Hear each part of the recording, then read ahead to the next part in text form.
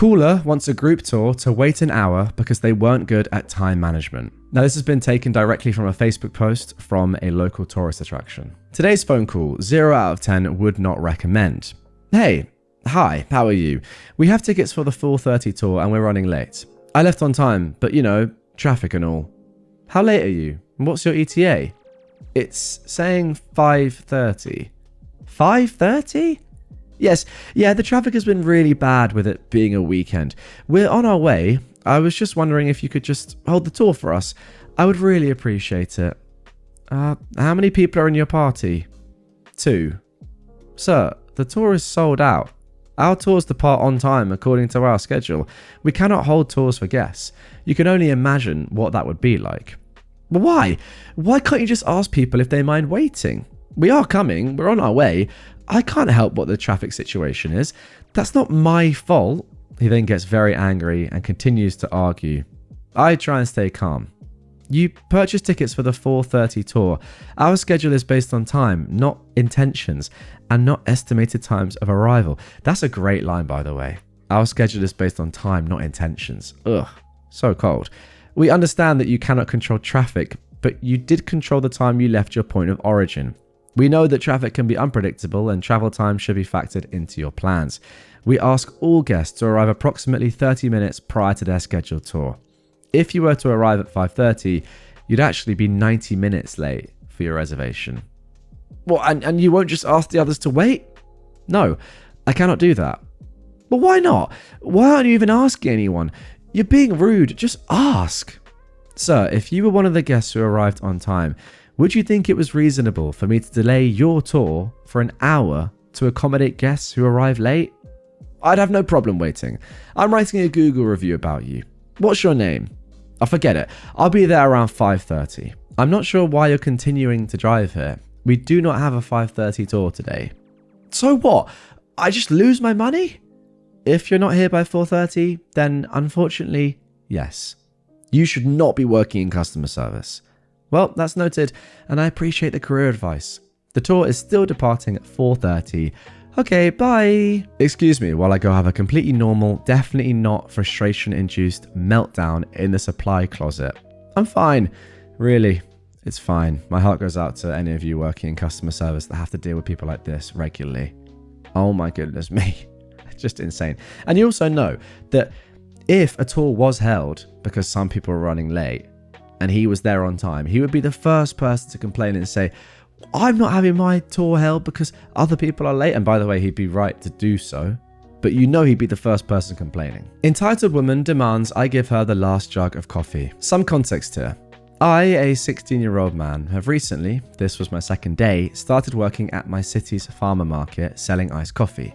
I only work on Saturdays since that's when the farmer's market happens. So this took place yesterday. It was around 10:30 a.m. when this lady walks up to our stall to order a coffee, as one does. At checkout, she asks if she can buy one of our 1-gallon jugs of the 465, our most popular flavour, and I tell her 1 second while I checked if we had any left. For some context, we do sell the gallon jugs, but we also use them to refill the plastic dispensers that hold our coffee. We are only allowed to sell them if we have at least 2 jugs of that specific flavour left. I check the coolers and we only have 1 jug left. So I walk back and tell her that we can't sell her a jug because we only have 1 left and I'm not allowed to sell her it. She then dramatically lowers her sunglasses and stares directly at me and says, well, you close in like 30 minutes, so just let me have it. So I explained to her that while yes, she was correct that the market ends at 11, I still could not sell her the jug. That is when things got heated.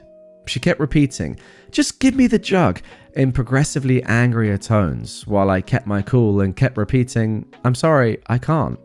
Her friend behind her then takes her phone out and starts recording me, acting like I'm the one being a jerk and refusing service to her friend. So she then storms off and I begin serving other customers. The rest of the market went smoothly and without any major incidents. I spilled a large cup of coffee on my apron, but that's unimportant. I will just say this morning, I was drinking coffee at this desk right here and it went down the wrong way and I coughed it up everywhere, all over my carpet. So that was fun. Anyway, back into the story. As I'm packing everything up into the truck to leave the market, here she comes, storming over, that lady and her friend. They demand that I let them buy the jug now that the market was over, or else they would, quote, get me fired. Mind you, I'd already packed up the register and the cooler with the flavour she wanted, which was all the way at the back of the truck. So I tell her, sorry, I've already packed everything up, so I can't sell it to you, but you can come next week and I'll be happy to give you a jug. This, though, did not sit right with her. She stormed off, leaving her friend, who was again recording me, to run after her. Now fast forward to today. I've largely forgotten the lady, because I mean, Karens will be Karens, until my mum, who is obsessed with local tea online, shows me a video posted by the lady trying to frame me as a rude teenage employee who refused to let me buy a jug of coffee. My mum is then like, why didn't you give her coffee? And I explained to her the situation. She then says that I couldn't have just broken the rules once for her, to which I respond, no, sorry, what is your mum doing here? And then I find the reel on my own to see the comments, and they are all on her side. And those who weren't still say what my mum said. So now I'm in a toss-up. Was I in the wrong or not? What do I do? That is actually such an interesting end to that story. It was going along like a normal Entitled People post where obviously these Karens were in the wrong, and they still are obviously in the wrong. But what the end of that story shows is how events can be manipulated and then ultimately like misconstrued based on evidence, which I suppose is evidence, but who knows what these women did with the video. They could obviously they've edited it, like they've left parts out, they've chosen to record at certain times, they've put forward their best version of events. And I can imagine, like, if you were on video saying, oh come on, you just have one jug, please send me that jug, and you've cut a bit where you sound all right and like quite innocent and you're just like genuinely asking for the jug, and the person saying no sorry, and maybe you've even like written captions being like, there was a jug right there that this employee, this horrible rude teenage employee, as they had framed it as, refused to sell me. How could he be so rude, when in reality there's so much more context? And I think the fact that like all the comments are saying that the women were in the right shows that the video has obviously been manipulated. But yeah, I think it just shows like how powerful manipulation of evidence can be. I would love to see this video. I really would.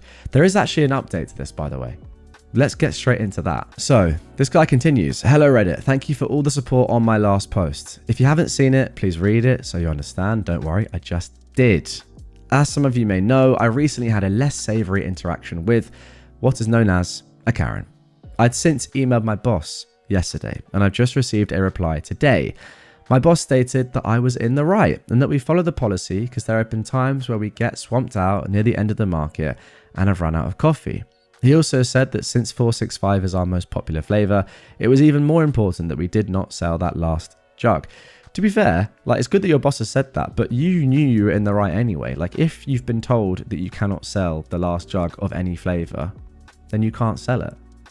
It's good that your boss has said you were right, but, you know, I'm sure the comment, well, I've just had a look, the comments on the last Reddit post were all saying, no, you were in the right, you were told not to sell it, you didn't sell it, you didn't crumble. So, fair play. He continues. He then said that I handled this situation perfectly, but advised that next time I should simply say we don't have any jugs left, so as to avoid this type of conflict from happening again. That is very sensible, actually. It's a good idea. But then what would happen if they said, okay, well, can I get a just a normal like mug or glass or whatever of 465, and they see you pouring it out from the jug? Anyway, now here is the best part. She has been banned from the farmer's market. Ed, my boss, contacted the lady who runs the market about my situation, and the lady was furious. She said she will be giving every stall a printed out picture of her as a DNS kind of ordeal. She also said that should she ever approach me again, I should call the cops immediately. That is all for my update. Thank you again for the support and advice. I hope and pray that there are no more updates, but we will see. Well, that was posted 4 days ago, and there hasn't been anything yet. Let me just triple check that. No, there hasn't been. However, you know, we've not got to next weekend yet. I'm recording this on a Thursday. The weekend was 4 days ago. Let's see what happens this weekend. Let's just see, because I wouldn't be shocked if she comes back. All right, now moving on to our last but by no means least entitled people post of this episode. I am a 19-year-old woman and I was confronted by a new hire's dad during closing for being a bully. I am a 19-year-old woman. There's been a new hire, a 17-year-old girl at my work, a food establishment, who I've had constant issues with. She's consistently disrespectful to me, spends most of her time on her phone, ignores basic food safety, and generally doesn't do her job. I've been here for over a year, and the only way I've been treating her is following my boss's order, which is being direct. I've documented every incident with my manager and boss because something has always felt off about both her work ethic and the way she treats people. The first shift I ever worked with her, only a couple of hours after meeting me, she randomly asked if I was a heavy smoker because I, quote, looked like one. It completely caught me off guard. That's something to say, by the way, a few hours into meeting a new colleague. Wow. Since then, she's been passive-aggressive and dismissive towards me. Even when I ask her to do something simple, she'll sit on her phone before reluctantly doing it. During rushes, she rarely helps unless I specifically ask her to, and I once watched her texting on Snapchat while taking customers' orders. When I asked her to please stay off her phone while serving customers, she just side-eyed me without responding. I've also seen repeated food safety issues from her overall shifts. She's dropped utensils and continued using them without sanitizing, put equipment straight into the sanitizer without washing off food residue first, improperly rinsed items before using them for customers, handled food without gloves, she wears flip-flops to work, and even wiped the actual food with a dirty rag before handing it to a customer. It's been a consistent pattern, not isolated mistakes, that I've called out multiple times but have been ignored. This is like really bad. This is much worse than I thought it was going to be when you first started saying, there have been constant issues with her. This is like she's terrible at her job and it's endangering customers level. Like, you cannot be doing this job. How has she not already been fired? Based on like, surely you've given, as you said, like you've talked to your bosses about it. How has she not been fired? Anyway, what frustrates me most is that she seems to only act this way when we're alone. Around supervisors or certain co-workers, she's suddenly helpful and polite. Despite this, all my managers and supervisors have still noticed a disrespectful pattern from not only me, but other staff members. I have a really great reputation at work as being extremely friendly to customers and great with new hires, which is why she's been working most of her shifts with me. But through the past 2 months she's been here, I've constantly told my scheduling manager not to put me with her because I do not feel safe, as I'm always stressed around her. But we simply do not have enough staff to cover for a switch. I've made an effort not to yell, scream, or confront her in any way because I know she's new and I've been there before, even though how she treats me is disrespectful and unfair. So I've gone shifts not talking to her in any personal regard, as I usually do with other staff. We have rushes anyway, and I just direct her to do something on till or in the back where we're not in proximity to one another. I've always carefully crafted my words to be direct and concise since we have a lot of work that she never does. Can you please do this? You dropped this and didn't wash it. Can you please put it back, for example? My boss told me to stop saying can you and just do this, but it just didn't feel right coming out of my mouth, as I'm admittedly a people pleaser and not very confrontational. To be fair, I think that's bad advice. There's nothing wrong with saying please and thank you. Like, even if you're somebody's boss, you would not say do this. I think please do this is just much more polite. I'd be much more likely to want to actually do something if someone asked me politely than just said do this. Over the past 2 months she's been here, she's not improved in any sense. The mistakes and things I've been instructed and rightfully told her to fix stack up instead of being resolved. But I never directly confronted her any more than just repeating myself for the nth time. Last night, we worked the shift with my manager because I didn't feel safe with just the new hire. My manager left before we closed and reported to my boss that she noticed I wasn't being treated respectfully by the new hire, which wasn't new, obviously. When my manager left, the new hire went to go and take out the trash. The new hire kept insisting that I went with her, which I found really weird since through all our shifts, she's never asked me to do so and we don't have a lot of garbage. She kept insisting, but I told her no because I had so much work to do. She left, and when she came back, she unlocked the door and let her dad in, this is not allowed, when we were still closing. He starts storming in while I'm mopping and gets inches close to my face, shouting and screaming at me. He says I've been bullying his daughter and demands to speak to a manager. Through his shouts, I'm constantly trying to say things like, "Sir, I understand, but we're closing right now and you're making me uncomfortable. Please leave," because he genuinely was inches close to me, fuming, and there's a reason we locked the door. I kept trying to not only defend myself from that wild accusation, but I'm also shaking because he's acting irrational and looks like he's about to have a psychotic break. The only person in the store is the new hire, who has made it clear she doesn't like me, standing a couple of feet behind me, and her crazy dad standing a couple of inches from me, who won't leave me alone, despite me repeating I'm uncomfortable, and stands in the way as he's about to punch me in the face or hurt me. I scramble to FaceTime my boss and let him deal with it. The new hire's dad is screaming at my boss, throwing wild accusations at me, calling me a bully, saying how this is unacceptable, and how she'll be quitting tomorrow due to my relentless workplace bullying. My boss is trying to de-escalate the situation while I'm holding the phone up for them to talk, shaking and on the brink of tears, trying to cut in every now and then and defend myself, but I'm genuinely so scared of this man who looks like he really wants to hurt me. This is like actually terrifying. I'm just picturing this right now. It's awful.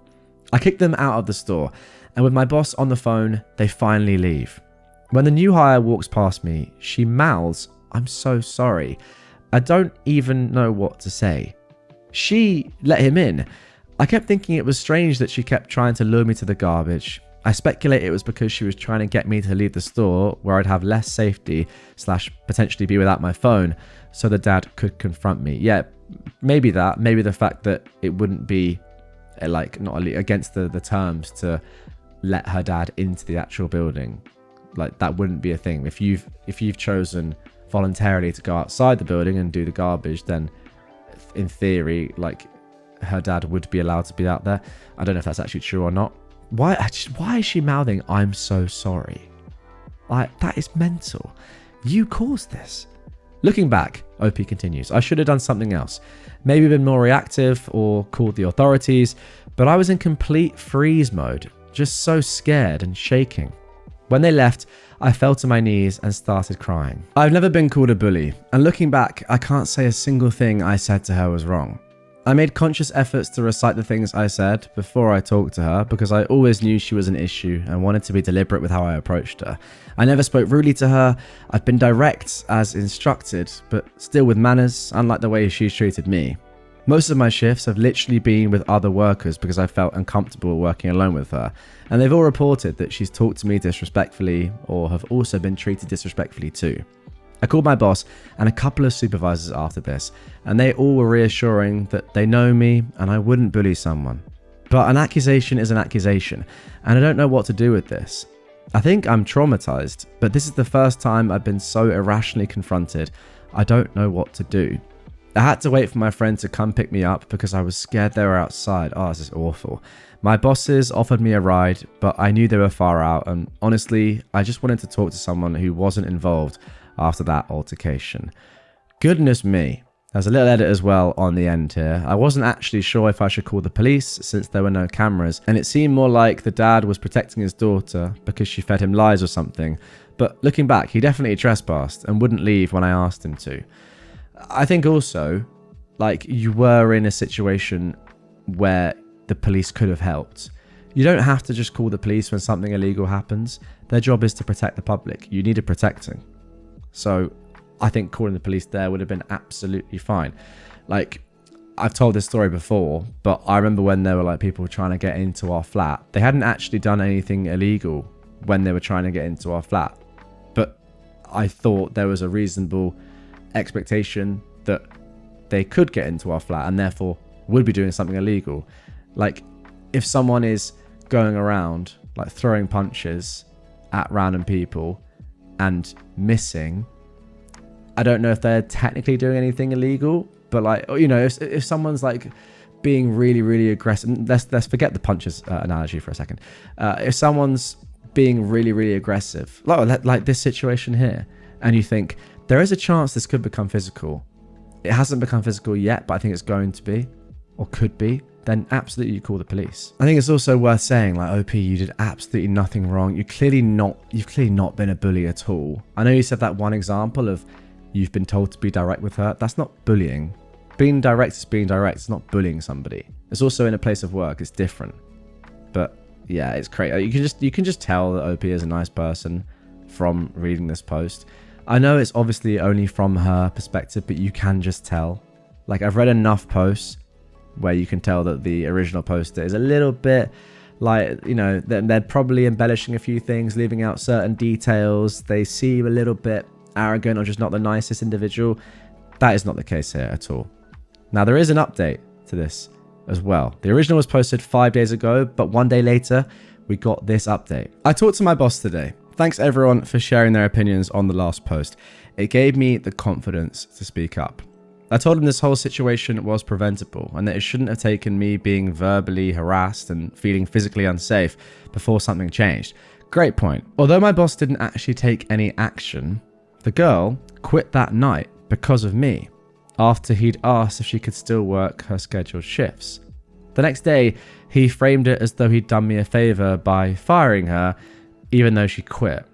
Okay, well, at least she's not there anymore. That has to be a good thing. Through the conversation, he would briefly acknowledge my concerns before immediately defending himself. He repeatedly said there was nothing he could have done to prevent what happened, that she wasn't close to being fired beforehand, and that it was unfortunate, but she's just a kid. That frustrated me because we're only about a year apart in age. I recently turned 19, yet the conversation felt like I was expected to act like the adult while she was excused because she was younger. When I asked what would have happened if I'd actually gone to take out garbage with her and if her father would have attacked me, he brushed it off by saying that we had cameras outside and he wouldn't be coming back. Great answer. This boss is awful, by the way. I also raised concerns that she knows my work schedule and the route I take to the bus afterwards, but he dismissed it as unlikely to happen again, even though he's taken no action. Whenever I brought up food safety issues, repeated disrespect towards customers and staff, or times she made me uncomfortable, he minimized everything to the smallest example. For instance, when I mentioned her ongoing disrespect, he responded that he wouldn't fire someone over an eye roll, ignoring the much broader pattern of behavior.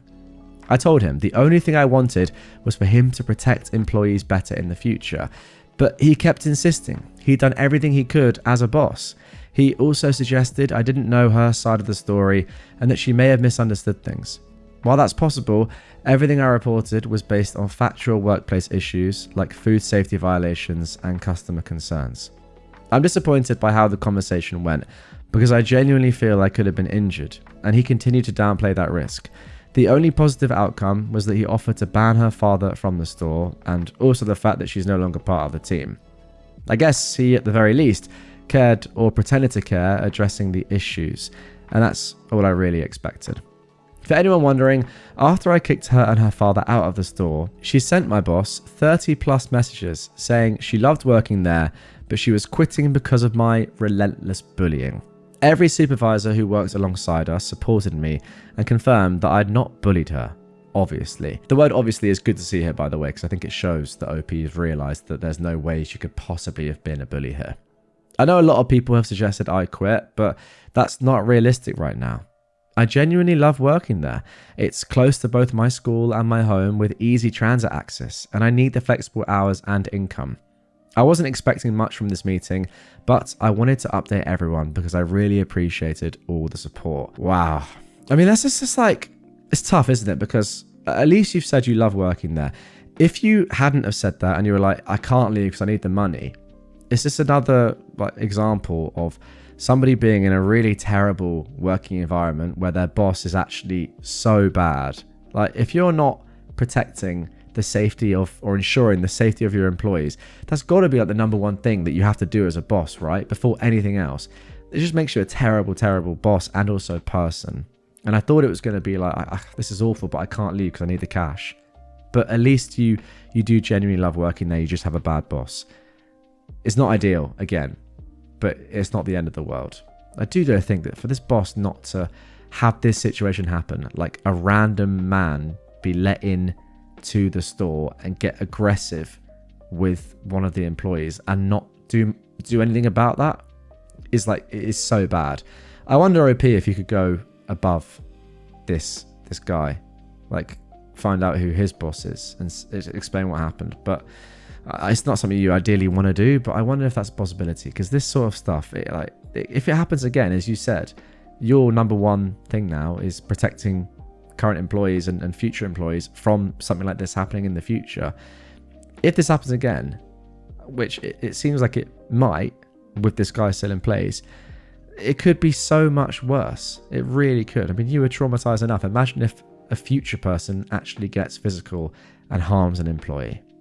It's awful to think about, but it could happen. A customer freaks out after seeing a pride flag in my bakery. Hello, I'm a straight mum. My daughter came out as a lesbian not so long ago, so I've been showing support in many ways, including placing a little pride flag next to the cash register in my bakery. Nothing had changed at work, but yesterday a woman around my age came in. She seemed normal at first, took a look at some cakes, and then approached me and asked for a birthday cake. We spoke about what she wanted, discussed prices, and she was about to pay in full in advance to get it done, and then noticed the pride flag. She said, "What is that?" I kindly answered, "A rainbow flag." Then she went from normal to furious in a second, shouting, "Take that out, I don't want to see it." Dumbfounded, I asked, "Is there a problem with it? You're infringing my religious freedom." I was about to ask how that infringes her religious freedom when I got interrupted by, "Are you one of them?" I answered, "No, I'm not, but someone I care for is." "Then who is it?" At this point, she was in my face, but I replied with, "That's not your business." She stepped back and said, "I won't buy anything from a D-slur. You just lost a customer, you," and then the D-slur again. Fortunately, she left, but it still shocked me. I had to get off the counter to get some fresh air. It really felt bad to be insulted like that out of nowhere. I later told my husband what happened. He said that it's for the better if that woman never comes back. We both agreed to not tell our daughter since it might be heartbreaking for her. I've been professionally baking for years, and this is the first time it's ever happened. Sure, we've got some crazy bridezillas in the past, but nobody called me a slur. Is this what queer people have to endure daily? Just thinking about it makes me sad. Look, without knowing the answer myself, as I'm not queer, I would guess probably yes, which is kind of crazy. But hey, look, if you are queer and you experience stuff like this, get in the comments. Talk. I want to go through, read your experiences. This is absolutely disgusting. I feel like I would only ever understand this level of abuse that queer people get pretty much daily, I presume, if I actually was one or if I stepped into their shoes. Otherwise, how would I ever know? It's actually mental. Guys, if you have had experiences like this, in all seriousness, do get in the comments to enlighten us that haven't, because I feel like it's more important that we all know, and it will be to our benefit if we all know what's really going on day to day. Now, before we get into our next story, I have a very special announcement for you. After an insane amount of demand from you guys, I'm delighted to say that I've released some limited edition Not Today Karen merch. Picture this, you're out and about in the streets and a wild Karen appears and starts confronting you. What do? Well, normally you have to talk to a witch like this. However, get one of these t-shirts or hoodies on, and all you have to do is simply point to it, laugh, and walk away. How easy is that? The link is down in the description if you like what you see. Go ahead, check the stuff out. I think they'd make a great Christmas present or even just a little gift for yourself. As always, it's official stuff from the very best supplier, so the quality is unmatched, and it's one of the best ways to support me and the channel. With that being said, let's carry on. My sister doesn't allow our mum to cough. I am a 22-year-old woman, and I live with my mum, who is 45, and twin sisters, who are 20. Last week, we caught the flu. It was really awful, especially for mum, because she had a high fever and a very stuffed nose. I'm currently in a similar position. So my sister, Emily, came back from school really annoyed today, and she yelled at us for different reasons. When my mum told her to watch her mouth and then broke into a coughing fit immediately after, Emily got extremely mad and started screaming at her to hold it in, as it's disgusting and it's forbidden to walk around the house spreading germs. Mum also got angry and told her that it's her house, so she can do whatever she wants, and if she doesn't like it, she's more than welcome to get a job and move out. Yeah, no words for this one. Your own daughter not allowing you to cough when you're sick in your own home. It's just insane. If she's not going to move out, force her out, sack her off. Let's move on. Now for our second story of today's episode. I ruined Thanksgiving last year, and I'm still not sorry. This story begins a number of years ago, with a particular dessert pastry my mother used to make, pudding pie. I didn't know why this pie was so much better than regular pudding, but it was delicious, and I'd actually look forward to that pie before Thanksgiving. That's how good the pie was. Sadly, like all good things, this pastry too came to an end. One year, my mother decided that the pie was too fattening for her diet, and she swapped some ingredients around. She swore up and down it would taste no different. Spoiler alert, it tasted like nightmares feel. Immediate and extended family protested and requested the diet abomination be banished and the delicious pie brought back. Those pleas fell on deaf ears. Eventually, Mum had enough and said she wasn't stopping anyone else from making the pie, but she wasn't doing it anymore. I assume she figured that nobody else would have the gumption to actually seek out the recipe and make it. She thought wrong. In the very wee hours of Thanksgiving morning last year, I took up that gauntlet and prepared my pie in secret. I procrastinated until the literal last minute. I forgot the pie needs some time to set before it can be eaten. I even managed to control myself and not just start eating the filling. I did have one small taste to make sure I didn't forget an important ingredient though. So, I showed up for Thanksgiving lunch at my aunt's house with my pie, and there was much rejoicing. Real sugar, actual tasty ingredients. I inhaled my meal in the interest of getting to pie sooner and may or may not have overdone it a bit. I needed some time on my feet to make room for a slice of my pie, so I stepped outside to vape and chat with the smokers. I got numerous compliments on not screwing up instant pudding in a pie tin. The actual pie was more complicated than that, but I just took the ribbing. I make it inside and beeline for the dessert table. There's my mother standing near her imposter pie, which was missing a single piece, looking like she's sucking a lemon. Whether that was from the taste of her evil pie or the fact that mine was so popular is anyone's guess. I'm certainly not brave enough to ask. But there's not even a sign of my pie. I see apple pie, pumpkin pie, Toll House pie, but no pudding pie. Not even the pie tin. It couldn't be so delicious that people actually ate the tin in the 10 minutes I was outside, so I addressed the room, asking where my pie is. Several people look at one of the couches and then away. What I saw made my blood boil. My sister is sitting on my aunt's new couch, the entire pie tin on her lap, massive spoon in one hand, a can of whipped cream in the other, and she is going to town on my pie, which had been a little over half eaten by people who weren't complete savages before it fell in with bad company. I recall saying, "Really, sis?" Her head pops up and she looks at me like a deer in headlights. This woman, who is in her 30s mind you, has chocolate pudding and whipped cream smeared all over her face. She compounds the image of a toddler by speaking with her mouth full as she tries to justify herself. What? Mum said someone needed to take the pie away before she caved. Reason and consideration left me. I spent hours on that pie and I didn't even get to eat a single piece. I won't claim what I did next was okay. All I will say is I've yet to regret doing what I did, and I honestly can't think of any other way I could have responded. I don't think I'm the hero of this tale. All I can say is I'm not the only villain. I snorted like a little piggy. Twice. I'm not sure when the rest of the room quietened down and watched our little showdown. All I can say is it was silent when I oinked, and everyone heard it. It took a little while for what happened to actually percolate into her brain, but once my sister realised, she just stood up, sending the pie onto the floor with the pudding part face down, and flung what was in her hands away so she could cover her face and start sobbing. She sprinted to the bathroom and slammed the door shut. Then all heck broke loose and my extended family went to war with each other. A small but vocal section of the family started berating me for doing that to my sister. Neither of us are pixies. And the larger portion arguing with the smaller because who just grabs an entire pie and eats it like that? I just grabbed some napkins and did the best I could to get most of my pie out of my aunt's brand new carpets. She'd hosted Thanksgiving that year because her house had been completely remodeled with fresh paint on the walls and a brand spanking new interior. I gave my aunt a hug and apologised for the mess before I left with an otherwise Irish goodbye. She didn't say anything then, but I've spoken with my aunt since and she said she doesn't blame me. My parents actually paid for the carpet to get steam cleaned because there was pudding everywhere and it was a light coloured carpet. Why my parents paid and not my sister, who works a full-time job and is otherwise allegedly a fully functional adult, well, that's an excellent question. So, that's the story of how I ruined Thanksgiving last year. I hope you won't judge me too harshly.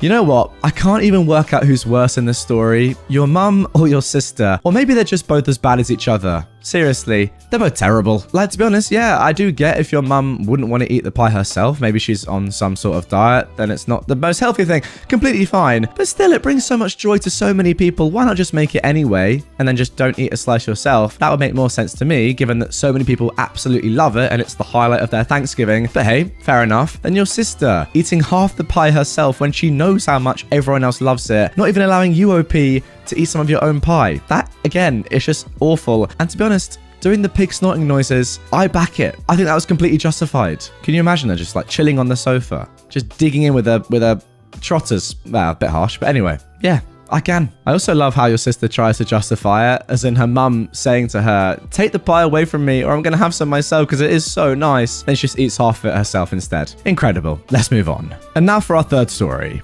Uncontrolled kid in the waiting room. I take my daughter to speech therapy, and I have to wait in the waiting room during her appointment because my other daughter, Helen, and 3-month-old baby can't join her because of COVID rules. No big deal. Helen is pretty active but well behaved. There are other parents and kids who come through the waiting room while my older daughter has her appointments. Now, I've been having a problem with a mother and daughter who come in after us and leave before us. The first time we encountered them, we were sitting on a couch, and the little girl, who is probably around 4 or 5, sat right next to us. There were plenty of other places to sit, and I tried to ignore her. Her mum made a half-hearted attempt to remove her, but gave up when the little girl didn't want to move. Now, she doesn't wear a mask, and then she proceeded to sneeze on my nursing pillow, and her mum removed her. The second time, she sat on the couch with us another week, and I tried to coax her to gently move without any luck. A few more times later, I told her that normally we like making friends, but we want to keep germs to ourselves. No dice. Usually, she only leaves when she has to go into her appointments. I talked to my friend, who's a special needs kindergarten teacher, about what to do in this situation. I don't want to be mean, and I don't know what limitations the little girl has in terms of comprehension. I'm not trying to demonize a little girl who has special needs, but her mum really needs to get a hold of her. My friend told me to be firm but friendly and tell her we want to avoid spreading germs. The last time was insane. I'd given up sitting on the couch in the waiting room in favour of chairs, so there was less room. However, the little girl sat right in the chair with Helen and took me by surprise. I said, no thank you, and her mum got her off. Then she went right for me, trying to lift my nursing cover off of me while I was breastfeeding. I told her no, and her mum said, well, she just wants to see the baby. I replied, he's eating right now. Then the mum moved her daughter away from us. I saw the little girl slide onto the floor out of the corner of my eye. And when her mum left her for a split second, the girl came right over and again lifted my cover off. I barked, absolutely not, and her mum pulled her off of me. The little girl was called in for speech, and that was the end of it. I'm at a loss about what to do. The mum knows what's going on and doesn't care unless I'm very vocal. What do you all think? I mean, this is actually a pretty horrible position to be in if you think about it, especially given the pandemic that's been going on for quite a long time now. Oh, I don't like anything about this story. Again, as I often say, I don't really blame the little girl. She's only 4 or 5. She doesn't really know too much. She probably doesn't have that much common sense. The mum, though, what are you doing? If you can't control your child and you get angry because this mum isn't letting your child see her baby, it's ridiculous, especially when breastfeeding. But also, come on, it's COVID, man. Ridiculous. I don't really know what advice I can give to the mum other than you kind of have to take it up with the staff at this therapy place, wherever you are, and say to them how uncomfortable this mum is making you feel, and hopefully they can do something about it. I don't really know what they do. Maybe just say, look, if you can't keep to the current rules about social distancing, then you're not allowed to come here anymore. It's ridiculous. It really is. I don't know what more this mum individually can do other than say, go away. Guys, get in the comments if you don't mind. Drop some advice below for OP. What would you do in this situation? I'd probably just have to complain and say, look, this is ridiculous. I feel very uncomfortable and pretty unsafe being in the same waiting room as this mum and her daughter. Sort them out, please. Entitled sister demands I take her children to Disney with me and my girlfriend, despite knowing it's a secret proposal trip. I am a 31-year-old woman, and my girlfriend and I are planning a trip to Disneyland Paris. Not for any time soon with the pandemic, but we're still planning. It's not as big as, say, Florida, but it's closer to us, and it's also both our first time going. And as my girlfriend is obsessed with Disney, it's where I'm planning to propose to her to make it more special. My sister knows I'm proposing, as she helped me pick out the ring, and she was very supportive, until she found out where I was planning to propose. She doesn't approve of it, as we're not kids, and has stated that as we're not children, it's weird, and how if I wanted to go there, I should take her kids, who are 10 and 6. Now, I love my niece and nephew, but this is a special trip for me and my girlfriend. I explained this to my sister, and I thought she understood. But next time I was overseeing her kids, they were upset as she had told them about the Disney trip, and they couldn't understand why I wouldn't take them. I tried to console them, but I felt very put on the spot and upset by this. I ended up leaving not long after, and my sister keeps badgering me to take the kids now, as they're so upset. The worst part is my girlfriend has now started to feel guilty and is wondering if we should just take the kids with us. Oh, what a start to the episode. Imagine purposefully ruining your sister's proposal. That is horrible. I mean, that in isolation is bad enough, but then on top of that, manipulating your sister and her girlfriend, who has no idea what is planned, into taking your kids with them on holiday. Oh, horrible person. Let's move on. Now for our second story. My mother cares more about money. I got a snake just over a year ago, and I love him dearly. He is adorable. Recently, he's been quite sick, so my dad and I, took him to the vets. It turns out that he has a life-threatening infection that doesn't have a treatment that's guaranteed to work. Now, this was not due to my husbandry, but he did have it when we got him. It only showed now. We came back home, and my mother walks into my room and asks about the visit. I tell her everything, including the infection. She isn't that close to the snake, as it's mine, but as soon as I finish, she keeps hounding me about how much the visit costs. This went on for some time. I told her I don't know how much it costs because my dad paid for it, so she went to him. She found out and came back up and started getting mad that it cost that much. I just found out my snake has a high chance of dying. She's been snappy with me and has made jokes and comments about it too. I just needed to get this off my chest. It's driving me insane. Now, if you've been around on my channel for a while now, you'll know that I have a snake myself, Marty, a little corn snake. I'll chuck him up on screen right now. This is actually from a year ago. I do look quite different. Marty looks the same, I'll be honest. I look a little bit different, but anyway, yeah. If he had an illness, and by the way, he has had some issues, with his eyes, for example, throughout the years. He's quite old now. We would definitely take him to the vet, and we'd definitely pay the money to sort him out, and nobody would complain about spending too much on your pet.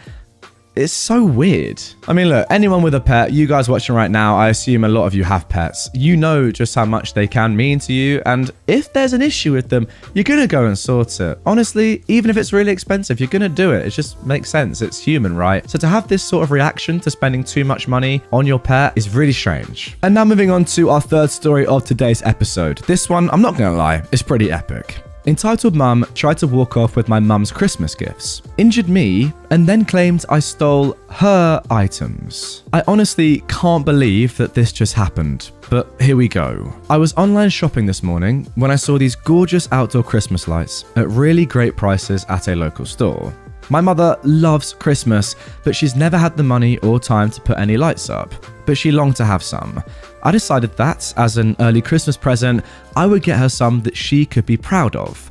I purchased some great deals online, like some light-up reindeer, her favourites, some colourful string lights with the colours red, green, white, blue and purple, a snowflake-shaped light, and some light-up candy canes for her candy cane lane. I ordered them, paid with my credit card, and was actually able to pick them up in store same day. All for less than $100, a total steal. When I get there, I see there's a long line at customer services, so I decided to browse for a bit. I ended up getting a super great deal on a pair of dripping icicle lights, the buy one get one free deal. I then added a strand of light up garland, so she could decorate inside with more than just the tree. I know it's a lot, but I made good money from doing remote lab work at my university. And since I had more than enough saved up for tuition, I decided to spoil my family after such a rotten year. What I got from my siblings, dad and grandparents are not related to this event. So I go, pay, and sure enough, the line at customer service is a lot shorter. I get in line, wait maybe 20 minutes, and when I'm at the counter, I presented my email proving proof of purchase, but it takes a bit for her to scan the QR code, as the device is apparently not reading it. I got no problem with that, because hey, things happen, when suddenly my own cart is slammed into my side. See, what I did was put myself between my cart and the exit. I've read one too many horror stories of people just running off with others' purchases, and I wanted to play it safe. And it kind of worked. Except for the fact that I'm now in a lot of pain because my own cart was rammed right into my hip bone and knee, knocking me over to the floor and nearly making me whack my head. And the crazy lady who did that then tried to push my own cart over me, all while screaming, I kid you not, "You stupid little thief!" This lady was literally trying to sell that I stole her cart. Needless to say, I'm super annoyed and super in pain. Security is called. I'm screaming at the lady to stop lying and give me back my cart, and then I ended up detained. Why? Sadly, she was black and I was Caucasian in a time of all this racism craziness. Now, before you start on the whole "you're racist" stuff, I'm not. I couldn't care less if that lady was an alien or had purple skin or was the Queen of England herself. I treat others how they treat me, and she was stealing my gifts from my mother and claiming that I was the thief. Angry, I then twisted out of the security guy's hold, ripped the receipt out of my pocket, and shoved it in his face. "I have the receipt, you idiots!" He's startled, steps back and stares at the receipt. And I snap at him that he needs to get a pair of glasses because skin color or not, I've got the receipt, that female dog doesn't. Now call me a dang ambulance because I can't take the bus home from how in pain my body was from being rammed by my own cars. An older security guard, a manager, and the head honcho supervisor came over. And the older guard started berating the younger guy for jumping to conclusions. Again, apparently. The manager checks my receipt and sure enough, it's all mine. And the crazy lady, of course, has no receipts. But then, of course, the lady starts wailing about how I must have stolen my receipts, only to have it pointed out that I'd used my points card for that store, which was on the receipt, and they could match that to my ID. They also obviously had CCTV of me with all my items, buying them, and then her coming along, grabbing them, and ramming me with my own carts. I then have to sit there on a bench with all my items. The customer service girl who struggled to get the QR code to scan returned my phone to me. I dropped it on the counter when I was hit, and I started placing my items I had bought online into the cart, which had now been returned to me, while the crazy lady was detained. Police and EMTs arrived not long after. The store actually wasn't that far from a hospital or the police station, and after the EMTs loaded me onto a stretcher, my ankle was badly twisted from being knocked over, and of course I wanted to go to the hospital to be safe. I give my statement, press charges, before turning to the supervisor as he comes over. He's very apologetic and asks if I want anything from the store for free as compensation for this disaster. I told him that all I wanted was for A, the idiot security guard to either be rigorously retrained in thinking for once or be fired, B, that I wanted them to hold onto my purchases until I could come back to pick them up, and C, that crazy lady who was now screaming, "You'll hear from my son, he's a lawyer," which is how I know she's an entitled mum, be permabanned from their entire chain, because who knows if she's gotten away with it before or would do it again. The super agreed that it was more than fair. The security guy who detained me improperly looked horrified, and apparently the crazy lady heard that and went deathly pale before she fainted right then and there. I'm now sitting in a hospital bed, my ankle in a cast, the bones cracked, my left hip and knee in pain, my right elbow bruised, and having to call my grandparents to pick me up because my family only has 2 cars and my sister and dad are both at work, hence why I took the bus. I'm so angry, it's not even funny, and typing this out on my phone, I don't care about spelling errors. What happened to me isn't right, no matter the skin color, and I'm going to be pressing charges. And I'm in Canada, so I can't make her pay my medical bills as it's covered by the provincial plan. Yeah, OP, you definitely want to be pressing charges on this one. That's assault right there, ladies and gents. Plain and simple, get some compensation. Surely though, this store should have given you all your stuff that you'd bought online for free, right? As in that was like the least they could do. Like, you know, at the end, when the manager says, do you want anything for compensation? Why doesn't he just give you all the stuff that you bought online and the stuff you have in store for free? That's like an easy thing to do. Didn't do it? You didn't really demand it? Fair enough. I mean, I don't blame you for not demanding it. You had to go to hospital. He surely should have just given it to you straight away though. right? As for the woman, this sort of thing, I don't think would ever happen in the UK. Someone buying stuff at a store and then someone else in line immediately picking up and running with it. I've never heard of that happening. Like, even when you were saying about you having to position your shopping cart between you and the exit, that is never something I would even consider doing. I don't think anyone does that in the UK. It's weird. Guys, in America, you watching right now, do you do that? Or is that just something that OP does and has said it's normal? It's interesting. Never heard of it before. Let me know. Sorry, by America, I mean America and Canada. Completely forgot this story happens in Canada. So yes, Americans, Canadians, let me know. Is this a Northern American thing, or is this just a thing that everyone does and I don't do? Educate me, please. Karen rages when I snatch her phone after she was filming a dying woman. A few years ago, I was on a flight from London to Sydney when an older woman, maybe 70, suddenly collapsed in the aisle. The flight attendants rush over to her and check her pulse and determine she doesn't have one and commence CPR. People are standing up to see what's happening, and a few people start to film. At this point, the flight crew have brought out a defibrillator and have had to remove the dying woman's shirt to use it on her. Myself and a few other people tried to stand around them to block the view and give the poor woman some dignity in this horrible moment. The flight crew are naturally panicking, but remaining professional. One flight attendant is asking people to stop filming, but they don't. The closest person to me was Karen, and she had her phone moving at all angles to try and get some footage of the poor woman on the floor. I snatched her phone out of her hands and called her a disrespectful idiot, and she instantly started screeching that I'd stolen her phone. The flight attendants weren't paying attention to what she was saying, as they clearly had more important things to focus on. She then grabbed a flight attendant who was assisting with first aid by the arm and told them I'd stolen her phone. I didn't want to cause more drama for the poor flight attendant who was so flustered, so I threw her phone down on her seats. The lady collapsed shortly before we landed. So once we'd landed, we all had to wait on the plane while ambulance crew boarded and commended CPR and eventually took her off the flight. While we were waiting, Karen said, "Can we get off the plane? I want to go home. I've had a long flight and I'm tired."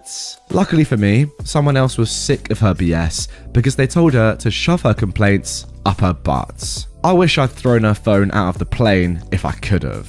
I mean, genuinely, is that where we are right now in society, where when someone is having a heart attack and dying in front of you, you take your phone out and start filming them? I don't even get it. Like, what are you going to do with that footage? Are you going to like put it on Facebook or something? Try and get views with it on YouTube? Like, what are you going to do with that? It's just such a strange decision. I don't get that at all. I've got to say though, OP, well done for calling her out. It's a shame that it sounds like nobody else there really backed you up. It was kind of just you. Weird. I would have thought that everyone there who wasn't directly helping or covering her would have said to this woman, "What the f*** are you doing, you crazy b***? Put your phone away and f*** off." Now moving on to our next Entitled People story. Brother who worked in fast food kept putting mustard on my burgers till I told his manager. This happened roughly 7 years ago. My brother got his first job at 18 and it was at a local fast food restaurant. In my previous post, I talked about how much I don't like mustard, but my family loves it. Well, when my brother got that job, there were a few times I ate there while he was on shift. He was new, so they had him either cleaning or assembling the burgers at that time. I tell the clerk that was taking my order that I wanted no mustard on my burger. But when I got the burger, there was mustard. I took it back and they remade it without the mustard. But the next time I ate there, I got mustard again, despite asking them not to put it on. And I got the burger remade again. It took the third time for this to happen before I realized my brother was doing it on purpose. The third burger had like more than twice the required amount of mustard on it. And when I showed it to the manager, I quietly told him about my family's crazy love for mustard and how they tried to make me eat it for so long and never understood that I don't like it. The manager thought it was weird, but said he'd keep a closer eye on my brother and got my burger remade again. Well, the next time I came in, while my brother was there, the manager took a moment to watch him assembling the burgers and caught him not only putting mustard on my burger again, but using way too much, just like the last time, with a big evil grin on his face. I heard the manager yell out his name and my brother jumped and fumbled the mustard squirter, then dropped it, which got yellow mustard on the manager and all over the floor. The manager had him clean up the mess while another employee remade my burger without mustard and then wrote my brother up for maliciously tampering with my food. And he was made to clean the bathrooms and anything else the manager felt like needed extra cleaning that day. After that, I never got mustard on my burger there again while my brother was working there. The evening that all went down, my brother complained to my parents that I'd gotten him in trouble over a little joke when he got home from work. My dad initially sided with my brother without hearing my side, but I pointed out that all I did was want my order that I paid for the way I'd ordered it, and he was intentionally sabotaging it just because I was there, which last I checked was not part of his job. And it was the manager who caught him sabotaging my food as he was making it. Then I described the scene that went down in detail, which my brother had conveniently glossed over in his version of events. He had no leg to stand on, so he called me a jerk and acted like he was gonna slug me, but my mum diffused the situation and said I was right. And if my brother wanted to keep a job, he shouldn't be pulling stupid pranks while at work. My dad had pretty much nothing more to say on the matter. He loves mustard, but he also wouldn't do something like that and risk his job. My brother lasted only 6 months working at that restaurant before he quit and went to work elsewhere. He was on thin ice with 2 write-ups and decided to put in his notice before they fired him. He never got a job in fast food again, and the manager at the restaurant told me he was not missed. So does your brother just hate you then? Is that what's going on here? I can't really work it out. Like, yeah, maybe you'd do that prank once. I agree though, it is risky to do that when you're at work. But yeah, do it once and maybe it's funny, I guess, a little bit. But then when you're doing it twice, 3 times, and every other time ever, what are you gaining from that? It's weird. Again, I just don't really get it. Like a video the other day, a weird prank, if you can call it that, I just don't really understand. He's actually extremely lucky that he didn't just get flat out fired there, because genuinely, if you take this as just face value, an employee at a restaurant is literally going against what a customer has ordered on purpose multiple times. Like, yeah, I'm sure your brother knew this, but what if you were allergic to mustard? I don't know, maybe you can be allergic to mustard. You said no mustard, he whacks loads on there and you die. What happens then? And yeah, you could argue that's a bit of an extreme hypothesis, but stranger things have happened in life. Let me tell you that. And now moving on to our final story of today's episode. You got hired, so you have to put a good word in and make sure I get hired too. This happened in 2016. My older sister and I were both unemployed, so we both went to this youth centre that helps youth or homeless find employment. I just turned 19 and never had a job. She was 22 and worked a few jobs, but could never keep a stable one. Always late, calling out too much, no show, etc. We sign up at the centre. I get a call back a couple of days later for orientation, and my sister never got a call back. I'm not sure if it was from her previous employment, her age, I don't know. After orientation, they gave me a paid training for 1 week. Once that was done, it was time to call one of the establishments listed on the available places. I start my first day, then finish my first week and my last week. I had to complete a total of 100 hours and got paid through the city, $10 per hour at the time. Well, apparently the place I worked really loved me. The staff, managers, even corporate who worked in the back office. They offered me a position halfway through my second week working through the city, and I happily accepted. I'm about a month into working at this place on their payroll. Still new, barely running a register. My sister still hasn't found a job yet, so she texts me while I'm at work to put a good word in for me. Tell your boss to hire me, I'll be right there to fill out an app. I tell her I wasn't going to, given her track record with the job she's had. That's when she says, "You got hired after we both signed up for the same thing. You're supposed to help me out." Now, at the time, my parents gave us both an ultimatum to find jobs, otherwise we get the boot. I found one, my sister didn't, but she was never kicked out. I quit schooling because I thought I was going to get kicked out to find a job. So I wasn't going to risk fricking up my chance at this place by putting a good word in for someone who will half show up. After those series of texts, I got so upset at the audacity and entitlement. She really thought it was my responsibility for her employment. Delusional. It still gets me mad thinking about it. Okay, so fast forward to Christmas that same year, and my sister again sends me text after text saying, "You have to get us gifts this year. You have to go all out. That's what you do when you have your first job." Like, what? I didn't respond, and that Christmas I got her a $50 Visa card and a bottle of lotion. Yeah, no, you weren't hired because you're not good enough for the job. Your sister putting in a good word for you or whatever isn't going to help at all. Like, if you're entitled and lazy, you're not going to get the job anyway. Doesn't matter who you know. Nepotism can only take you so far. If you're just bad at the job, then it really doesn't matter. Sorry. You know what's actually quite sad, OP? And it's not entirely relevant to the story or commentary now, but the fact that you had to quit school to find a job so you could stay in your house, that's a bit messed up. Especially given the fact that your sister didn't quit school, it sounds like, and didn't get a job, and then just stayed in the house anyway, and then just tried to use you to get a job down the line. Like, what is that? Why are your parents not prioritizing your education? That is very, very strange. Yeah. I'm not gonna lie, your family are odd. Miss Know-It-All received a lesson in humility. This happened 25 years ago. All names have been changed because I don't remember them. My part proved to be minor, but it's still important. My sister-in-law called me because she knew I possess math skills. Her son's 4th grade teacher had a bonus question on a test, and her son, who normally gets 100% on all tests, failed this question. When she'd asked the teacher about it, Miss Know-It-All sniped, "You wouldn't understand because you're not a teacher." My sister-in-law described her to be fresh out of college, teaching her first year. So she asked me about the question. There are 4 red balls, 3 blue balls, and 2 white balls in a bag. You pull one out, what color is it? Well, this question is a classic probability scenario that involves a lot of logic and math. For instance, there's a 4 out of 9 chance it will be red, 3 out of 9 blue, and 2 out of 9 whites. Well, the teacher said it's red because it has the highest percentage. Well, actually, no. The highest percentage is it not being white, at 7 out of 9. I could hear her scratching her head metaphorically as she absorbed this new revelation. So you can't say it's any color? Correct. You can only give the probability of it being any color. I mean, yeah, that is absolutely right. You can't say, yes, the ball that I pull out is going to be red. Just because it has the highest chance of it being red doesn't mean it is going to be red.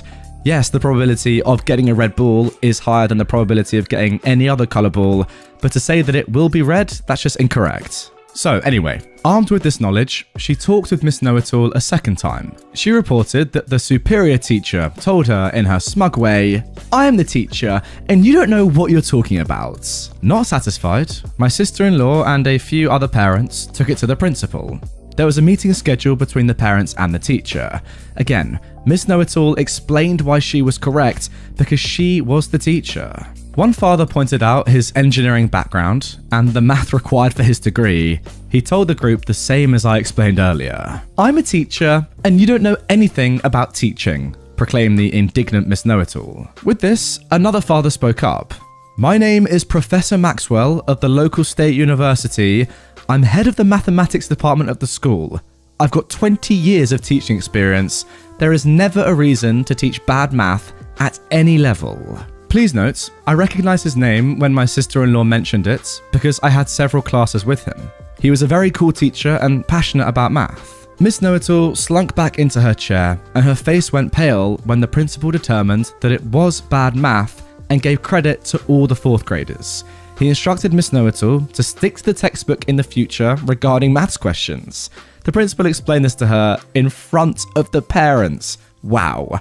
There was a certain glee in my sister-in-law's voice when telling me about the final meeting. Yeah, I mean, you're just wrong, teacher. You're just wrong. Plain and simple. I don't really understand how you come to that conclusion. It's not even tough maths. You just cannot say that it's gonna 100% be a certain ball color when you don't know that. It's probability, yeah, sure, but you have to give the answer as a probability and not as an absolute, because how could you possibly know? It's ridiculous. Clearly, it's not even that hard math. It's very, very simple. It's 4th grade. Ridiculous. To be honest, I'm actually very worried. The fact that she's getting that so clearly wrong and still maintains that she was right the whole time and that other people wouldn't understand because they're not teachers, get her fired immediately, because that is just awful. How is she even a teacher in the first place? That's just basic maths that all of you will know. Very, very strange. Get her out of there. Now moving on to our next post. "Sorry kids, your mummy is a liar." On the maternal side of my family, I have a cousin who is an entitled parent. Now, admittedly, I don't see her very often because her parents got divorced when she was a kid and her mum always got her for the holidays. So she didn't really feel connected to our family, which is fine and valid, but she lied to us a lot when she was an adult that she would come and never did, and it kind of killed everyone inside a bit, especially my grandmother. But every time I do see her now, it's a bit of a nightmare. The last time I saw her was in 2019, at our grandfather's memorial. where she showed up 3 hours late in casual clothes, it was a semi-formal event, that were covered in stains and dog fur. And the first thing she did was approach our newly widowed grandmother and ask her for money. So yeah, she's not a great person, but since her mum is raising her kids, they're actually super sweet. Anyway, during 2021, my paternal grandfather passed due to COVID complications. And when he first got sick, he and my grandmother decided to give myself, siblings, and cousins our inheritance because they didn't want it to get lost between fighting if it were to be sorted out after they passed. My aunt, my dad's sister, is also an entitled parent, but this ain't about her for once. So we were each given 50,000 Canadian dollars. My brothers and I immediately put the money into tax-free savings accounts and savings accounts, because there's only so much money that you're legally allowed to put into tax-free ones. Very sensible. Now, one thing about the money, we told no one. Only our immediate paternal family knew, and we weren't going to tell anyone else, because people get weird about money. My maternal side of the family has been fixing up our old family cottage, and one of my brothers is in the trades and doing well for himself. So he decided to buy a used boat off Kijiji with the inheritance money from his savings, and then quickly replaced it. Our maternal side was told about that and shown the boat, and we just told them he got the money from the trades. Well, my paternal grandmother let it slip about the inheritance to my maternal grandmother, who accidentally mentioned it to one of my poorer uncles. He makes poor financial decisions. And he told the rest of the family. He pouted a bit, but overall, no one asked us for money and understood why we didn't tell them. Since we're not getting together for Christmas this year, we were having a video call to chat and wish happy holidays before we all got busy. And my maternal cousin was there, much to everyone's surprise. Not even 5 minutes into the video call, this conversation happens. My maternal cousin says, "Alright boys, what do you say to your auntie OP? Thank you for taking us to Disney." Now I'm shocked by this. I'm not even planning on going anywhere near the US with a 10-foot pole. What are you talking about? I reply. "Well, you're paying for us to go to Disney." "No, I'm not. Where did you hear that?" One of the kids then said, "Mummy said that you'd send us to Disney because Grandma gave you lots of money." Now guys, remember that these kids are sweet, it's just their mum that's entitled. My maternal cousin, who had a very smug look on her face and clearly knew what she was doing, and that no one, least of all I, had said anything of the sort, said, "Yep, and we're so grateful because Grandma didn't give us any money. So thank you." I'm 100% done with this idiot and all the pain she's caused my family at this point. Sorry kids, your mummy is a liar. I'm not sending anyone to Disney, she lied to you. And the money I got was from my other grandma, because my grandpa got sick and died. It's not from this side of the family. I'm sorry that your mummy lied to you, she shouldn't have done that, it was wrong, and she owes you an apology. Everyone on the call was just frozen. And then it erupted. Her kids started yelling at her. "Why would you lie?" And "That was so mean." And my personal favorite, "Are you lying about other stuff?"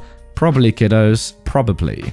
She looked so angry and betrayed on camera, and my relatives started chiming in, but there were too many voices, so I said bye and left the call. My mum called me. I live in a different province for uni, and said that what I did was uncalled for. But I pointed out that because of her, there was no way for me to leave that conversation without looking like the bad guy, because I was absolutely not using my money to give her a free vacation, and that my cousin had lied too much to our family and directly caused us all a lot of pain, and it was probably for the best that her kids caught on quick. My mum just said that what I did was uncalled for and hung up.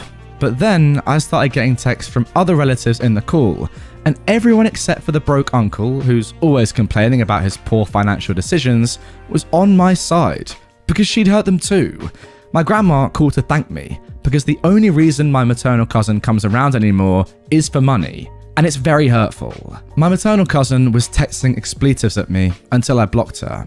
Then I start getting messages from her mother because her kids were getting so unruly from the betrayal that she just ditched the kids with her mum until her mum could get them calmed down. Like, how entitled do you have to be?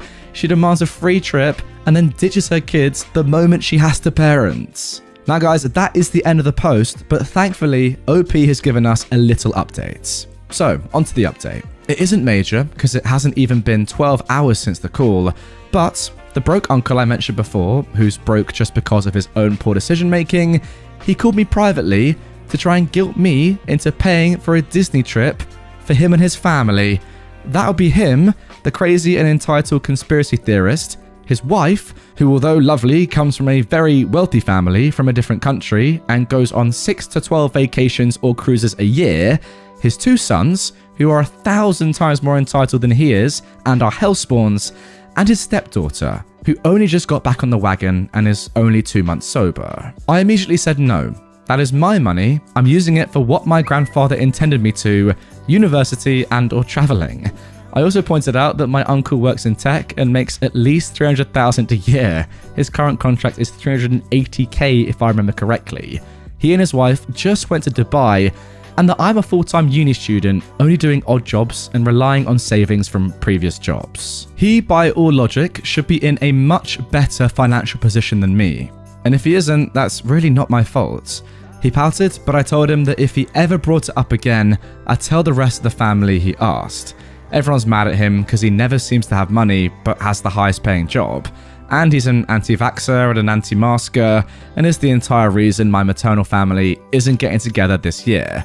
So they'd absolutely chew him out if they found out that he asked me that. And finally, my maternal cousin did pick up her kids from her mum's house, but her mum found out the reason the kids were so upset, ripped her a new one, and made her call me to apologize. Overall, it's been a pretty successful day. I'll tell you what, guys, as far as families go, this one has got to be right up there. I cannot even think of a single word to describe them other than eclectic. Let's just go with that. That seems pretty safe. So many different characters. Like, you could make a TV show. Netflix, get on this. That's all I'm going to say. The drama is unbelievable. Some would argue better than The Crown, because that is a part of dog shit. Again, just imagine how hectic that call was. That pause when OP, you'd finish what you were saying, and everyone was just in shock, like, oh my god, have you really just said that? Has that really just happened? Yes, everyone is kind of like understanding what's just happened and going through it in their own mind. And then a split second later, just utter catastrophe. Everyone's shouting, kids going crazy, cousins going mental. Brilliant. Again, it had to be there. You know, it actually reminds me of that, the parish council meeting. You guys may have seen that. Might insert a clip here. Jackie Weaver. If you've seen it, you know what I'm on about. Read the standing orders. Read them and understand them. I reckon that it's quite similar what happened in this story to what happened on that Zoom call. Just brilliant. Like, everyone says that Zoom's bad and people don't like doing FaceTime calling and stuff like that. It's better in real life. Sometimes it makes drama like this. It's all worth it. Entitled woman wants me to sell her a donut. I work nights doing dessert prep at a fancy schmancy deli. Occasionally, we throw fried donuts with crazy toppings on the menu. I like to make test rounds of new flavors for the crew before we launch them. I usually work towards the front of an open concept kitchen and I'm fully visible from the streets. There's a strip of bars and clubs directly across. A few weeks ago, I just finished some donuts and was arranging them for some Instagram photos. I heard a knock on the window and looked up, assuming I'd see one of my friends who works mortal hours headed home from the bar. Wrong. It was a woman I'd never seen before. Assuming it was one of my co-workers' friends, I gave her a polite wave and went back to my iPhone photography. She hit the window again, more like a bang than a knock. Last summer, I'd been at work overnight when someone broke all of our front windows, so this made me jump.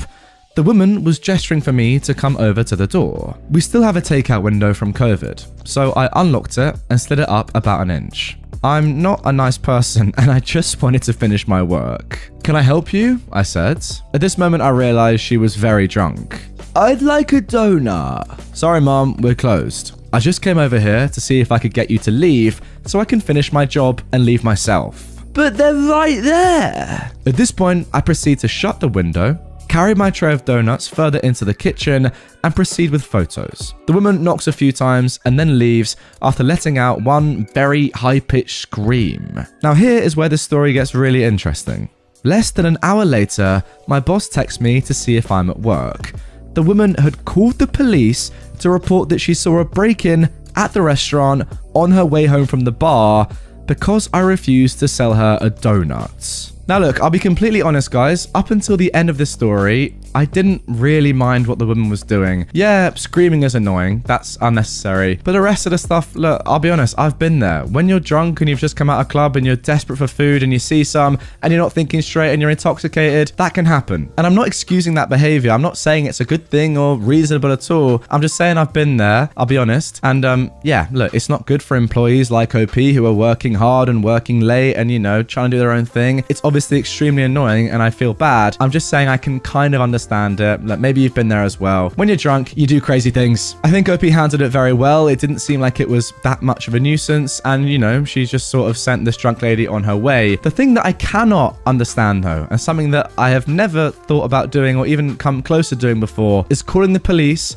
when drunk to report this. That is inexcusable. For the vast majority of the story, I could pretty much understand everything this entitled woman was doing until that last paragraph. That is insane. And I really hope she gets written up and charged for wasting police time. That's ridiculous. Now for our next post. You want to go through my phone just because I'm going through yours? Greetings, Redditors. I've just twice survived a journey through the best place to witness aberrant human behavior. No, it wasn't Walmart at 2 a.m. It was the airport. The act of going through security and getting on an airplane has a tendency to give me some anxiety. And by some, I mean borderline gibbering madness levels of anxiety. Knowing this, I went to my local adult use dispensary and asked for the good stuff. I think I specifically told the girl, flying makes me anxious and I'd like to be so high I can look down and see the plane at cruising altitude. She gave me a hilariously expensive bottle of THC CBD pills and recommended I take one, wait a half hour, and if I still feel twitchy, take another. Now naturally I disregarded her correct advice and ate 3 while I had my shoes off in the TSA line. I figured that would be the sweet spot to avoid the high around police paranoia, and it would hit me before the plane's safety briefing started. And I wasn't wrong. I recall sitting down in my more expensive and roomy than usual seat in the aircraft, and found myself so stoned I was marveling at my own thumbs. The person sitting next to me was a pretty girl in her late teens or early 20s, and she found my mental state kind of funny. We started chatting about this and that, and it came up in conversation that I have a dog, and she simply refused to believe he was as adorable as I said he was. Naturally, I whipped out my phone and brought up pictures and videos of my fur baby. There was much awe to be had, and then I guess she was done with the guided tour and just decided to pick up my phone and start going through my gallery. I didn't react in time to prevent her from grabbing, as I was intoxicated. But I did come up with a funny way to fix it. I grabbed her phone from her tray table and started fiddling with it. Now, she didn't notice right away, so I started adding little frustration noises and grumbling about the stupid thing not unlocking. She looked over and flipped right out. "What the F do you think you're doing?" She starts grabbing at her phone, my phone forgotten in panic. I looked at her with bloodshot eyes and that trademark vacant stoner grin and said, "Well, you started going through my phone. I figured I might as well return the favor." She was briefly gobsmacked, but then resumed flipping her lid about how I would do so much as touch her phone. How very dare I? And then she hits the cool mum button. A flight attendant who appeared to be in her early 40s, with that southern drawl unique to those rare specimens who can have a come to Jesus talk with you in the same tone of voice she'd used to ask if you'd like some lemonade, showed up and asked the girl how she could help. The girl demanded I be arrested on landing for being stoned in Texas and for invading her privacy. The attendant turns to me and asked if what the girl said is true. I said, "Well, Mom, she's half right. I will be stoned in Texas, but I only picked her phone up and poked at it some after she grabbed mine without asking and started actually going through it." The attendant looks back at the girl, who suddenly didn't want to make eye contact, then sighed and asked if we both have our own phones now. We both confirmed we did.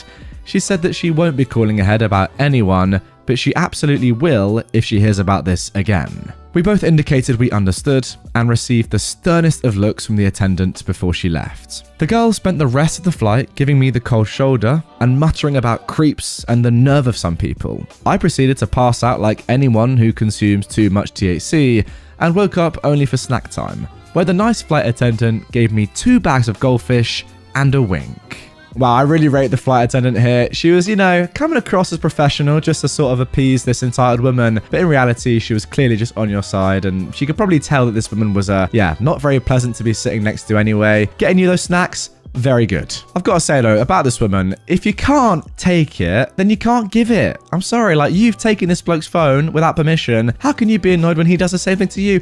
That's not right. That's not fair. Ridiculous, really. A little bit of perspective for you, my darling. Let's carry on. And now moving on to our third and final story of today's episode.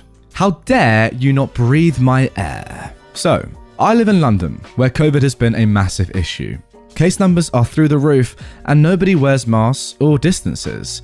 My family and I are forced to use public transport daily to get to and from school as we cannot afford any other transport.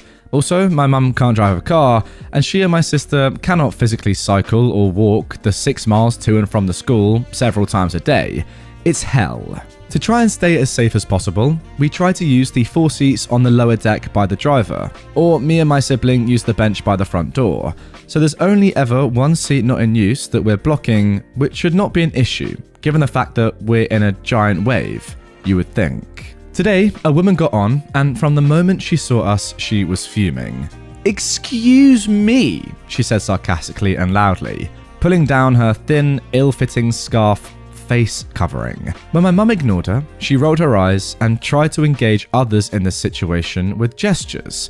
"Honestly, excuse me, are you deaf?" She went on and on, spitting and huffing until I quietly said, "She is deaf though," at which she marched off to sit in another seat that had been empty the whole time.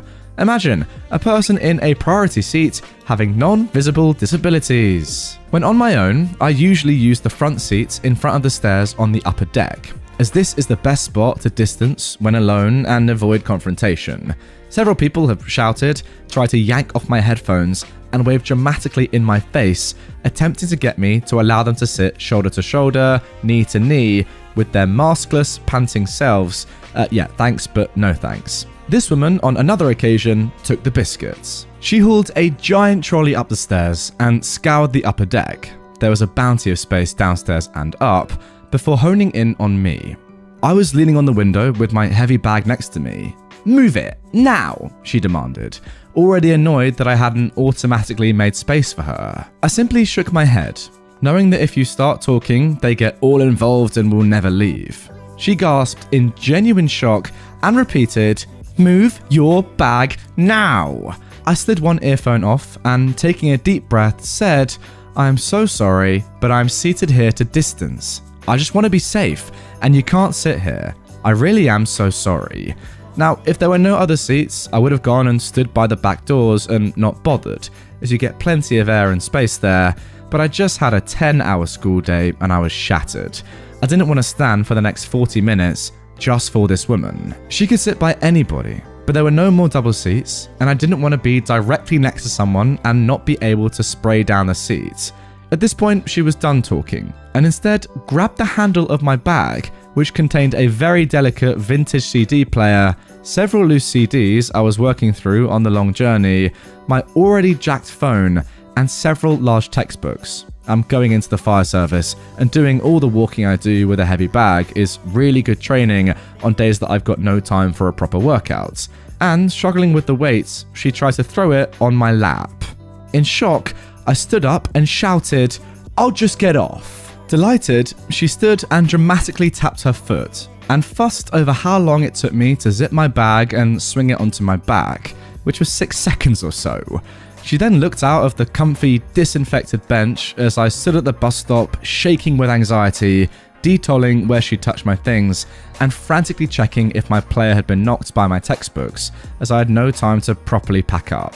Smiling. What is wrong with London? Now listen guys, London is by far and away my favourite city, by a distance, I'll be completely honest, that I've ever been to on the planet. I've lived there like my entire life. I absolutely love it. However, even I, a massive London advocate, would admit that some people that you do meet out and about, like this woman, are frankly terrible. And with everything going on right now, the pandemic, COVID, social distancing, etc., a lot of people, yeah, OP is right, aren't really respecting the rules as much as they should. I don't know why, if that's just an ignorance thing or a lack of common sense and just basic understanding, but yeah, Women like this do exist in London, that is for sure. I've dealt with a couple of them myself. It's not great. And look, I do feel for OP. Clearly, she is being so careful about this whole COVID thing, correctly, obviously. And when there are people like this that are just making life extremely difficult and being so rude, yeah, it's tough. Like, I would say to OP, oh, do this, and that will sort it in future. Unfortunately, there's nothing you can do in this situation. You just have to kind of take it on the chin and accept that this happens. It's horrible, but what are you going to do? Like, apart from just having a big argument with her, spraying germs at one another because she's not even wearing a mask or whatever, you want to minimize contact as much as you can. You don't really have a solution other than just leaving. It's tough, but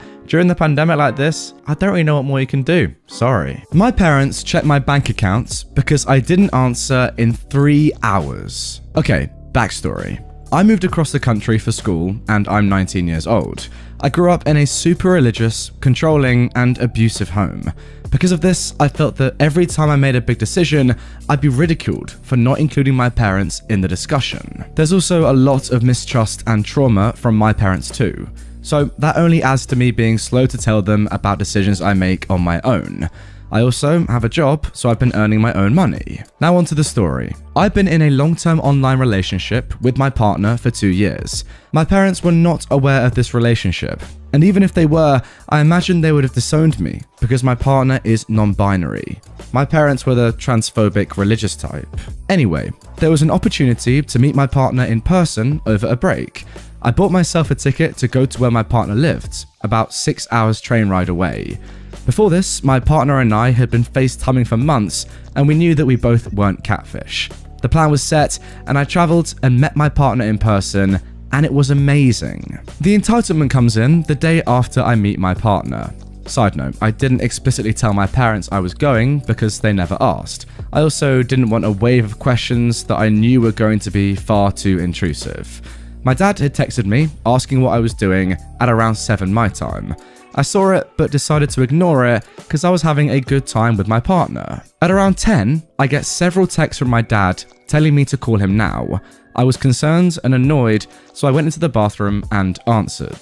Hello? Hi, where are you right now? I gave him the name of the college town. I feel like you're lying to me. My heart literally sank to the floor. What makes you say that? Because your bank statements say you're in another city where my partner lived. I was stunned. I knew my dad was very controlling, but I didn't think he'd look at my bank statements for my location. The rest of the conversation continued with my parents basically yelling and crying at me for not telling them about this decision. They also asked for a lot of intruding information about my partner. I'll admit, I lied about some things, but the phone call was littered with guilt tripping and blaming me for destroying our trust. When I hung up after getting beat down verbally, I went to my partner and cried. I ended up cutting my parents off because this was the last straw. Honestly, guys, stories like this, I just feel so sorry for OP. What more can I say other than you're in such a bad situation there? Like, well done for getting out when you could. Like, it's just horrible. The person you love, or the person that you want to be with, not being accepted by your family. How horrible is that? Hey, I tell you what you definitely should do. Change your passwords to your bank account immediately. You cannot have your dad being able to access that and therefore knowing where you are and what you're spending money on. That is so intrusive and so controlling. Get that changed, please. And now moving on to our second Entitled Parents post. Entitled Mum grabs my arm to tell me, drawing on yourself is harmful and satanic. I was talking about tattoos with my husband when my subconscious unlocked this gem of a memory the other day. This happened midway through my high school years. I've always been an artsy girl with the social skills of a cat. Nice 1 minute, but a total butthole the next. That's when I'm able to be social at all if my anxiety would allow it. One of my favourite forms of art is tattooing, and I used to draw on my arm, legs, and feet with a Sharpie at least once a week.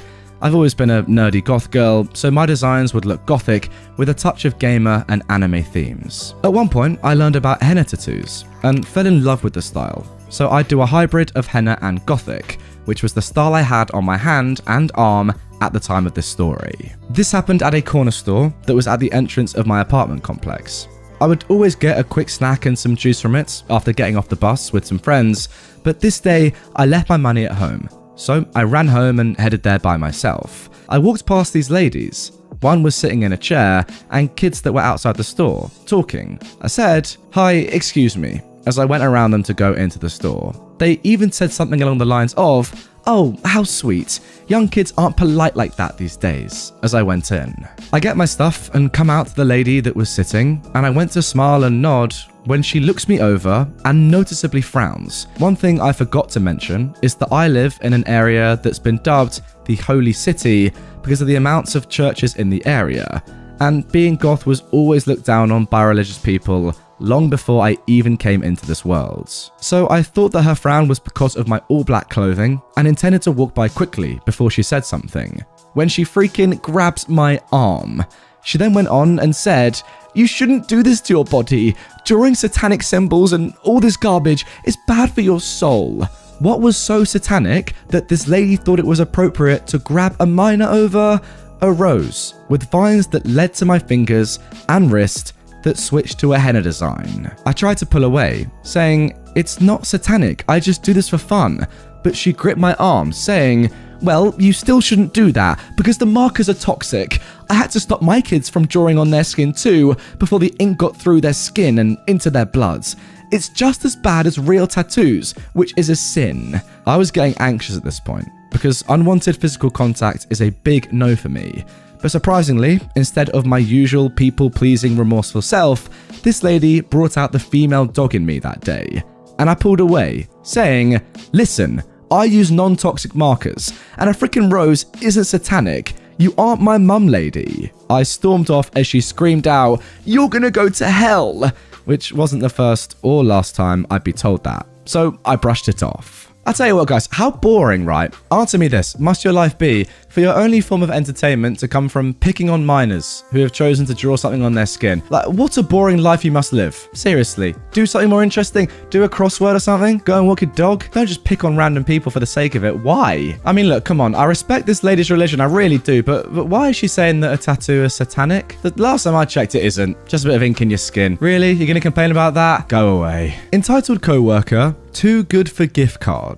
So, as Christmas is approaching, my work, before I started working there, used to buy everyone booze for Christmas. Now, because it's too complicated to get everyone's favourites, they started handing out gift cards for £30 for ASDA, a major UK supermarket, so people could buy what they wanted instead. Now, we also get a yearly bonus as well, usually between 5 to 10%, depending on how well we've done within certain aspects of our jobs. So today they give us our gift cards. Everyone was happy with it, apart from a temp who's been there since November the 1st. He started ranting and raving about how it wasn't enough. "Why would I want this? Screw Big Corps," etc. So he goes and makes his big statement and goes and pins his gift card to the notice board, storming off, shouting that anyone can have it if they're dumb enough to support these monsters. So me and a guy that I work with took it and went to Asda and lunch and bought £30 worth of food for the food bank that our work donates food to every Christmas. Well, we've just been sat in the break room and this co-worker has just been in to get his gift card back and is now fuming that someone has stolen his gift card off the notice board. Not sure what he was expecting when he said that someone can take it. Yeah, I mean, bit of a weird thing to do in the first place. You're getting a free £30 voucher to buy whatever you want from a supermarket. Just use it. But then once you say, "No, I don't want this. Anyone can use it. Screw big corporations. I don't care." You gotta at least stand by that. You can't come running back to it. Like, what was the point in the first place of making that big speech and pinning it to the board and saying, "Somebody please take it. I'm not using it," if you're gonna want to come back and use it eventually? Embarrassing. That's what it is. I tell you what though, the money was definitely spent on a better person than the temp. That's for sure. And now moving on to our final story of today's episode. Rank has its privileges. It was the week before Christmas, and I was flying home to New Jersey from a business trip to California. When I got to the departure lounge, I ran into an old friend from high school. He was a first lieutenant in the army coming home on leave. He said we should ask the gate agent to switch our seats so we could sit together. I said I can do better than that. I was traveling so much for my job that I had tons of frequent flyer miles. I cashed some in and upgraded both of us to first class. We'd just settled into our seats when an Air Force major and his wife entered the plane and approached my friend. "Lieutenant, are you traveling on orders?" "No, sir. I'm going home on leave." "Is this guy traveling with you?" Maybe he thought we were a couple, This was before don't ask, don't tell. Not really, sir. We're old friends and just happen to be on the same flight. Did you and your friend get upgrades to first class? Yes, sir, we did. Well, you're in our seats. My friend produced his boarding pass, which showed he was in his assigned seats. The major explained that regardless of the boarding pass, as a senior officer, he and his wife were entitled to the first class seats, and we would have to move. That was when the flight attendant came over and asked what the problem was. The major said that he had asked the gate agent for an upgrade and was told that none were available. But now he sees that they upgraded a lieutenant and this civilian. As a superior officer, regardless of branch of service, he had priority and was claiming those seats. The flight attendant said, "Gentlemen, please stay in your assigned seats. Major, please proceed to your seats in coach. You are blocking other passengers." The major started arguing about rank and military protocol. He claimed he had the right to order the lieutenant out of his seats. It's never been clear to me how this clown thought he could order me to do anything. The flight attendant asked him again to take his seat, and he kept arguing. Finally, she said, "If you're so concerned with rank, I will get the pilot. He's a colonel in the Air Force Reserve, and I'm sure he'll be happy to order you to exit the plane and discuss this with the gate agents." The major stared at her for a moment, then realized she wasn't bluffing. Before moving to his seat, he demanded my friend's name and unit so that he could report him. Now, I don't know if he ever did, but my friend never heard another word about it. I tell you what, guys, I really hope that this isn't a thing. I mean, surely you don't have to listen to your superiors at all times, even when you're not actually working. Like, this guy's on leave, has paid, I know OP has paid, but theoretically he has paid for an upgrade or whatever. It's got nothing to do with the army or the military. It's his own upgrade. Yet this bloke still thinks that he's in a position to take it off him because he's at a superior rank. It can't work like that, can it? Surely. Like, I'd go as far to say that there's no way it can possibly work like that. And for that reason alone, this bloke deserves to be reported for trying to abuse his power. Like, look, if you guys know about this, please do comment down below. Enlighten me. I clearly don't know and I'm interested. But surely it can't work like that. Come on, that's ridiculous. Fair play to the flight attendant for sticking to her guns, and it's cool that the pilot was a colonel or whatever, but say he wasn't and say it was just a normal pilot, would this guy have continued to pester and say, "No, I'm your superior, give me the seats," even though they paid for them or, you know, used the air miles on them? Insane. Entitled parents seem to use my social media as a public ego stroking zone. For some backstory, I have struggled with eating disorders for as long as I can remember. It started when I was 10, and I told my parents I thought I was fat. I wasn't. They actually agreed though, and happily put me on the Atkins diet. For 8 years, they tracked my food, and I had to write everything I ate down in a notebook in the living room that they would peruse at their discretion. Because of that, I suffered from serious malnutrition that led to epilepsy and thyroid problems. It's been extremely traumatic, obviously, and a lot of work for me to get better. Of course, now I have binging issues, so my weight is higher than ever. Cut to yesterday. I make a post on Facebook talking about how men should know how to cook because the only men I've been able to tolerate could feed me. Now this is obviously a joke. I would like to think that's obvious, but hey, just in case. My mother posted immediately, "You were fed by a man growing up. Great job, OP's dad," and tagged my father. My father, who pointed to my butt and said it was getting fatter, who told me he could hear me grunting because of my fat body when I was underweight, who laughed at me pulling my pants up over my gut when I sat down, and my mother, who forced me to strip naked in front of her every morning and get on the scale. I was terribly triggered by her comments and ended up deleting the whole post. It was so upsetting. I know I should cut them off. Their abuse is limitless, but it's so hard to. And the worst part is they think they're so freaking great, and I'm just their awful daughter who doesn't love them like I should. I'm not sure why I'm posting this other than just to vent. Well, OP, it's clear that you've been suffering with this for a very, very long time now. I mean, pretty much your entire life. Your parents, I mean, it's pretty obvious to say, but they're not nice people. This is abuse. And yeah, it's about time that you posted and vented about it online and let people hear about it. Look, I know you even say in your own post that it's going to be so hard to cut them off, and you know that you should, but I think at this point, like, what benefit have you actually got from them being in your life other than them just triggering you again and again? I mean, it's still going on now, even now that you're an adult and you're still getting triggered by these people. At this point, it's got to stop, surely. Get them gone. To be fair, there's actually a great comment here, which I completely agree with. Block them from your social media accounts to stop their online abuse of you, then go low contact with only you deciding when to communicate with them. This might help you gain more control over your own life and end their abusive control. Best of luck. Now moving on to our next story. How my partner's lack of safety standards in a kitchen almost got my hand sliced open by multiple sharp objects over months and almost burned my leg on a 200 degrees oven. Back in high school, I took home economics, and you were assigned a partner to work with on your cooking station. I was assigned to work with Lauren. Now, Lauren was an unpleasant person in general. She was rude, disrespectful, would always backtalk, dismissive, bratty, and unremorseful. In other words, a laundry list of reasons that made her unlikable. Now, I didn't actually have to deal with her often, but when I did, oh boy, did she make it a roller coaster ride of pain. She'd clearly taken the class thinking that it would be easy and that she could coast through, getting a qualification at the end. Turns out, you actually had to work. Novel idea, I know. And there was more to it than just wasting school produce on mediocre recipes. You had a real exam to pass that would dictate your ability to go and get a more advanced home EC qualification. Now, she wasn't interested.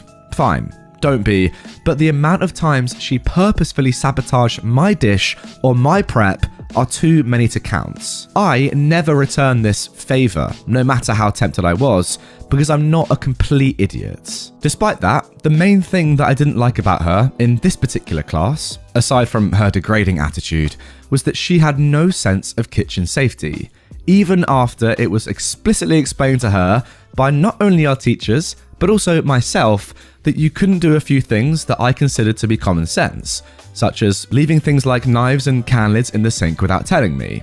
These were sharp and could cause some serious damage to whoever washed the dishes, i.e. me. 2, you don't open the near the floor hot oven door without telling the person at your feet.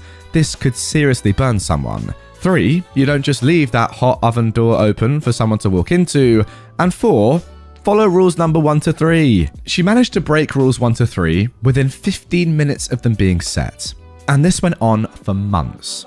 There was a good number of instances I could have been seriously sliced or burned because she still left sharp utensils in the sink and just couldn't be bothered to pay attention to anyone but herself. I once reached into the soapy water thinking I'd grab a fork, only to realize that when I pulled it out, it was a kitchen knife, blade side to my palm.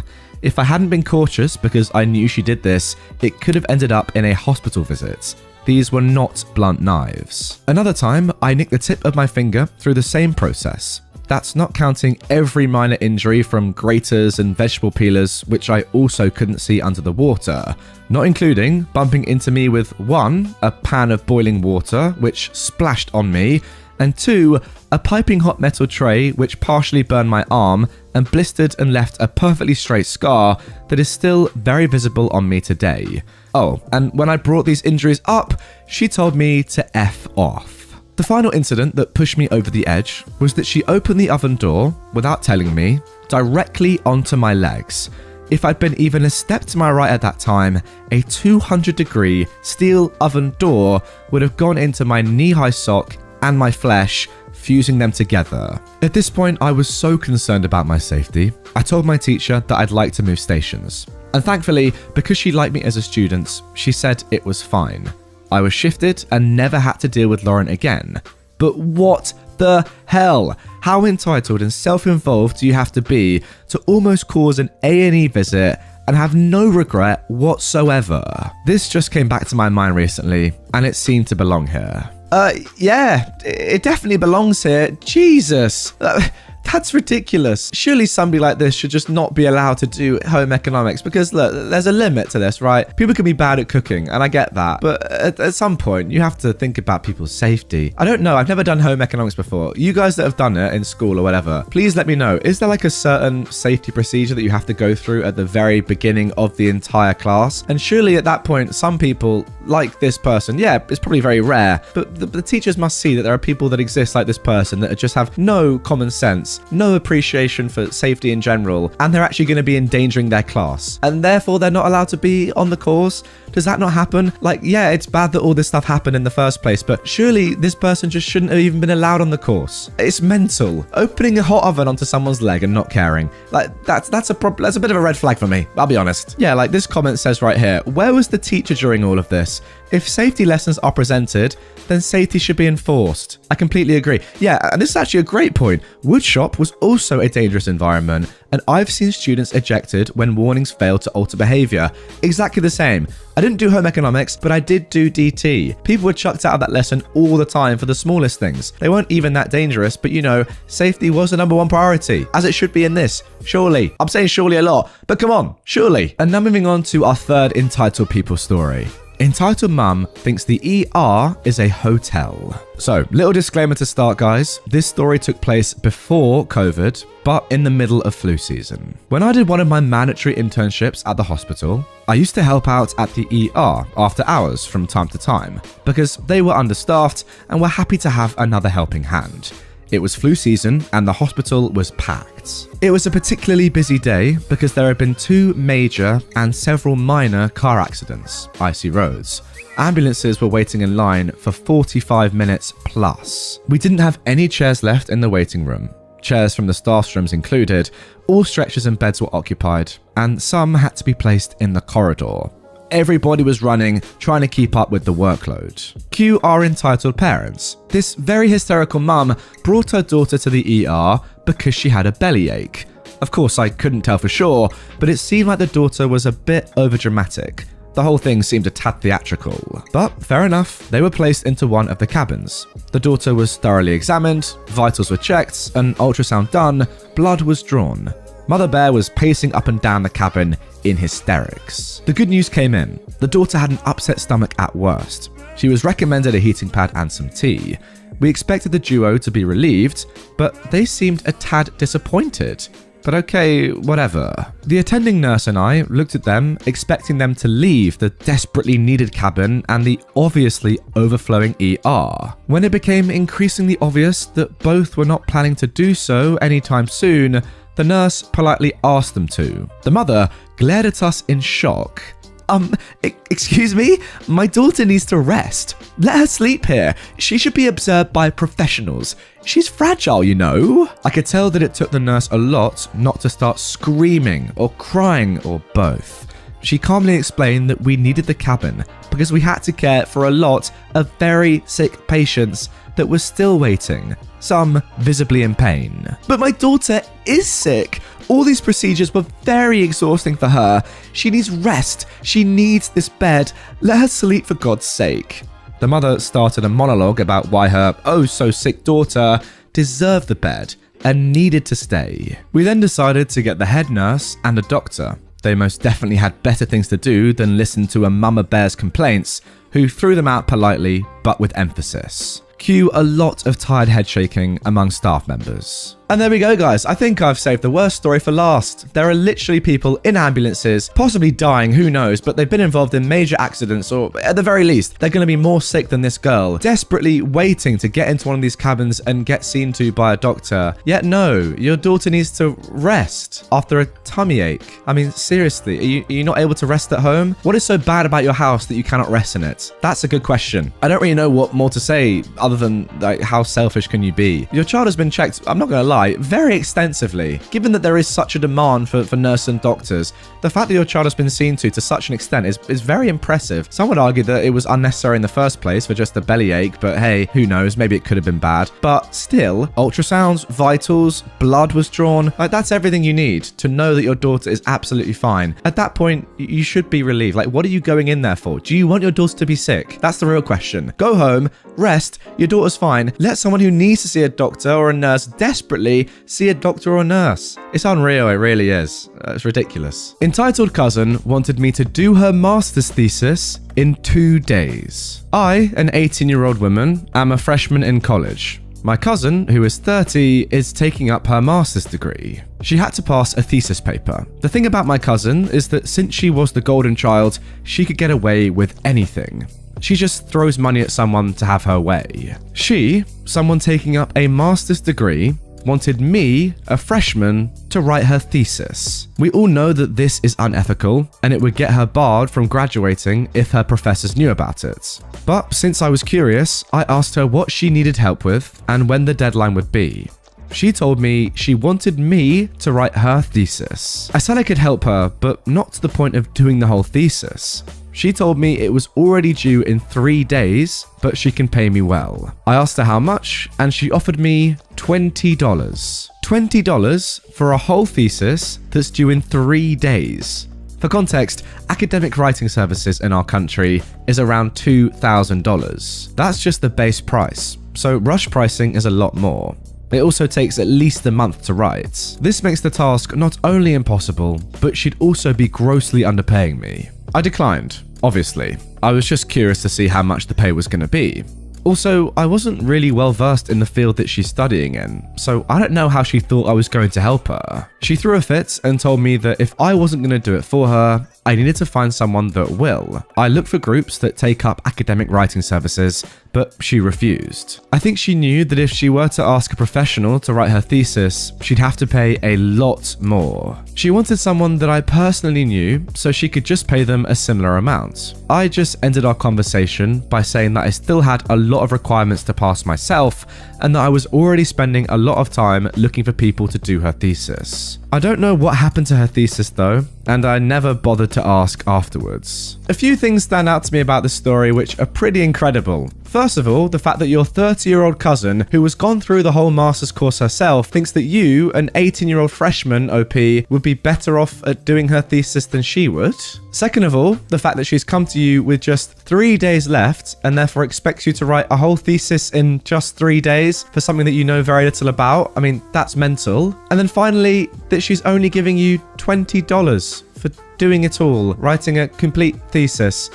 3 things that really are astonishing. I'm not going to lie. Like, what is that? You know what I do? A little bit of karma. Write the first page incredibly well. Like, really put some effort into it and make it sound as good as you possibly can. Because, look, let's be realistic. If your cousin is willing to let you write a whole thesis for her, there's no way she's going to reread it. So as long as the first page is good and it kind of fools your cousin into thinking that you've done a good job, that's all right. She's going to hand it in. Her professor, whilst marking it, is going to, read the first page, be impressed, get to the second page, which you've written, but your sister hasn't checked, probably, and it's just going to be a complete load of rubbish. Just write about literally anything you want. First page, make sure it's good. Second, third, and the rest of it, just do whatever you want. Make it brilliant. About something just absolutely ridiculous that has nothing to do with the course. Why not? That's good karma. Next up. Grandma attempts to ruin our Christmas because I refuse to fulfill never agreed upon requests that were literally impossible to fulfill. This story is about my paternal grandmother. Let's call her Miss Furore. It takes place over the course of about 1 year in the blessed pre-COVID times. Before we get into it, however, let's give you some background on Miss Furore and my relationship with her. Miss Furore owns 2 houses next to the school I attended before leaving my hometown to study at university. My dad used to pay me to do some chores around her house, which she wasn't able to do herself, due to some disabilities stemming from long-term alcoholism. I've heard stories about her borderline abusive behavior from different family members, and know she was divorced 5 times. While working for her, I quickly realized how difficult she could be, but I always thought my family members were exaggerating. That was until this story happened, so let's get into it. Back in the summer of 2018, I was visiting my parents in my hometown. I'd been living elsewhere for about 3 years at that point. I decided to visit Miss Furore as I had a pretty good relationship with her back then. I was one of the few family members that was actively in contact with her other than for financial reasons, and she seemed excited about my visit, as we hadn't seen each other in person for about a year. When I called her to set up the time and date, she asked me whether it was possible for me to borrow my mum's car, I don't own one myself, to help her pick up some furniture she wanted to add to a room for a live-in housekeeper. I cleared everything with my mum as I thought it wouldn't be much trouble. The day came and she picked up so much furniture, it barely fit into the car, but everything seemed fine. I carried the furniture into the designated room through 3 very narrow staircases. It was a very old house in Germany. Afterwards, we had some coffee and cake together before I left. I then dropped off my mum's car and headed out to party with some friends from school who I hadn't seen in a while. The next day was when everything began. At around 9 AM, I was still slightly hungover from the great party the night before. and she called me demanding to know where I was, since I apparently agreed to help her assemble the furniture we bought. This was never agreed upon.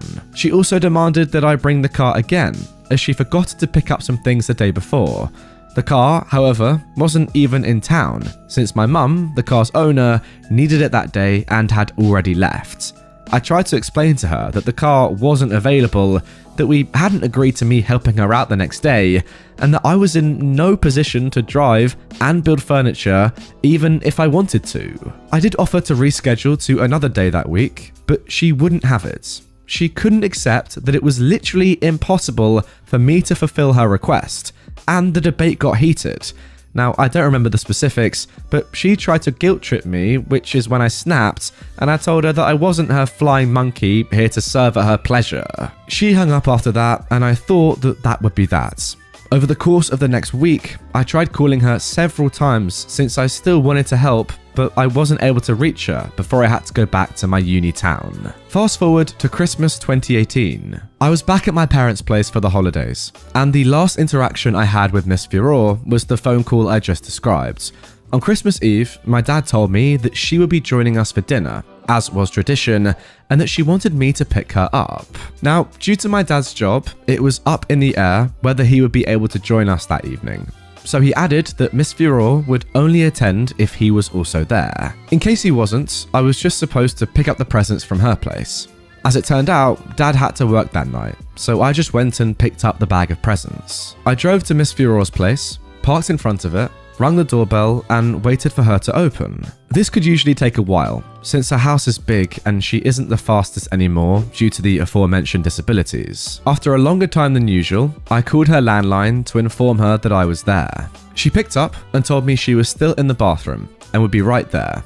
It took her about 10 minutes to get to the door. Usually it takes about 1, during which I was waiting in the snowy streets at -5 degrees Celsius, that's 23 degrees for you Americans. When she came to the door, she handed me the bag of presents for my parents and brothers. She also asked me to wish everyone a happy Christmas and added that she was hoping I would enjoy my presents.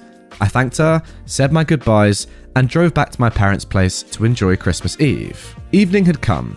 We've had dinner with my mum, her mother, a lovely woman, and my 2 younger brothers. We'd already unwrapped most of the presents before dinner, as we usually do. All in all, a very pleasant and typical Christmas Eve for my family. After dinner, we've started drinking homemade mulled wine, when I remembered I still had Miss Furore's gifts and handed them out. Me and my brothers each received an envelope with a card in it, but suspiciously, mine differed in size and colour. I opened it and read its contents. This is where the fun begins. While my brothers each received a complimenting message with €50 enclosed in the card, I received a scolding letter saying she was still devastated by my behaviour the previous summer and that she was expecting an apology for the disrespectful way I had treated her. Remember, her demands were literally impossible to fulfill. I admit I snapped and said something that could have been taken as disrespectful, but I continued to reach out, wanting to help her while I was in town. I didn't really know how to react. I was speechless and threw the card on the table before going to grab another mug of mulled wine. When I got back from the kitchen, the older of my 2 younger brothers had read the card and loudly exclaimed something akin to, "What the actual frick?" At that point, everyone had noticed something was wrong, and I read the card out loud. I don't remember the exact wording, sorry. I then told them about what happened during summer. Nobody could really believe how insane Miss Furore was, especially since she'd been quietly planning her revenge for about half a year. The aforementioned brother, who had some extra money due to a paid internship, asked the youngest of us 3 whether he needed the €50 and offered to pay it himself, as he wanted to take all 3 cards and throw them into Miss Furore's face. My youngest brother refused the monetary offer, but loved the idea, so that's what they did. I don't really know what happened afterwards. All I know is that Miss Furore was not expecting that reaction, as apparently no one in our family had ever stood up to her the way we did. This concludes the Christmas part of the story. We didn't really dwell on the topic for the rest of the holidays, and still had an amazing celebration together. Fast forward to the summer of 2019. My parents had planned a big family reunion to celebrate a couple of important dates in their lives coinciding, major birthdays plus a significant wedding anniversary. That party was the first time I'd interacted with Miss Furore since the Christmas incident. I acted as if nothing had happened since I didn't want to cause a scene on my parents' special day, with most of our extended family being there. This is a rare occasion, since the family is spread around the Western world, mostly Western Europe and the US. We were together for about a week in my hometown, going to different dinner places every night, and we had a great and memorable time. I even got along with Miss Furore, albeit superficially and only in group settings. We never talked one-on-one. One evening, we were having a dinner at a really nice place, and she came over to the table that me, my brothers, and my cousins were at. They all know what had happened during the previous Christmas and were pretty angry with her. She asked whether I was willing to visit her one-on-one so we could have a talk about what happened. I was happy to, as I don't like to hold on to grudges, but I asked her that we talk at eye level, like adults, with mutual respect, as she had a tendency to twist the truth to suit her needs. I didn't say that part for obvious reasons. She agreed and asked me to call her to set up a time and date after the week-long celebration was over. A day later, I received an email from Miss Furore stating that she no longer had any interest in a conversation, as it was apparent from my demands that I hadn't grown and wasn't ready to apologize. She also wrote that she wasn't able to speak to me on eye level as she had much more life experience than me. Again, I didn't really know how to process this. I still don't, but enough time has passed that I've stopped caring about my relationship with her.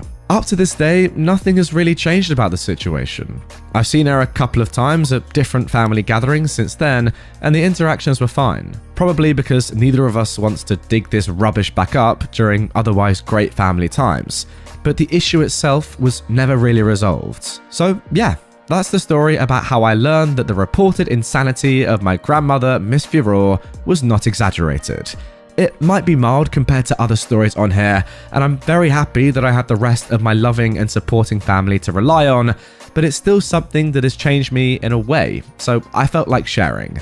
Hope you enjoyed reading. Yeah, for me the tough part is when you have situations like this where you have one sensible person with common sense, OP, then one person is just absolutely dumb, like your paternal grandmother, and OP tries to use logic and work out the situation, try and understand what's going on, when in reality, if you look at it completely objectively, all you have is one reasonable person and one just completely dumb person. There's no understanding of that. You can't really work out what the grandma is saying or what her intentions are or even the points that she's making because none of it makes any sense. So ultimately, I kind of feel bad for OP because he's going through this whole process of oh, what have I done wrong? Why is my grandma reacting like this? The real answer is she's just dumb and you're not. It's just as simple as that in my opinion. Oh my god, look at this. Is a great comment by the way below. There's a quote that I love, says this commenter, and I feel it fits here. Toxic people make you think you're holding a grudge when you're really holding a boundary. That is so apt. I feel like that's exactly what's happening here. This person, this grandma is making you think that you've done something wrong or that, you need to change your ways, when in reality, you need to step away from her because she is just a toxic person. There's literally no need for you to even talk to her ever again. I don't think she offers you anything positive, so yeah, what's the point? They continue. She tried to tell you you're holding a grudge by not apologizing to her, but what you're doing is standing your ground and demanding she treat you with respect that you deserve as one adult to another. Good for you. I mean, there you go. Fantastic quote. And it pretty much sums up this entire story and your entire relationship with your grandma in one sentence. Lovely stuff. Entitled parents and sister are demanding I not take an incredible job overseas if I'm taking my adoptive daughter. My younger sister went through a pretty rough time as a young adult, drinking and doing drugs and generally being wild. She ended up getting pregnant and giving birth at age 18, when I was just a few weeks away from turning 21. Now, she didn't want the child after giving birth. She refused to even pick up the child and would leave her sitting in dirty nappies. Despite never wanting children myself either, I stepped in and adopted my newborn niece as my daughter. My then boyfriend, who I'd been with for 3 years, gave me an ultimatum: him or her, as he didn't want children either. I picked her, and he left me, which resulted in me suddenly being a single mother. The first few years were rough as a single parent barely making ends meet, but I managed, and my sister had nothing to do with us. I never once hid the truth from my daughter that she was adopted, but I always assured her I loved her so much and was her mummy. When my daughter was 6, my sister was finally clean and then wanted to have access to her. I allowed it, but stressed she would just be an aunt to her, and she accepted this, though it's clear she struggled with the concept and sometimes acted more like a mother, which I always squashed quickly. Now, my daughter is 8, and I've been offered a job in a different country. The pay is almost double my salary, and the company is helping us find a home, putting my daughter in an international school and after-school care, so of course I'm gonna take it. But it's resulted in my family having a meltdown about how I can't do this and how it's cruel to take my daughter away from her family and how it's not fair to my sister.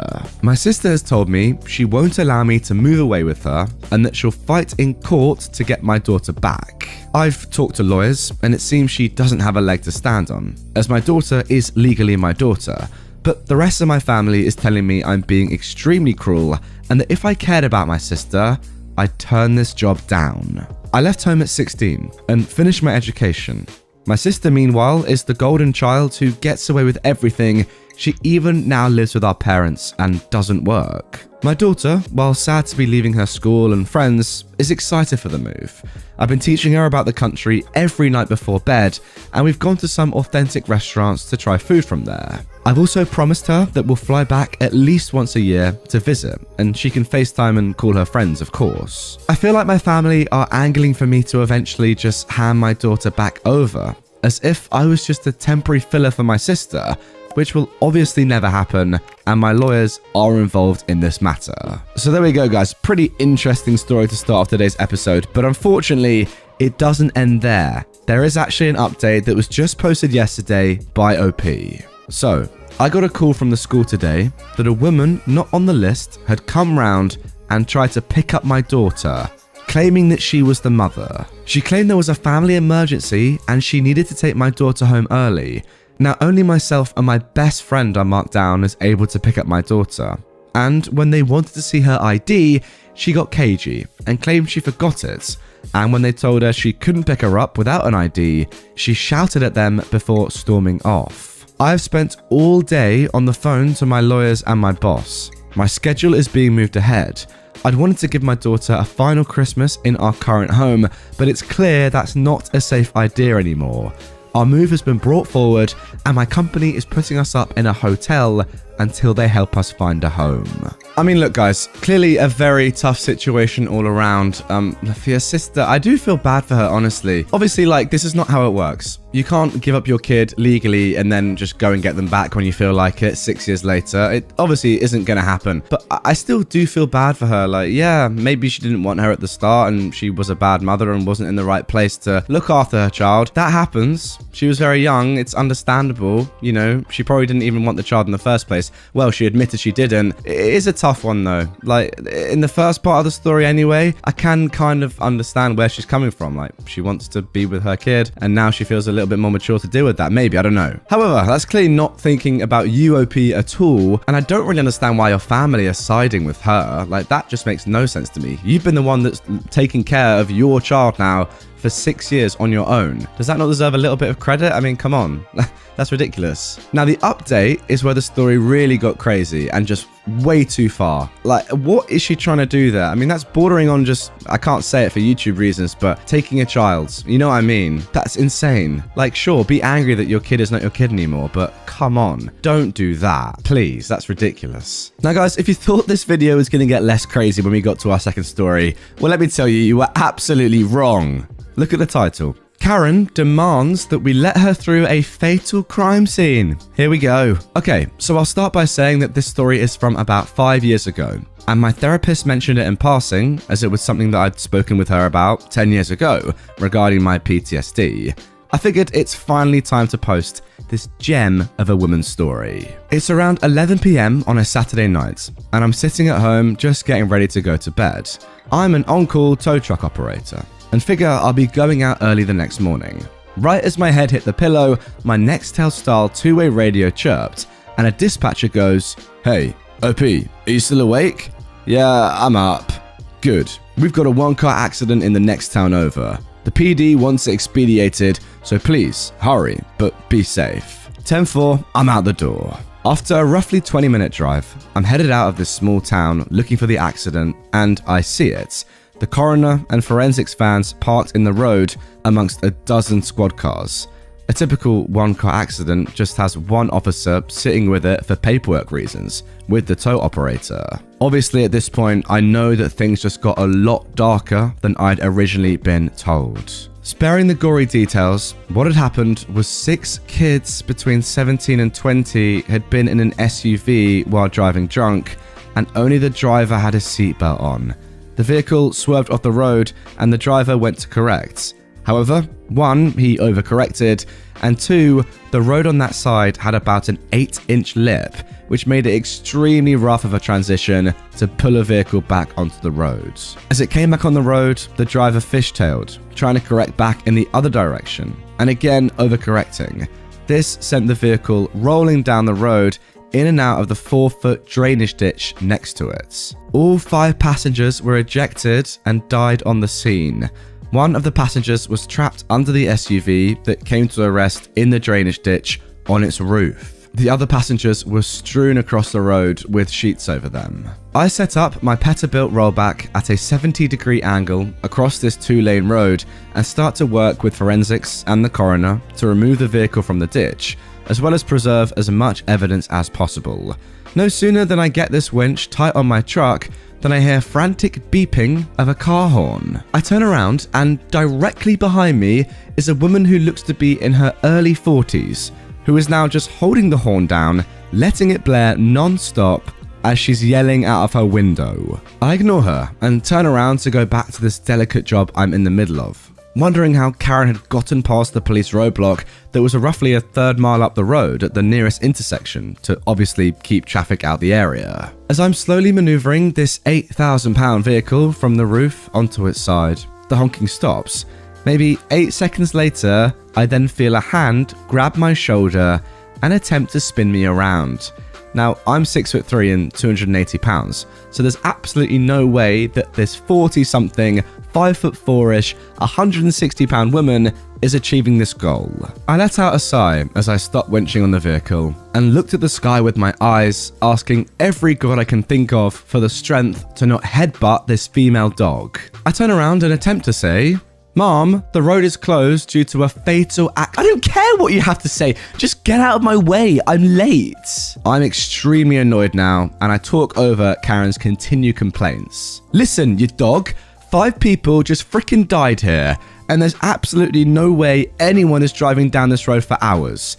I suggest turning around and driving back through the police roadblock you somehow got around. Now." Karen then opened with that line that we've all heard 1,000 times. "Excuse me, I live right there." She points back behind her vehicle, "and I have to use this road to get to where I'm going.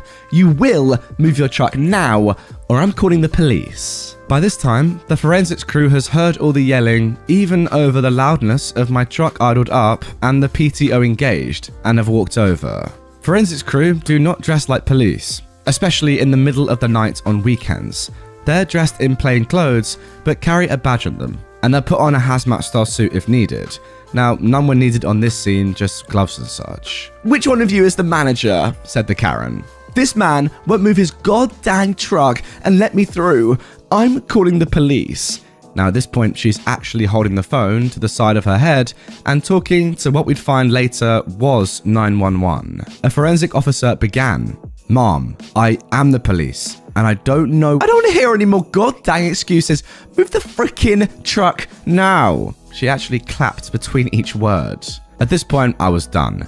"You dumb idiot. Do your 2 remaining brain cells constantly compete for 3rd place?" The forensics officer actually was stifling a chuckle. "Mom, if you don't get in your car and leave this crime scene now, you will be arrested." Just as the officer finished saying this, a squad car came screaming down the road from the same direction Karen came from and stopped behind her vehicle. The officer hopped out of his car, and the very first words he said were Karen's Miranda rights. Karen screamed, kicked, swore that everyone else should be arrested, and even tried to spit on me, which caused her to catch a tampering with evidence charge as we're on an active crime scene. By the time it was all done, her other charges were obstruction, assault on an officer, misuse of 911, interfering with an investigation. She took a deal that netted her 18 weekends in the county jail. However, I did tow her car as well. Monday morning, I met her husband, and he couldn't have been more embarrassed as he apologized over and over as he paid me and then inspected the vehicle and signed off that we didn't damage it. The impound cost roughly $600 as it was police initiated, after hours and storage. Charges were $150 for the impound, $50 for after hours, $52 a day storage, and $5 a mile each direction from our office. Our office was roughly 15 to 17 miles from there. Yeah, guys, so if you thought trying to steal a kid was bad, how about that? I mean, comment below, which one's worse? Seriously, they're both not great, obviously, but which one's worse? Stealing a kid or demanding that everybody present at a fatal accident where multiple people have died leave and get out your way because you're late for work? I mean, to be honest, I actually think the second one is considerably worse because, that involves death. But still, wonderful stories there is all I can say. Honestly, what do I even say anymore? It's unbelievable, it really is. Karen rips off my headscarf, wants me arrested for assaults, and attempts to pepper spray a cop. So, this was back in college, at the local Walmart that is known for always being interesting. I have so many stories from this place. I swear, this Walmart is like a Karen beacon. Some relevant info. I'm pale, and at the time, I walked with a cane. I've got a condition where my heart rate can get too high and my blood pressure can drop and I can pass out. From standing too long usually, but anxiety can bring on episodes too. I wear a headscarf on holidays and special occasions. Now, there are many types and styles of headscarves, and on this day, I was wearing it in a style where it completely covered my head and then draped around my neck, secured with pins. Since it's a holiday, I'm also wearing traditional clothing. A long skirt, a white shirt with some embroidery on it, and a fabric belt. This also happened right after the 2016 election, and my college town went from one Nazi group to 3, literally overnight. They would come onto campus a lot to harass us. The racists were very emboldened at that time. This was maybe a few weeks after, where stuff had calmed down a bit, but was still pretty bad. I made the mistake of going to Walmart alone in traditional clothing. So I'm going around the Walmart, picking up a few things. My backpack is in the front of the cart, so I don't have extra weight on me. I'm standing at one of those islands, trying to find something, and I had to look up where it was on my phone. Then, out of nowhere, my headscarf is ripped off of my head as someone behind me yells, "Terrorist female dog!" Luckily, the scarf only had the end around my neck, so it pulled on my neck but didn't full on choke me. Still, this definitely activated my fight or flight response. The woman, Karen, then starts screaming as I turn around. Apparently, one of the pins used to secure my scarf had stuck her when she ripped it off. She is screaming that I'm a terrorist, that I assaulted her, she wants the manager and the police called, etc. This couple had been down the aisle and saw it happen and ran over. The woman kind of threw her sweatshirt on my head and got between me and Karen. I was panicking at first, but I realized that she was trying to help cover my head, and the man with her had also gotten between us and started yelling at the Karen. The man grabbed my scarf back and handed it to his partner, who handed it to me. And she took her sweatshirt and held it up around my head to sort of block people's view of my head while I tried to get my scarf back on. The Karen is still screaming that she wants the police to arrest me for being a terrorist, for assaulting her, and how dare she? She is digging through her purse to find pepper spray because she wants to spray me and the man. I honestly didn't even wrap my scarf properly. I just wanted to get out of there as fast as possible. A nearby employee had come out of an aisle to see what was happening and ran off to get the manager, I'm assuming. The nice man is yelling back at the Karen and had confiscated the pepper spray from her. Karen is screaming that I'm a traitor to your own race, along with her earlier insults, and is demanding that the man pin me to the floor so she can pepper spray me and do a citizen's arrest, keep me there until the police and FBI arrived, since she's adamant that I'm a terrorist. So at this point, I'm shaking and crying. My heart rate is extremely high, and I know I need to leave or I'm going to pass out. The woman asked if I wanted to leave. I nodded. She grabbed my backpack and the arm that I'm not holding the cane in, and she quickly walks me down the aisle and out of the store. we just left the car where it was. She asked where my car was, and I tried explaining that I'm a college student and have to wait for the bus, but I'm coughing and trying to breathe as my heart rate is well over 180 at this point. The woman sees this and explains that she is a nurse, and I'm clearly not okay, and asks for my medical condition and what I need. I explained what it is and that I need to sit and lie down because I'm gonna pass out. She offered me to sit in their van, which usually would obviously be a no, but we're standing in the middle of a parking lot and I'm about to pass out. Currently, my brain is not getting very much oxygen. She opens the side door, I sit on the edge of the car, and promptly faints. I wake up a few minutes later, and she's holding my wrist in one hand, checking my pulse, and looking at her watch. I mumble something, so she knows I'm awake, and she just keeps telling me, it's okay, I'm doing fine. Now, after I recover a bit, I sit up and realize her partner is standing outside the car, I think trying to give me privacy. I ask for the Gatorade from my backpack and sip on that. It helps with the fainting, while he explains what was going down. He says that the manager showed up with store security, and he explained, over Karen screaming, what had happened, handed her pepper spray to the security guy, and the police were called.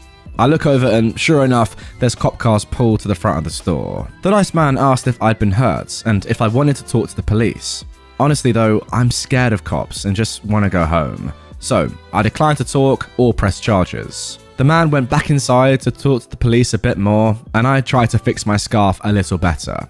I'd lost a few of those pins through all of this, which was kind of annoying, so I couldn't wrap it how it was earlier. The nice woman told me that my heart rate had been at around 200 when I passed out. Now, luckily it had come down again quickly, because she had considered calling an ambulance. She lets me know that her partner is texting her and reads out to me what is going down back in the store. As it turns out, I didn't need to press charges. Karen was so infuriated that the nice man would help her terrorist female dog to get away that she got a bit aggressive. She was yelling at the manager, security, and the police officers when the man came back in. When she saw him, she ripped out her pepper spray. Apparently, they were dumb enough to give it back to her, and started screaming at the nice man. The cop, as a result, grabbed her arm to stop her, and then she tried to pepper spray him. She then, of course, got taken down and cuffed. The nice woman is positively gleeful as she tells me about the Karen getting tackled. Apparently, then Karen started screaming about suing the cops, getting the FBI involved, the classic Karen stuff. Now, I didn't get to see her getting taken off to jail, sadly. My boss pulled up and the woman helped me over to it. Since then, though, I refuse to go by myself to any store if I'm wearing a headscarf, even though I live in a different area now. Look, I'll be honest, guys, normally, commenting after a story, I try and make a couple jokes, say something funny. In this, I can't really, can I? I'm just so sorry that this happened to you, OP, and that now you don't even feel safe expressing your own religious identity. Like, how sad is that? What can I say? Like, I want to, I want to make a joke. Don't want to take it too seriously, but come on. If there are like racist people out there doing this sort of stuff, making people like OP feel extremely uncomfortable to the extent that now OP is not even going to go by themselves to any store if they're wearing religious clothing, or not even a headscarf's not even religious necessarily. It doesn't have to be, but something that can be perceived as religious. So sad. What a shame. How do we fix it? I don't know. Shoot all racist people? Yeah, let's do it. And now moving on to our second Entitled People story. So I just got invited to a bachelorette party and I'm expected to make a donation even if I don't attend. Hi, my name is Ali, Camilla's wedding coordinator. I would like to make you aware of the bachelorette party details. This is the date and it's going to be in Las Vegas. Will you be in attendance? Please keep in mind, if you do not attend, a donation towards Camilla's expense would still be required. Please respond with a thumbs up or thumbs down at your earliest convenience. Thank you in advance. So, I got that text message earlier today. A few things to note. 1, I've got no idea who Ali is. 2, I've got no idea who Camilla is. 3, I'm a guy.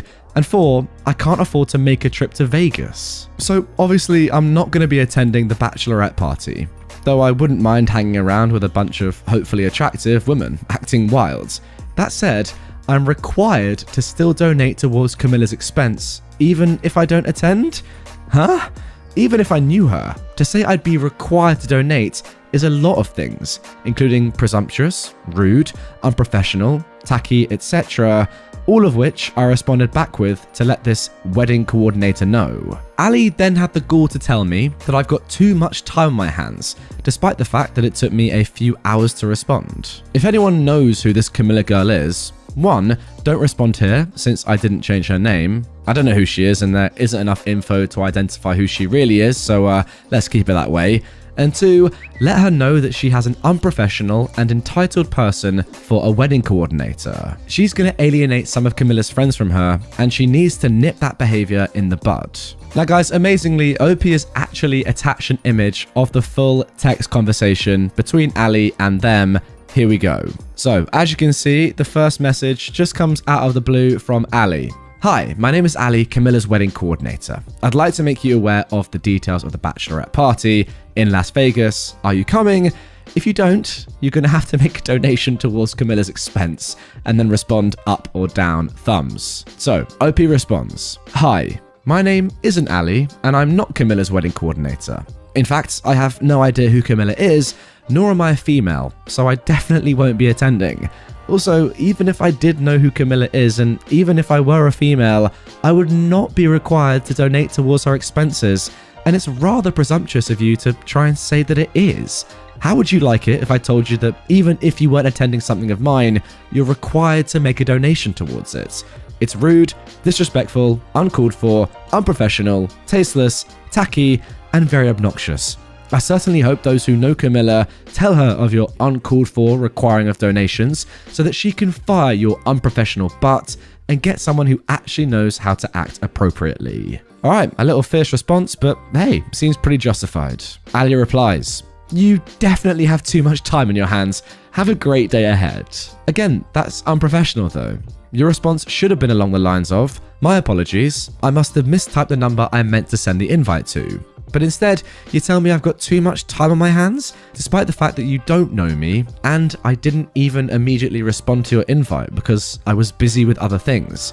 You really are a piece of work. And yeah, to be fair, 10:51, Ali sends the initial message. 1:02 PM, over 2 hours later, OP replies. Ali then says, Well, don't you think the same would apply? Calling me unprofessional when you don't know me? Like I said, have a good day and treat others as you would like. You said a donation is required even if I don't attend. That's unprofessional. So you provided me with a valid reason to say that you are unprofessional. Seriously, you're coming off as someone who feels entitled and believes that they can do no wrong. Focus on your mistakes before pointing out wrongly perceived flaws in others. There you go. Weird series of text messages. I can't tell if OP is coming across a little bit too strong, but hey, nonetheless, Ali is definitely entitled. Now look guys, I kind of think that OP is taking this a little bit too seriously. Yeah, of course, it's very entitled. It's not that deep though, is it really? It is just a weird, concept overall. I don't really understand how this has come about. How this person has accidentally messaged you, I don't really understand. The fact that you're required to donate, I don't really get. They don't even say, oh, sorry, that was a mistake. You're not coming. It is all a bit weird. But yeah, OP is taking it very seriously. I don't really know what to think about this one. It's just a very strange one. I do find it funny though that this person was getting annoyed by OP calling them unprofessional when they don't even know them, but they don't know OP. So yeah, it is strange. It really, really is. Entitled mum demands I date her underage daughter. For some backstory, I am a 24-year-old black dude. Unfortunately, I've always looked very young for my age. I'm about 5'7", skinny, and I've got box braids, which adds to my youthful look, I guess. I do have a beard and moustache, but wearing a mask makes them pretty much non-existent. Ever since I turned 18, I've had an issue of attracting younger girls because they assume I'm around their age. I always decline these girls. I work as a temp stocker at Walmart. On this particular day, I was wearing a black hoodie and sweatpants. What I do like about working at Walmart is that they let you dress comfortably as long as you don't look crazy. I didn't notice at the time, but the sweatpants that I wore clearly showed my prints. Oh, okay, so I actually didn't know this. Maybe some of you guys did. Print means as in somebody could see your, outline. Crazy. So, I was minding my business, doing the usual work of cutting boxes and stocking shelves. There was some excess baking goods that I had to put on the top shelf, so I had to reach very high. I noticed someone in my peripheral to the right, and I didn't give it any thought. When I finished docking the product, I look over and see a girl holding chocolate chips staring directly at my crotch. My first thought was to tease her about it. My second thought was she actually looks quite young, and then my third thought was nope. She noticed that I caught her, and we locked eyes for like 3 seconds. She started to turn beet red from embarrassment and she didn't speak. I shrugged it off, turned around and walked away, going back to my work cards. I proceeded to see the girl like 4 more times throughout the grocery aisles. She'd turn red, put her head down and run away every time. It was funny and a bit adorable to me. The next time I see her, she was walking towards me with a lady who turned out to be her entitled mother. When we crossed paths, we locked eyes again, and I gave her a smile. All she could see was my squinted eyes. She did her usual look down, turn red routine. I stopped to put down and cut open the box I was holding when her entitled mum came to talk to me. Were you just checking out my daughter? No, mum. I'm not interested in your daughter. Oh, stop it. I saw the way you looked at her. You think she's pretty, don't you? Yeah, she is pretty. I'm just not. You think she's pretty? It should be that simple. And you two locked eyes like lovebirds. You even made her blush. I can explain that. I caught your daughter staring at my crotch earlier, and she's embarrassed about it. I guess I smiled to signify it's okay and she shouldn't be embarrassed. The entitled mum looked directly at my crotch while I was talking. She was looking at it for what felt like a whole minute, but she finally looked up. Oh my god, you were sexually harassing my daughter? What? It's very unprofessional and inappropriate for you to be wearing such tight pants. They weren't that tight. You're basically flashing to people. A few bystanders at the end of the aisle were looking, so I thought that maybe I should just dead this situation. I didn't flash anyone. I was just working and she was looking at me. No harm was done. Unless you make my daughter your girlfriend right now, it's sexual harassment. It doesn't count as sexual harassment if you two are dating. This statement made me cringe hard. So I said, F this. Mom, how old is your daughter? 16. How old do you think I am? 18, maybe 19? I took off my mask to reveal my entire face. I'm 23. Just when I thought my cringe meter was full, the entitled mum says this. Look at her. She's very mature for her age and she obviously likes you. Don't deny a beautiful young woman. I bet she is. Beautiful and mature. A young man will be lucky to have her. But you're a younger man, Mom. Oh, age isn't that big of a deal. Her dad is 7 years older than me. I don't care. Okay, well, I guess we need to talk about your sexual harassment with the manager. I called the manager myself, and when she arrived, the entitled mum was quick to tell her. Hello, Mom. What is the issue? This employee has been strutting around, flashing in this store and at my daughter. His pants are too tight and it's unprofessional and inappropriate for him to wear them.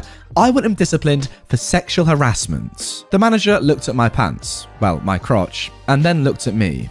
I responded. Okay, now ask her daughter what happened. The daughter told the manager the truth about how she saw me, thought I was cute, and how I caught her looking. She also said when she came back, her mum asked why her face was red, and she responded with she saw a cute guy.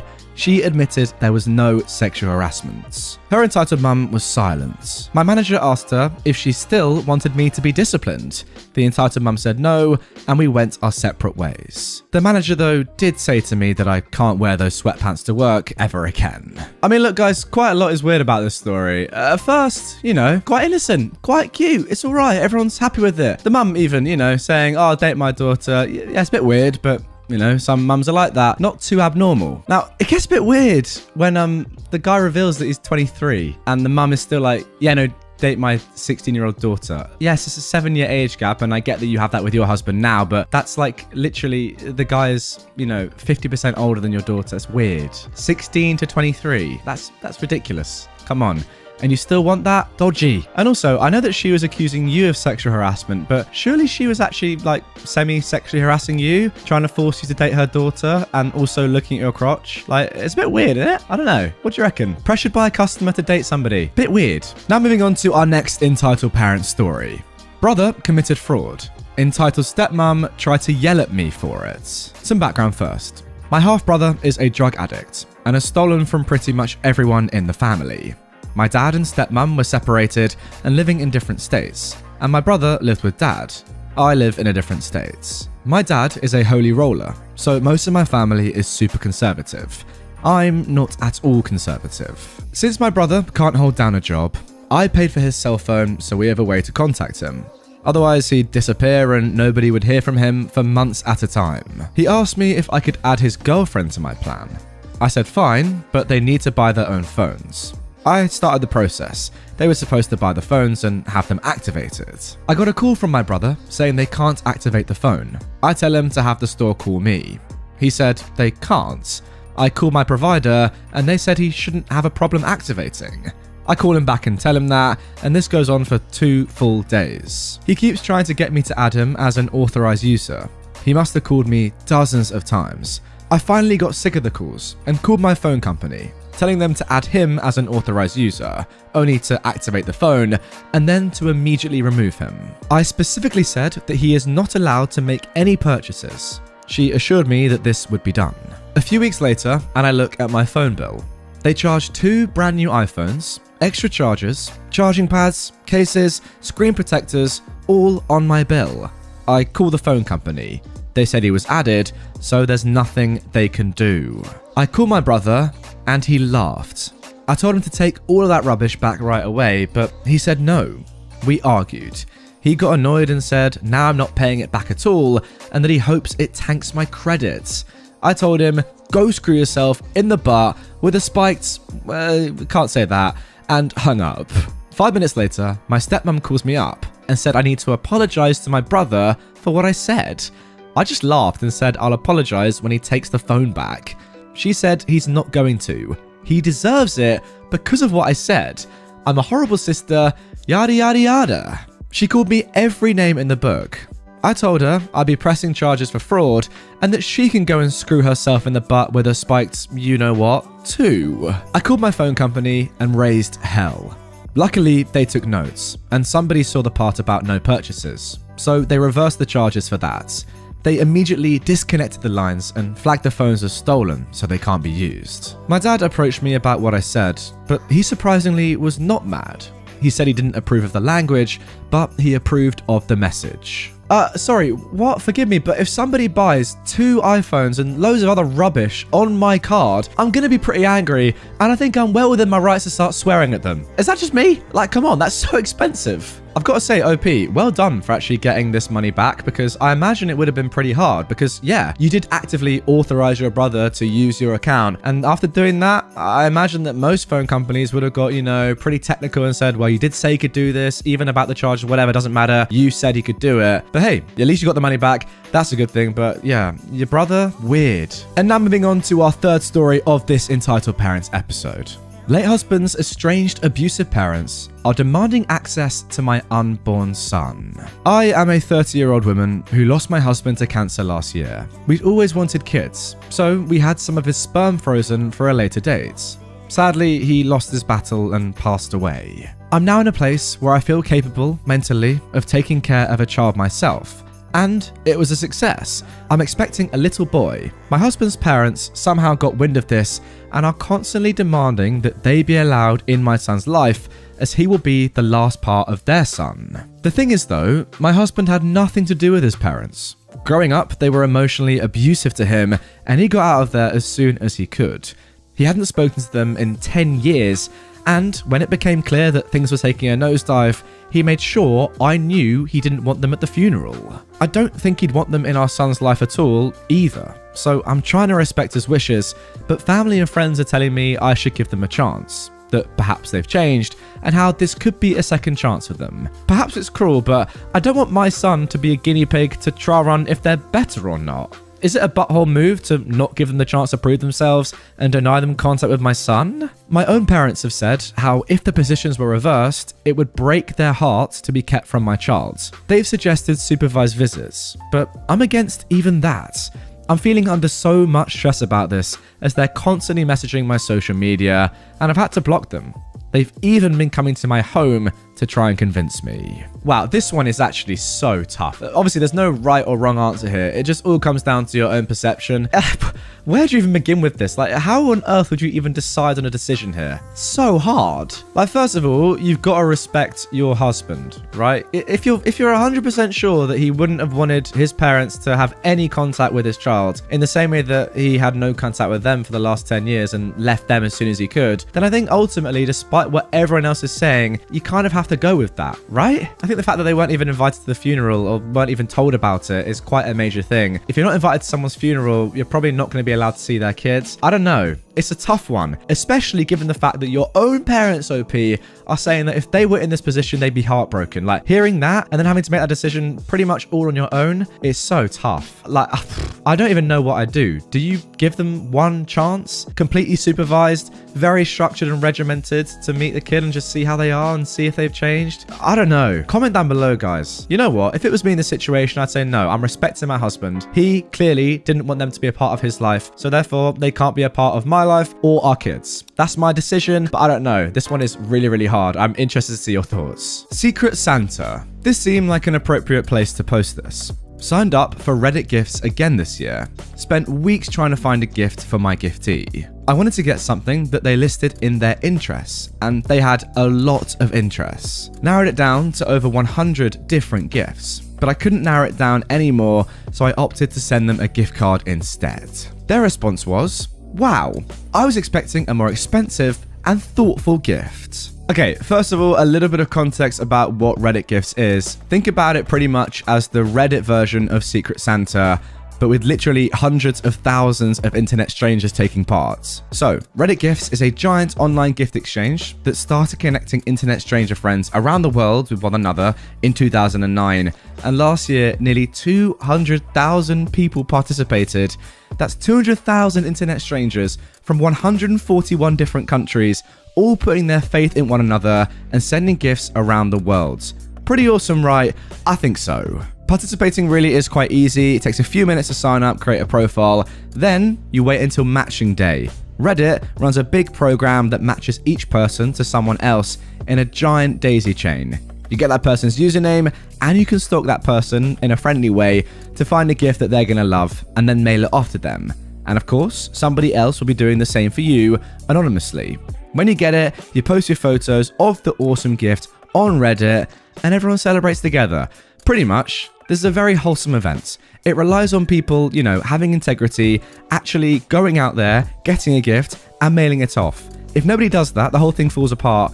You have to, get into it, do the right thing, and actually send the gift off, and be grateful for the gift that you receive. Now, guys, that context is important because it just shows how entitled this person is. OP has said in the comments below that they sent a gift card worth more than $20 to the person when the minimum spend of the whole Reddit gift Secret Santa thing was $20. So they're spending more money than they'd be expected to. They're giving this person, who they have no idea really anything about them, just their name and some pictures or whatever, some information they can find online, the ability to spend that money on whatever they want via a gift card. Yet still, this person is saying, no, I wanted a more thoughtful gift and I wanted one that's more expensive. Again, to make this completely transparent, they don't know each other. They're complete internet strangers. How can you want a more thoughtful gift? You don't know the person. I don't get it. And asking someone to spend more money on you, someone that you do not know, that is so entitled. It kind of makes me wonder what this entitled person actually sent off for their gift to their anonymous stranger. I would absolutely love to know, but I guess we'll never know. I really have a thought in the back of my mind that it might have been something actually really bad,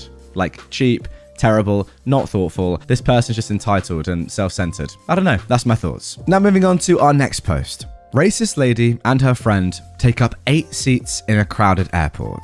I was traveling with my brother and his 5 kids, ages 4 to 15. We were in the airport in Dallas, and the way the seats were set up, there was an entrance at one end of the row, and then they went all the way down to the glass, with 2 rows facing one another. 2 opposite rows were pretty close together. Also, we're black, which plays in. It was packed, and there were 7 of us, so we figured that we just have to stand around with the kids for 90 minutes or something like that. But then I spotted some empty seats, each with some stuff on it. Not a lot, but something like a purse, a jacket, and a little shopping bag. They were against the glass, and these 2 older white ladies sat facing one another and had set their roller bags up like a wall, preventing anyone from getting down the row. I figured that they were maybe traveling with a large group who had left their stuff, but it looked like one person's stuff spread out. So I figured I would ask, "Excuse me, ladies, are you traveling with anyone?" They stared at me for a while. "Why?" one of them finally asked. "I'm wondering if those items belong to you or to your traveling companions." They looked at one another, and finally one said, "No, those are our things. Do you mind if I move them so we can sit down?" Long pause. Finally, not looking at me, they say, "We put them there." "Yes, Mom, I'm sure you did. I'm not asking if you put them there. I'm asking you if I could move it so my family could sit down." Finally, one of them gets up in a huff and a scowl and gathers all their stuff and puts it on the seats next to them and says, "I don't know why you're making an old woman get up like this. You think I've got energy for this?" "I told you I would move it for you." Then she immediately snapped, I don't need you touching my things." "Excuse me, Mom? You don't need a what touching your things?" "I said I don't need you touching my things." "No, you said you don't need a something touching your things. What don't you need?" "You." Still not looking at me. I paused and then said, "Did you mean you don't need a n? At this point, she wasn't responding. I counted out the seats and the kids all sat down with their bags on the floor. It was still my brother and me, and they had 2 seats with their stuff. "I'll need that one too," I said, as I pointed to her seats. More huffing, but no more smack from her. I sat my big black self down right next to hers and put my bag on the floor. They sat in silence until our flight was called. Wow, you handled that like an absolute legend, OP. Although we didn't hear any explicit racism, it's pretty clear from this account that these women were about to say something extremely racist and maybe had racist thoughts throughout in terms of why they wouldn't give OP and her family the seats that they were not using, but just, taking up selfishly. Calling them out though, like that, or just being obvious with it and saying, "You know what, no, say what you were gonna say. Say it and listen to how ridiculous it is." Amazing. The fact that they had nothing to say just spoke 1,000 words. Obviously racist, obviously disgusting, obviously get out of the airport. That's what I say. Now moving on to our third post. Entitled Mum tells me my 14-year-old sister was asking to be harassed.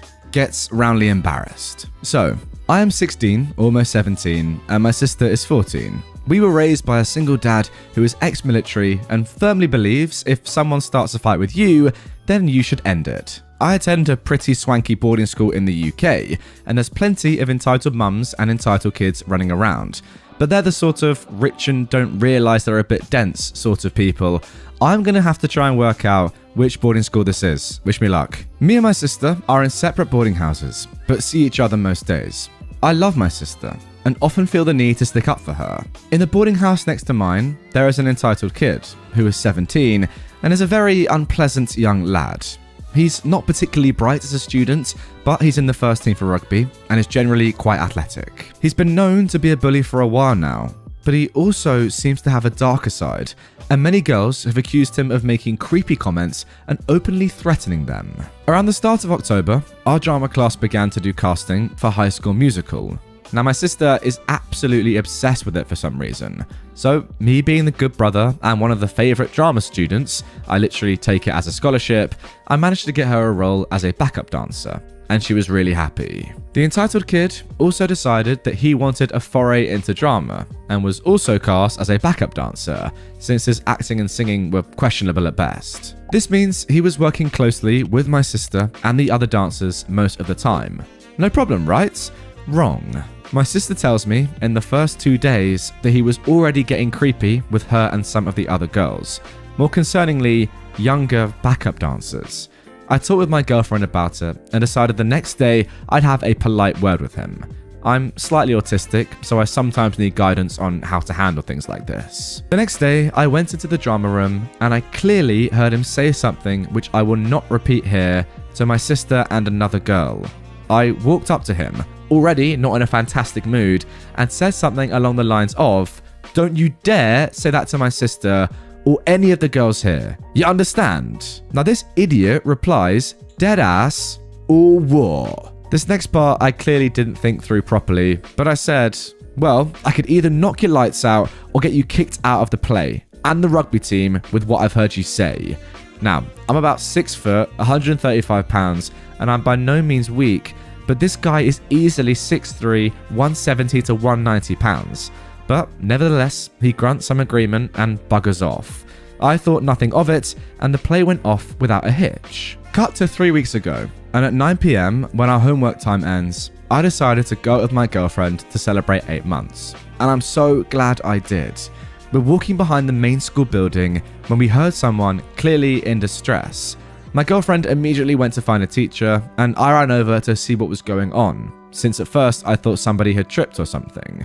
I find the entitled kid has backed my sister into a corner and is threatening her, shouting obscenities, standing in a very predatory stance. She's lying on the floor with a noticeable bruise on her face and sort of shouting in anger and pain. I immediately sort of grabbed the kid and started throwing punches. My only goal was to get this monster away from my sister. Now, despite him having size and most definitely strength on me, I quickly realized every time he hit me, it didn't hurt so bad.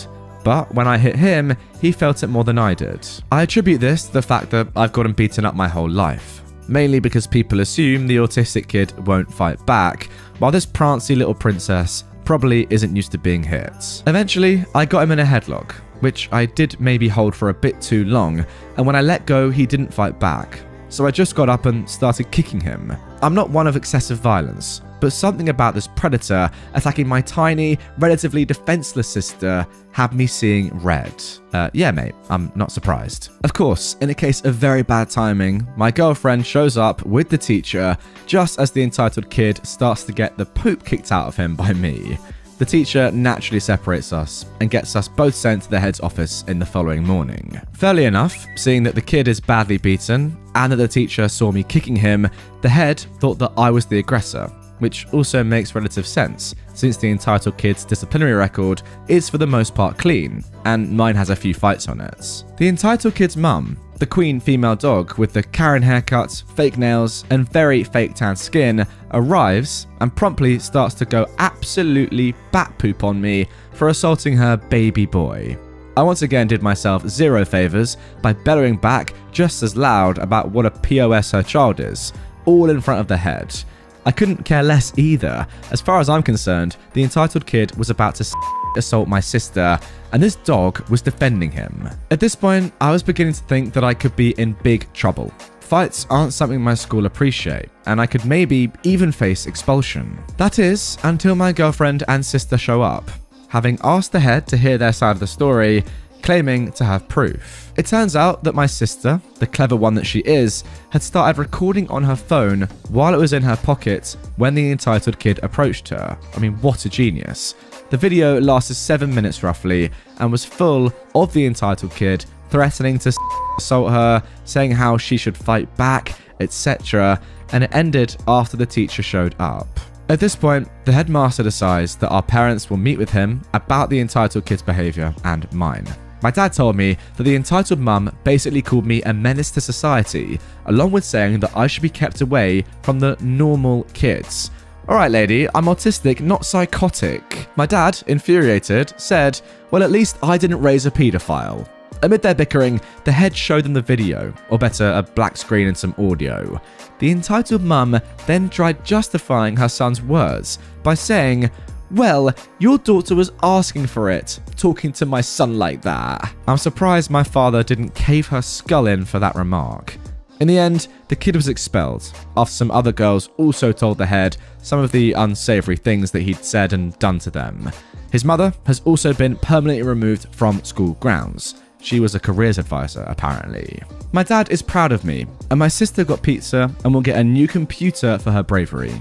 She responded to all his creepy comments very insultingly. How brave of her. I should also mention that the entitled kid's dad is a charming fellow, also ex-military, and was shocked to his core by both his son's actions and his wife's response to the video.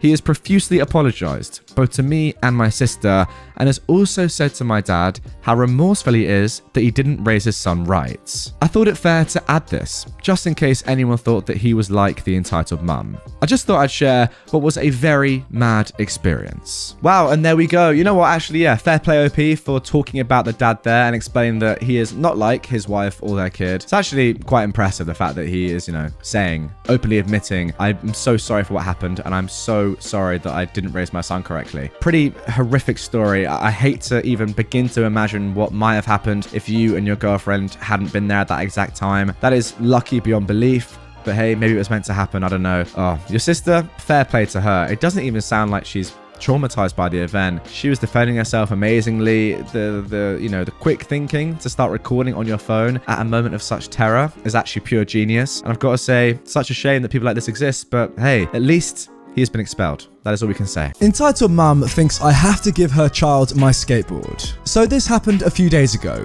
I like to skateboard, and recently I decided to get back at it and got a new board since it's been years since I've been out skateboarding. I went to the skate shop and got me a new board, and since I had a lot of time to spare and I was already outside, I thought I'd take advantage and go to the nearest skate park to test it out and have a bit of fun. Since I've been in lockdown with a lot of pent up energy and stress, haven't we all? So I went to the skate park. Now next to the skate park there's a playground, so it's common for kids to invade the skate area that is already horrible, to the point that skateboarders had to add obstacles to the park to skate. I skated for a while and sat down for a bit to rest since I'm out of shape and not used to skating anymore like before. I sat on one of the benches at the skate park with the board under my feet trying to catch my breath again. The park was kinda empty since it was around 3 PM and we're in the middle of Miss Rona. There were a few kids on the playground and on the skate park. So one kid comes to me mesmerized at the skateboard and asks me if he can take a ride on it since they never had a skateboard before and he liked it a lot. I wasn't using it, so I let him skate for a while until I was good enough to go back to use the skateboard. In the past, I skated a lot in this park, and a few kids in the past have asked if they could use my skates or switch skates or even skate together, especially little girls since I'm a girl and they are not used to see girls skateboarding. I said, sure, go ahead. I'll go buy a bottle of water and I'll be right back. Take care of it, okay?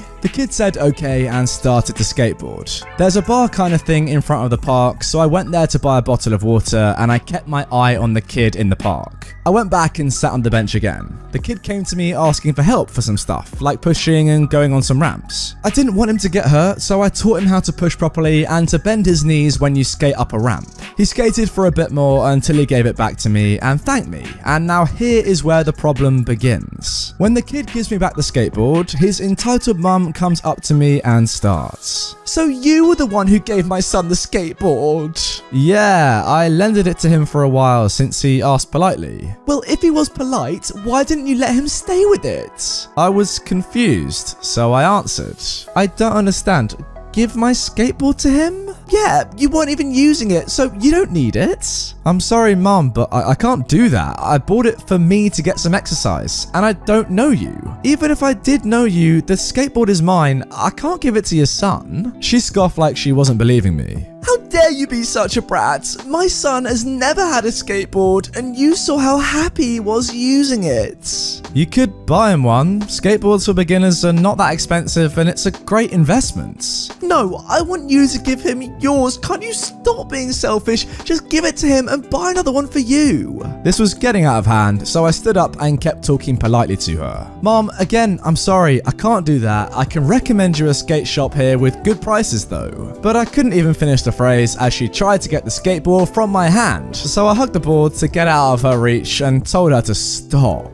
Where are your parents? I want to talk to them and tell them you're not giving my son what's his. I'm 19 and have a baby face, but I work. I'm an artist and get all my money from commissions, and I was done with this woman. Mom, we are both adults. If I got this skateboard because I worked for it and paid for it with my own money, I'm not going to give it to your son. You can buy one for him if you want. I'm not a charity centre to give my things out to strangers. The woman tried to get my skateboard again, but this time I was so done and annoyed that I put it on the floor and skated out of the park. She kept yelling how I was selfish and was not giving her son my skateboard and how I stole from her son. I was tired and done. I left the park on my board so I could go fast enough so that the entitled mum wouldn't come after me.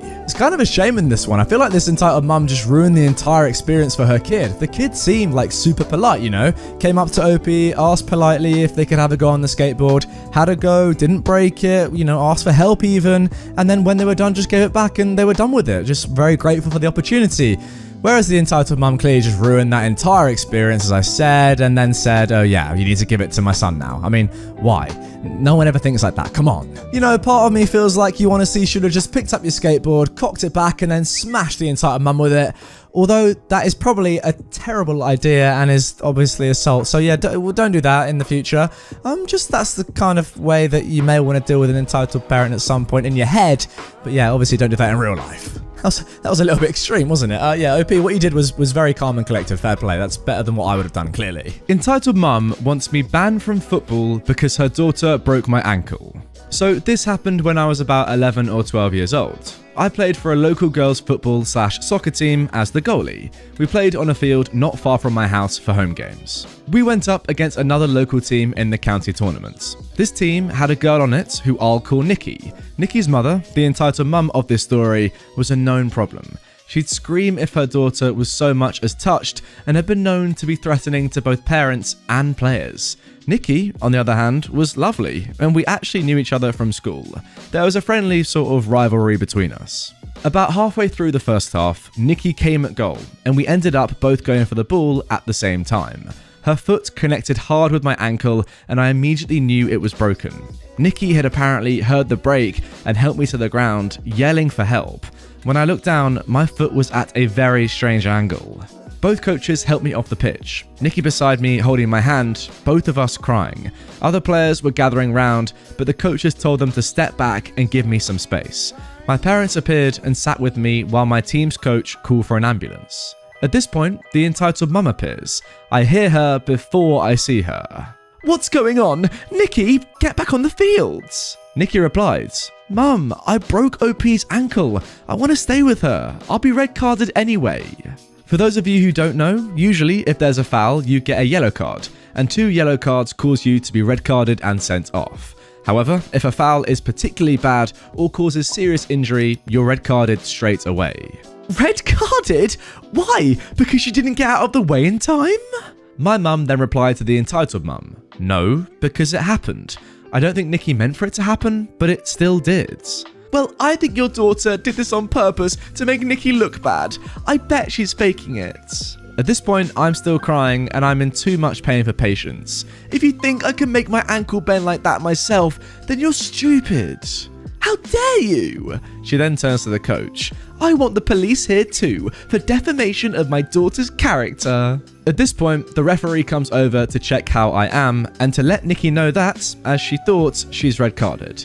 Nikki doesn't seem to care, but her entitled mum explodes. "You can't red card my daughter. Red card that little dog. In fact, ban her from the game. She's putting it on purpose. Look." At this point, she kicks my ankle with her foot. It's not hard, but still agony because of the break. I screamed and my mum jumped up to take the entitled mum on. The other team's coach had to get between them to stop a fight. An ambulance shows up during this, and the paramedics come to help me. They managed to get both Nikki and me laughing and helped secure my ankle so as not to cause more injury. My dad told them about what this entitled mum had done, and one of the paramedics shook her head and said, "You can't help stupid, I guess." The police also showed up while I was being sorted out. I didn't see this part, but was told about it by other players later. The entitled mum started yelling that my mum and I should be arrested for defamation. However, after being told by several witnesses what had happened, the entitled mum was arrested for assault. I was taken to hospital in the ambulance, my mum riding with me and dad driving the family car. It turned out that I had a break in 2 places in my ankle. I have a strong suspicion that one of the breaks was the result of the entitled mum's kick, though that can't be proven. I had to wear a cast for 6 weeks and missed a week of school. Nikki and other members of both teams came to visit me at home in the following days. The entitled mum was cautioned and released, but was issued with a lifetime touchline ban by the team's coach. She apparently tried to show up at a couple of games, but other parents made her leave again. Thankfully, Nikki is still lovely and we remain friends to this day. Now, some of you long-term viewers of my channel may know, I have spoken about this before, that something very similar to me happened to OP in this story, and that is why I simply had to read this one out to you guys. I was playing football when I was in university in a proper 11-a-side match, and some guy on the other team came through me, just absolutely destroyed me, slide tackle right through my right ankle, which dislocated it. He also, like OP in this story, got straight red, well, Nikki in this story, got a straight red card, but yeah, I went to hospital and my ankle was dislocated. Fortunately though, it wasn't broken. That is a lot worse. Anyway, OP, I hope you recovered. The problem with ankle injuries though, I mean for me anyway, is that they last for such a long time. I've still got issues with my ankles now. Like they ache quite often. And I've actually, let me just go and get something that I've bought to help me with my recovery. You see this, everyone? Yeah? I'll tell you what you do with this. You stand on it and you balance. Oh, what, you want a show? All right, coming right up. Yes. So you stand on it and, right, my chair's in the way. Alright, so you stand on it, and then you've got to try and balance. As you can see, I'm not very good, but it's good for your ankles. Anyway, enough of that. Let's carry on. Anti-vax mum and dad, exposed golf tournament children, and entire airplane to COVID. So, my good buddy has been working really hard with his son at becoming a great golfer. He's done a good job, and his son was invited to play at a major golf tournament last month in Arizona. Now that's a super big deal. It's on ESPN with celebrities, etc. Now my buddy is close with an anti-vax dad, and their kids play golf together, and both were going to the tournament to play on a team. Before leaving for the tournament, and when you get to the tournament, you needed to take a COVID test. The anti-vax dad tested positive for COVID, but his kid and wife didn't. So, even though they all live in the same household, none of them had the vaccine, and certainly the wife and kid are already exposed, the anti-vax dad has the mum take the kid to Arizona instead. Upon arriving in Arizona, they need to do another COVID test at the hotel, which comes back positive. Surprise, surprise. So, at this point, they're not allowed to play in the tournament, and need to quarantine for 10 days at the hotel in Arizona. But what do these buttholes do? They say screw that and get back on a plane and fly home, exposing everybody on that plane. Now my buddy is mad. He's angry that his kid could have been exposed, and he's angry at the selfish mum who decided to put her and her COVID positive kid on a plane. So he talks to the nurse who administered the COVID test the day before and lets her know what the anti-vax mum did. Another nurse, who is super annoyed, is going to be alerting the FBI and the police. I hope they get their comeuppance. It's one thing to be anti-vax, but these people just do whatever the hell they want and don't follow any rules, putting the rest of us at risk. Even with a bunch of young kids involved, they only thought of themselves. Bunch of selfish buttholes. Right then, Americans watching this video, I need your help because I don't know the rules and laws in America surrounding breaching COVID rules and regulations. I know them in the UK, and I know that if you did this sort of thing in the UK, yeah, that's illegal. You'd be going to prison, most likely. I'll be completely honest, like putting that many people in danger, I think you'd be going to prison. But comment down below, Americans, what happens in this situation? What do you think is going to happen as a result of this nurse reporting this family? I want to know. Okay, look, maybe you wouldn't go to prison, but you would definitely get like massive fines, community service, etc. in the UK, that is. In America, I just don't know. Sometimes you're harsher than we are. So hopefully these guys go to prison. I doubt it, but yeah, comment down below what do you reckon is going to happen in this one. Entitled Mum wants my child discounts at the ski hill where I work. I am so lucky that I get to work a dream part-time job teaching little kids how to ski. It's the cutest thing I've ever seen, and I love seeing them smile the first time I take them up the bunny hill at the end of a lesson. Seriously, if you can get this job, get it.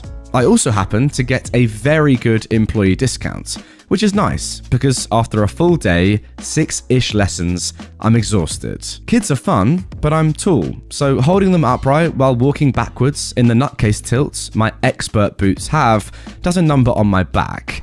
I like to reward myself with a chocolate bar, a hot dog, and a pop after a full day of work, using the aforementioned amazing discounts while I wait for my mum to come and pick me up. It had been a nice, warmish day, like -10 to -5 degrees Celsius and sunny all day long. So I had a full day of lessons with hyperactive youngsters. It was so busy that I hadn't bothered taking anyone up to the top of the hill, as even in my first lesson, the instructor fast lane was a bit too long. and it just got worse as the day went on. Also, the kids after my first lesson were very young, and some of them had never skied before, so I wasn't holding them back from anything. Just trying to get across how insanely busy it was. I think everyone on a 100-kilometer radius was on the hill and booking last-minute lessons. Needless to say, the cafeteria was just as packed. I was still standing in line for my hot dog when I got my mum's text saying she was parking. I should preface this by saying there were more instructors this year than there were coats for the instructors, so I was borrowing one from one of the managers on vacation, leading to a complete confusion among parents because there was a name tag on it that obviously wasn't my name, and I had to turn it in after my last lesson every day, meaning I was wearing my yellow striped jacket that I think is actually a child's extra large because of how short it is. But it was secondhand, is an expensive brand, and fits, so who cares? I finally get to the checkout and grab my chocolate bar as I hand the cashier my employee badge, which looks very similar to a seasonal pass, so that she can apply my discounts. I should also mention that the cafeteria area is small, so we were packed like sardines. But it wasn't so near the cashiers, so I'm not sure why this lady was standing close enough to me to read the discount on the bill I was handed. I'm paranoid and always check it before leaving. Big mistake. This woman shoves her kid upright into me and hands her her card, saying, "You pay," then turns to the cashier and says, "We want the child discount," in a sickly sweet voice. I'm confused. The cashier is confused. The other instructors in front of me are confused. We are a ski hill known for our ski school. It would go out of business if there was a child discount. The cashier finally says, "We don't have a child discount." "Yes, you do," the lady says, shoving her terrified kid, my guess is 9 years old, towards the counter. She then points at me. "She got the child discounts." "I'm sorry, Mom, but she works here." "No, she doesn't." The lady points to the other instructors. "They do. This child is not even old enough to work here." I kind of nod and shrug and eat my hot dog. This isn't my problem, at least I didn't think so, and I wasn't quite ready to leave yet, as I needed some hands to get my skis into our car. I then go and stand by a wall, because there was no sitting space left, as the cashier brought up the total. "Where's the discount?" the lady said. "I told you. There is no discount," the cashier said calmly. The lady then waved her arms like a mad person, pointing at me, stuffing my face. "She got one. My daughter should get one too. She works here again." "No, she does not." I finally get annoyed with this and tell her that I do, in fact, work here as an instructor. "No, you do not. You are too young to work here, and anyone can see that you are lying. You're not wearing an instructor's coat." "Yeah, because I clocked out." "See, you aren't working. I want the child discounts." "There is no child discounts." "Then what discount did she get?" She points an accusatory finger at me. The cashier is getting annoyed at this point. "The employee one." "But she said she isn't working." Wait, sorry, is this woman stupid? Just because an employee isn't on shift, surely they can still get the staff discount. What? At this point, the people behind her are pretty upset, and some are telling her to pay and move on. The lady starts pointing at my employee card that's hanging between my pop and chocolate and starts saying that it's just like her kid's pass. I'm now at the end of my wits and show her where it says employee on the card. She turns red, then demands that I give it to her for her child to use. I simply inform her that I'm not allowed to share it with anyone, and I leave. Before you ask, I've got no idea what happened next. I applied late, part of why I didn't get my own jacket, and didn't know if this needed to be reported or not. But no one got hurt, and I assume she paid and went on her unmerry way. I never saw her again. I'm honestly not even sure what to say at the end of that story. Really? Even after seeing the word employee on the card, she still tries to make up some weird excuse to validate her logic? Like, come on. I mean, really, she thinks that staff are only allowed to use staff discounts when they're on shift. What? That doesn't make any sense. If you're working, then you're not going to be buying things at the cafeteria, are you? Oh, so weird. EM tries taking my skateboard and my mate's BMX because her EK ran in front of us and we hit him. Yo Redditor and anyone else who's going to read this. I've been reading the EP stories for a while and never came across one myself, but oh boy I did the other day. Context: I am a 13-year-old living in Northern England, big up Bradford, but do not whatsoever fit the the role of being a chav, like the stereotypes of up here. Although it says in the title that my mate and I ride and stuff, we don't ride Carreras and don't carry knives. We just want to get good at what we do. I'm 13, but I also happen to be 5'9" and I have a super deep voice. This comes in later. The juicy story. So this happened very recently. Recently, we've had great weather up north, a rarity, and me and my friend have been going to the local skate park almost every day after school to practice what we love doing. The skate park isn't very big, but it has a fantastic surface and a pretty good half pipe from dropping in, etc. On this particular day, we got there and both verbally groaned. Midgets. They swarmed around on crappy razors and other design masterpieces from eBay, devouring the ramps and snaking people like vipers. Snaking is cutting in front of people when those people are about to drop in or whatever. We looked at each other and walked forwards with wary steps. I was putting my helmet on and was about to drop in when I noticed my chucks were a bit too loose, so I sat down and got my Allen keys. F said he was going to the shop, so I gave him a quid and asked for a Dr. Pepper. I did some kick flips and nollie flops to get warmed up by the side of the park. I did a couple of circuits at the park, doing a few tricks at the half pipe and everything else. On my third circuit, a little kid, EK, ran onto the park and in front of me. I swerved out of the way but clipped his shins with my board. He seemed to be fine, if shaken, but I'd gone straight off my board and had a huge graze on my left arm. I swore and stood back up, looking over to see if EK was alright. EM ran over to me and started yelling at me. The following conversation ensues. "What the hell do you think you're doing? Deliberately crashing into my baby like that?"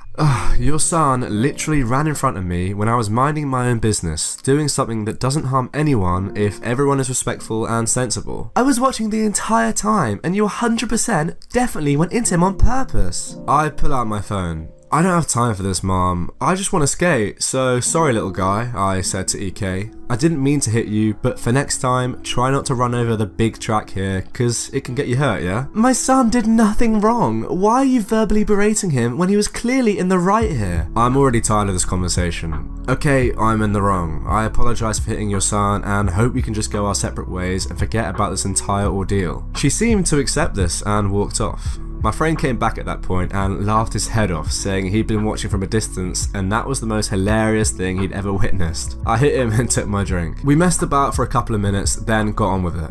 I don't mean to brag, but I can skate pretty well. I've been practicing a 720 gazelle flip and just doing basic lines on the half pipe and such. We were having a good time when the EM rocked up again, this time with a police officer. I continued skating, just trying to ignore the EM. When I got back to my friend, the officer waved me over and I complied, trying not to seem wary of what he was going to say. "This woman here tells me you have deliberately hit her child with your board and then tried to assault her. Could I hear your version of the story, please?" EM visually slouches and looks a heck of a lot grumpier than before. So basically, her kid ran in front of me and I swerved out of his way. I clipped him with my board and sent myself flying, grazing my arm. I show the officer my graze. Then this lady yells at me for assaulting her son and I try to keep the peace and give her kid some friendly advice on not running into a skate park. She then yells at me again for yelling at her kid, at which point I've had enough and tell her that I was totally in the wrong and I hope she can forgive me. I yell for my friend. My mate here can confirm this as he was watching. He confirms this is true and another couple of guys chip in and say that EM is the liar here. The officer gives her a warning for wasting police time and then wanders over to the ice cream van. After EM's sure he's gone, she whispers into EK's ear and then wanders past me and towards my stuff. EK then proceeds to run onto the park again. I grab him round the waist as there's a guy about to smack straight into him and pull him backwards. The EM has been watching this happen and then proceeds to yell, "Pedo! This kiddie fiddler just touched up my son! This man is touching my son! 20-year-old pedo!" The officer comes running and tackles me to the ground. I play rugby, so it's no biggie that I just got slammed to the ground, but still, it was a shock. "What the F you done, female dog?" Gotta keep it PG, thank you very much. "I just saved your son from a broken arm, and you're calling me a pedo? Plus, the fact that I'm 13 makes you effing mentally collapsed, doesn't it?" And for all you Americans, clapped pretty much just means stupid. Everyone else in the park is looking at this lady like she's a complete and utter div, another English word. The officer then yells at the lady for disrupting the peace again, and says that this is her final warning. At this point, she realizes she's messed up big time, so speed walks off with EK. 2 minutes later, she was back. and whilst I was having a drink and watching my friend do stuff on the halfpipe, she took my £120 custom built board and ran. I yelled what the heck she was doing and sprinted after her, full on rugby tackling her to the floor and pinning her down. My friend sprinted over and took my board from her, whilst the officer sprinted over again and arrested her. Mom, you are hereby under arrest for attempted theft, disturbance of the peace, and some other things I can't remember, something like wasting an officer's time. I get up from pinning her down and dust myself off. You might think it stops here, but that's a no from me, dog. The fun never ends. I'm shaken at this point. My friend walks over to me and shows me my board. One of my most prized possessions had been damaged. I was adjusting my trucks when she nicked the board so everything was loosened. One of the trucks had bent from being slammed against concrete. I showed the officer and he added something about property damage to her charges. Her entitled kid then walks over and shoves me, sending me to the floor as I'm unprepared and out of breath. The officer grabs his arm and holds me in place. I don't know the results of what the EM got charged with and I'm too lazy to give updates, but yeah, this was my run-in with a Karen/EP. Well, thank you very much, Josbob, for your submission to my subreddit. That entitled mum is something else. Karen secretly films me jogging and shows video to my boss. I recently had an emergency appendectomy and recovery has been slow. I had to take time off from my own athletics, but worse, from coaching in the kids' sports program I'm involved with. The experience made me step back and realize I really built my whole identity around being active and healthy. So the hit my physical abilities took as a result of being sick and the healing process has made me feel lost. I've been working to regain the joy I used to experience from exercise, without going, oh, you used to be so much faster with that, or your techniques used to be so much stronger, or you don't fit in anymore, or whatever else, and just enjoy myself, regardless of the level I'm at. But ironically, the anxiety about not being able to do what I used to has made regaining those abilities difficult. It made me self-conscious about exercising in public spaces, but I was starting to finally get over it, as friends convinced me the source of the concerns were all in my head. There's no way to get back to it other than training, so despite the anxiety, I started running again, as soon as the doctors approved it. I went to the local track and just did a few slow laps each morning, building up speed every few days, and I've only just been authorized to add some sprints and bodyweight training into the mix. Occasionally, there were other people at the track, but I didn't really notice because I run with headphones on and try to zone out in these lighter sessions. But little did I know, my friends were actually wrong. It was not all in my head. I was being watched, and more than that, I was being judged. This was my absolute catastrophe level worst nightmare at this stage of building back my strength and speed. On Friday, I was setting up for practice at the kids program, and the head coach asked me into his office because a parent had a complaint. A parent I didn't know too well. Karen was there, and he said she had a specific complaint about me. The meeting almost didn't happen because of Karen's initial refusal to put on a mask, which is required in our facilities for now. But eventually, her desire to tell on me for whatever she thought she had me on overrode her freedoms to infect anyone. I was a bit nervous, as anyone is being called to meet with their boss over a complaint, but I figured it was a classic case of, my kid should start more, or I know my kid tried out as a midfielder, but I want him or her to switch to defense. That kind of rules don't apply to me thing. But instead, I sit down in the office and Karen is playing my boss a video of me running on the track that she filmed from afar. Is surrounded by stadium-style risers. I was horrified, both because no one is ever totally used to seeing themselves on video. Well, I'm getting there, but I completely agree. And because I was just embarrassed about how slow I was. But most importantly, because why was a virtual stranger, I'd met her personally maybe 4 times ever, filming me while I ran on my own at a private facility. She then went on to explain that her 8-year-old son, one of the players on my squad, was lapping me in the video and insisting the coaches need to hold themselves to higher athletic standards than the young players if they want to prepare them for college teams. Again, her son is 8. Apparently, her son would sometimes be running on the track while her older child was practicing on a nearby field. I never noticed. The kid is still relatively new, and I don't pay much attention to the other people on the track. My boss patiently but firmly explained to Karen that my physical abilities are not the parents' concern, and all personnel are closely managed by the head coaches, who understand each unique situation and what's appropriate, and that her son wouldn't be impacted. Karen then went on to say that my being out of shape was probably connected to why I've been taking so much time off lately. Well, technically yes, it is because I was in the hospital though, and complaining that the personnel changeover isn't good for the kids. My boss again reiterated that the head coaches hadn't changed or taken any time off, and that I was still one of the most skilled in the area I instruct, so this was not her concern. She asked if there was someone else she could speak to, but he explained that he was the owner and founder of this program, so no, there was not. I knew my boss was intentionally avoiding saying what had happened to me or even alluding to a health issue to protect my privacy, but I figured maybe being transparent with her would show her how ridiculous she was being and keep her tuition dollars in our program during a difficult time for sports clubs. But when I got involved and explained what actually was going on here, she just turned to the boss and said, well, maybe you should follow her until she's healed and bring on a healthy coach in the meantime, because my son needs someone out there who can keep up with him. My boss respected what I was trying to do, but made it clear we weren't going further with that strategy to avoid setting a precedent of sharing coaches' personal circumstances. Telling her why people take time off or what their health status may be is not this lady's concern, because the program manages that and makes appropriate decisions. She kept kicking up a fuss, but the coach finally told her he had to get back out on the field, back to her son and everyone else's kids. She started physically leaving, but continued fussing about how she was not satisfied and would not be recommending us to other parents. Pro tip, not the way to conduct yourself with the people who make recommendations to scouts concerning family culture or team interaction. The coach, though, wasn't preparing to leave. Instead, he stopped her in her tracks to tell her if she was found to be surveilling or otherwise harassing any staff members again, she'd be permabanned from the program.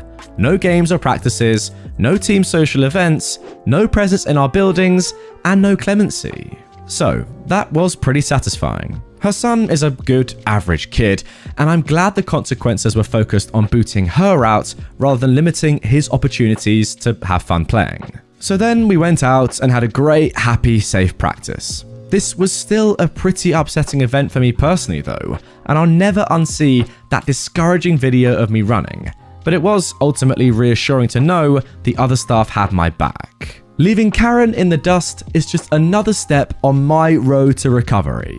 I mean, this story is absolutely horrible, guys, and to be honest, I can actually relate quite a lot to what OP has gone through there. Not with somebody filming you whilst exercising and you being slower than you'd like to be. That is just horrific, and I'm glad to say that that's never happened to me, but I can relate to being quite fit and then coming back from some sort of injury or, health concern like you went through and then not being as fit as you once were and being very sad about it. That is for sure. I mean, those of you that know me well know that I have gone through a lot of ankle issues in the past couple of years, and I was very fit before that, and now the pounds are piling on. Let's just say that. But we'll be back. Don't you worry about me. As for this Karen, though, I hope she's never back. Goodbye. See you never. How I got a store manager fired for selling my property to a Karen. I am a 26-year-old man, and I'm both autistic and have severe PTSD from some childhood trauma caused by both of my parents that I really don't want to get into. I'm on a few different medications for depression and migraines, and I have to live in Section 8 housing that I just moved into a few months ago after being on the waiting list for years. I don't like being touched or loud noises, and I certainly don't like seeing anyone take my stuff. When I moved to this city for the Section 8 housing, I've been gifted a brand new Razor kick scooter by a friend to get around my new area with. And I love it. It's black and made a bit sturdier than typical ones for an adult to ride and has bigger wheels. It also isn't sold in the local stores, but they have similar looking ones in the bike departments. Now obviously I don't just leave it outside when I go into a store. I fold it up and put it in my cart while shopping. In general, I look kinda twitchy, so most people leave me alone, and I'm just fine with that. But touch me without consent or take my stuff and be ready for a massive freak out. I went down the canned food aisle and started browsing the chunky soup. When I picked what I'd wanted and put the cans in the cart, I noticed my scooter was gone, and there was a woman with a kid fast walking away while carrying it. I shouted after them to return my scooter, but they ignored me. So I abandoned my cart and gave chase. When I caught up to the lady and the kid, I tried to take my scooter back, but the kid screamed so loudly my eardrums felt like they were gonna pop. The Karen mum shoved me down while yelling something I didn't hear because my ears were ringing and my brain just stopped working for a moment. A manager noticed the commotion and came to see what the trouble was. I didn't even get a chance to speak when the Karen started calling me a creep, demanding I be thrown out. Now I kept trying to explain what really happened, but she just kept yelling over me. We were separated and I was made to sit in an office. The manager approached me and I asked him where my scooter was, and he admonished me and said it was sold to the Karen and I shouldn't have tried to take it from the kid when they were just trying to buy it from the store. Then he pointed out that he'd given the Karen a discount just because of the situation. I understandably freaked out and told him that the Karen had taken my scooter that I came into the store with, and it wasn't sold there. The manager just looked confused, and I nearly broke down. Then I pulled my phone out and showed him a picture a friend had taken of me with the scooter right after I'd gotten it. The next thing I knew, he was running out of the room, and when he finally came back, he said that the Karen was long gone. I pulled up my phone and started frantically calling the police. Now the manager actually tried to stop me by putting his hand over my phone, and I freaked out from him touching me. He backed off because I'd nearly kicked him and was panicking and saying he'd buy me another scooter from the store. But I told him that my scooter was expensive and didn't come from their store, and I wanted mine back. Well, it turned out I had managed to dial 911 because the police were already listening in on the line and the operator was trying to get my attention. I just told them to send someone over because my property had been stolen. I had to wait for another hour at least while the police showed up, and then went through the CCTV footage. It clearly showed me entering the store with the scooter and showed the Karen and her crotch goblin taking it from my cart, and the mess that followed when I tried to get it back. I wanted my scooter back, and the police had to find the Karen from the camera footage of the parking lot. They found her address by running her plate number they got from that camera footage, and I got to ride in the back of a police car while we went to her apartment. The officer knocked on her door, and I didn't hear the situation because I was still sitting in the back of the car with the windows closed. But the Karen looked really angry and eventually brought out the scooter after some back and forth. She practically had to wring it out of her kid's hands. I got let out of the car and they asked me if I wanted to press charges for assault because the mother had shoved me. She looked ghost white when I said I did want that. But the Karen started crying and then begging me. She said that she honestly thought it was something the store was selling and it was her kid's birthday. I yelled that that didn't excuse her from stealing from someone else's cart, let alone from a legally disabled man. Her kid was also loudly crying and my ears were hurting again. So look, I said I wouldn't press charges on her if she didn't come near me or my stuff again, but I wanted something done about the manager at the store for letting this all happen, and I was ready to ride my scooter all the way back there. But the police convinced me that it would be better if I just went home and calmed down. I later learned on my next visit to the store, a couple of days later, that the manager was fired over what happened because he'd already had a few complaints against him and he didn't bother to check that the scooter wasn't one of theirs.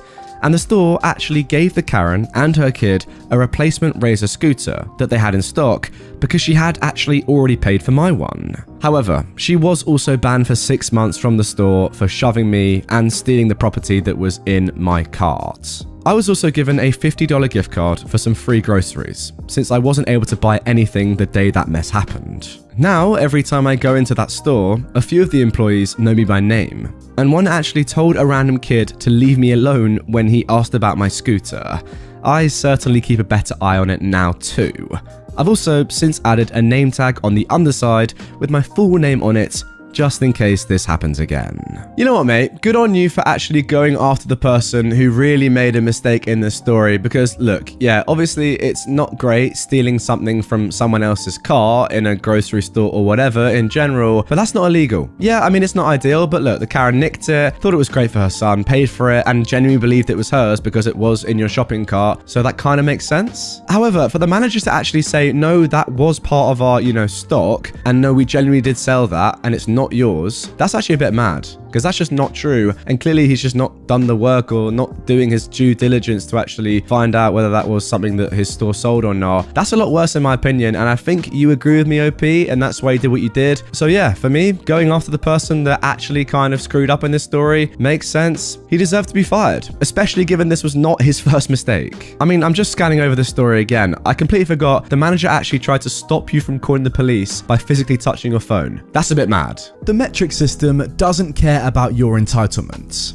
So, this was a few years ago when me and my wife, both Mancunian, that means they're from Manchester in England, were doing a mini world tour as part of our honeymoon. We were in Iceland and had been really disappointed to find out that the Blue Lagoon is man-made and is basically just a large outdoor swimming pool of water run off from the geothermal plant. So, after some light googling, we found a place about an hour-and-a-half drive from Reykjavik called the Secret Lagoon. The place is amazing and exactly what I expected from a natural hot spring. Basically a large pond pouring with steam, a river running next to it also pouring with steam, and then a load of smaller bubbling pools of water and mini geysers that would blast water into the air every 10 minutes or so. The place is on somebody's land and they've built a changing room and shower area and charge about £12 to get in. Between the pond and the river, there is a roped off area of small, deep pools that has a sign saying, "Warning, water is over 90 degrees, do not enter at your own risk," which is probably a bad translation of no entry, we accept no liability. Anyway, me and my wife were leaning against the side of the pond closest to this, and we notice a guy wander up, read the sign, then step over the rope. As he's walking up to one of these small pools, the lifeguard is running over and shouting, "Stop, stop! You can't go in there." Then the American accent replies, "Whatever, buddy. I can do whatever I want."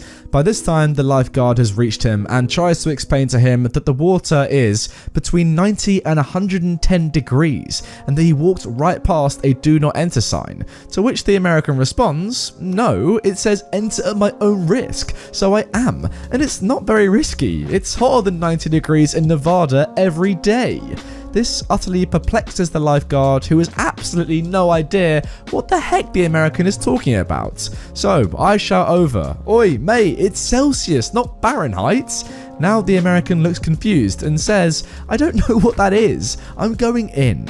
For reference, guys, 90 to 100 degrees Celsius is about 194 to 230 degrees Fahrenheit.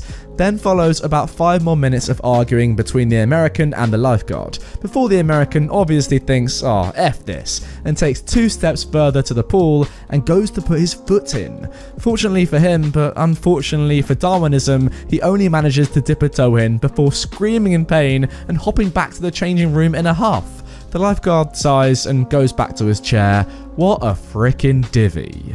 Yeah, guys, for any Americans watching right now who don't know about the metric system, 100 degrees Celsius is the boiling point for water. So what was it? 90 to 110 degrees this pool was. So pretty much the water was steaming. I mean, surely you can see with your eyes the water is steaming, like steaming hot, boiling even perhaps. You're not going to want to go in there. I mean, it's just so weird. I just don't understand this American at all, I'm sorry. Look, I get it a little bit, the sign was poorly translated, you can't really help that, but surely you see this pool of boiling hot water. Who cares if it says 90 to 100 degrees and you think it's in Fahrenheit? Yes, that would be quite cool for Fahrenheit, but oh well, still quite warm, but not boiling hot anyway. But you see the boiling hot water, does it not go through your mind, oh, maybe this is actually going to hurt me? Maybe this is boiling water that I'm looking at right now with my eyes. Who knows, guys? Who knows? Entitled Mum thinks that my personal swim gear belongs to her. So for some backstory, we have a swim team at my high school that starts in mid-November. I wanted to start to get back into shape before I try out for it, so I joined a gym that had a lap pool I could use. I'm 17, so I just drive there and back myself. A few days earlier before the encounter, I learned that a swim team for 10 to 11-year-olds started just a few minutes after I would usually stop swimming, about 5 or 10 minutes after I usually stop. On to the story. I just finished my workout and I climb out of the pool. As I was walking over to my bag, which had my stuff, I saw that a mum and her kid walked into the pool area. I guess they were here for the swim team practice, so I just kept drying myself off normally. I'm kind of lazy, so I just put my shorts over my wet jammers to save some time. I finished getting dressed and I start to pack up my swim gear. I bought myself some nice swim gear, like a kickboard, a pool buoy, a pair of new goggles with some money I earned from my job. I finished packing the stuff into my bag and start to walk out, but the mum I saw earlier came over to me. The encounter went like this. Hey, my son forgot his swim gear for his practice today. I was wondering if he could use your gear. She was actually pretty nice about it at first, but it got worse. Sorry, look, I'm just about to head out and I need to take my swim gear with me. Couldn't you just leave your gear here and come back for it tomorrow? No, sorry, I'm just not comfortable with that. I turn around and start to walk off when she grabs my shoulder.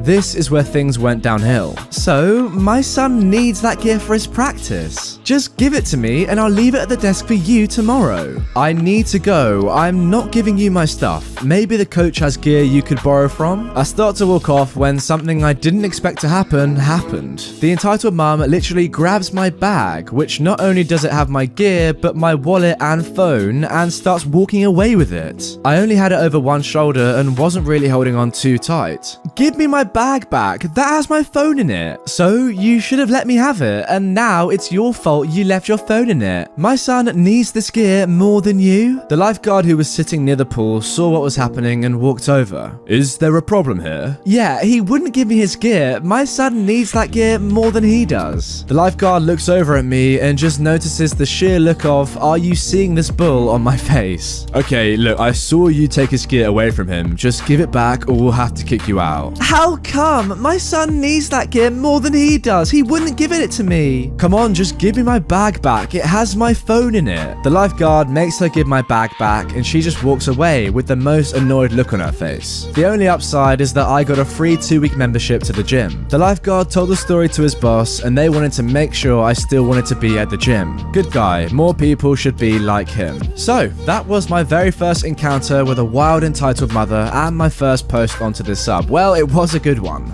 I love how she makes the dramatic step from, fine, if you're not going to give me your swimsuit, I may as well just take your phone as well. That makes no sense to me. It's your fault that I threw my not able to swim child in a 26-foot deep pool where no one was looking. Backstory. I used to be a swimming teacher, got the job very young by accident because I've always been the sporty type. Next to my house, there is a very famous Olympic pool in which they teach swimming and train Olympic swimmers from a very young age. So I went there with no expectations at all, and the next thing I knew, I was working at 15. Needless to say, I was the youngest there, and if it wasn't for the shirt that literally said that I was a trainer, no one would have ever noticed me there. My job there was to take care of and teach babies how to swim. From age 3 to 5, about 20 kids per class, from Thursday to Friday, from 2 p.m. to 6. So the kids and the parents knew who I was when the class was over and the rules about the pool, which included 2 very important things that I reminded the kids every single day. 1, do not go near the pool if your teacher isn't around, and 2, do not go into the pool if you don't have a floppy. I don't really know what they're called, we just called it that way for years for some reason, but it was those pool noodles that were old enough to be bent and we tied them around the children's chests, so it basically worked as a lifesaver. Also, you need to know that we have 3 pools, each one deeper than the others. My class took place in the medium deep one, and the kids weren't allowed in the other pool that wasn't the other one where they had their class. The parents also knew this. Moving on to the story.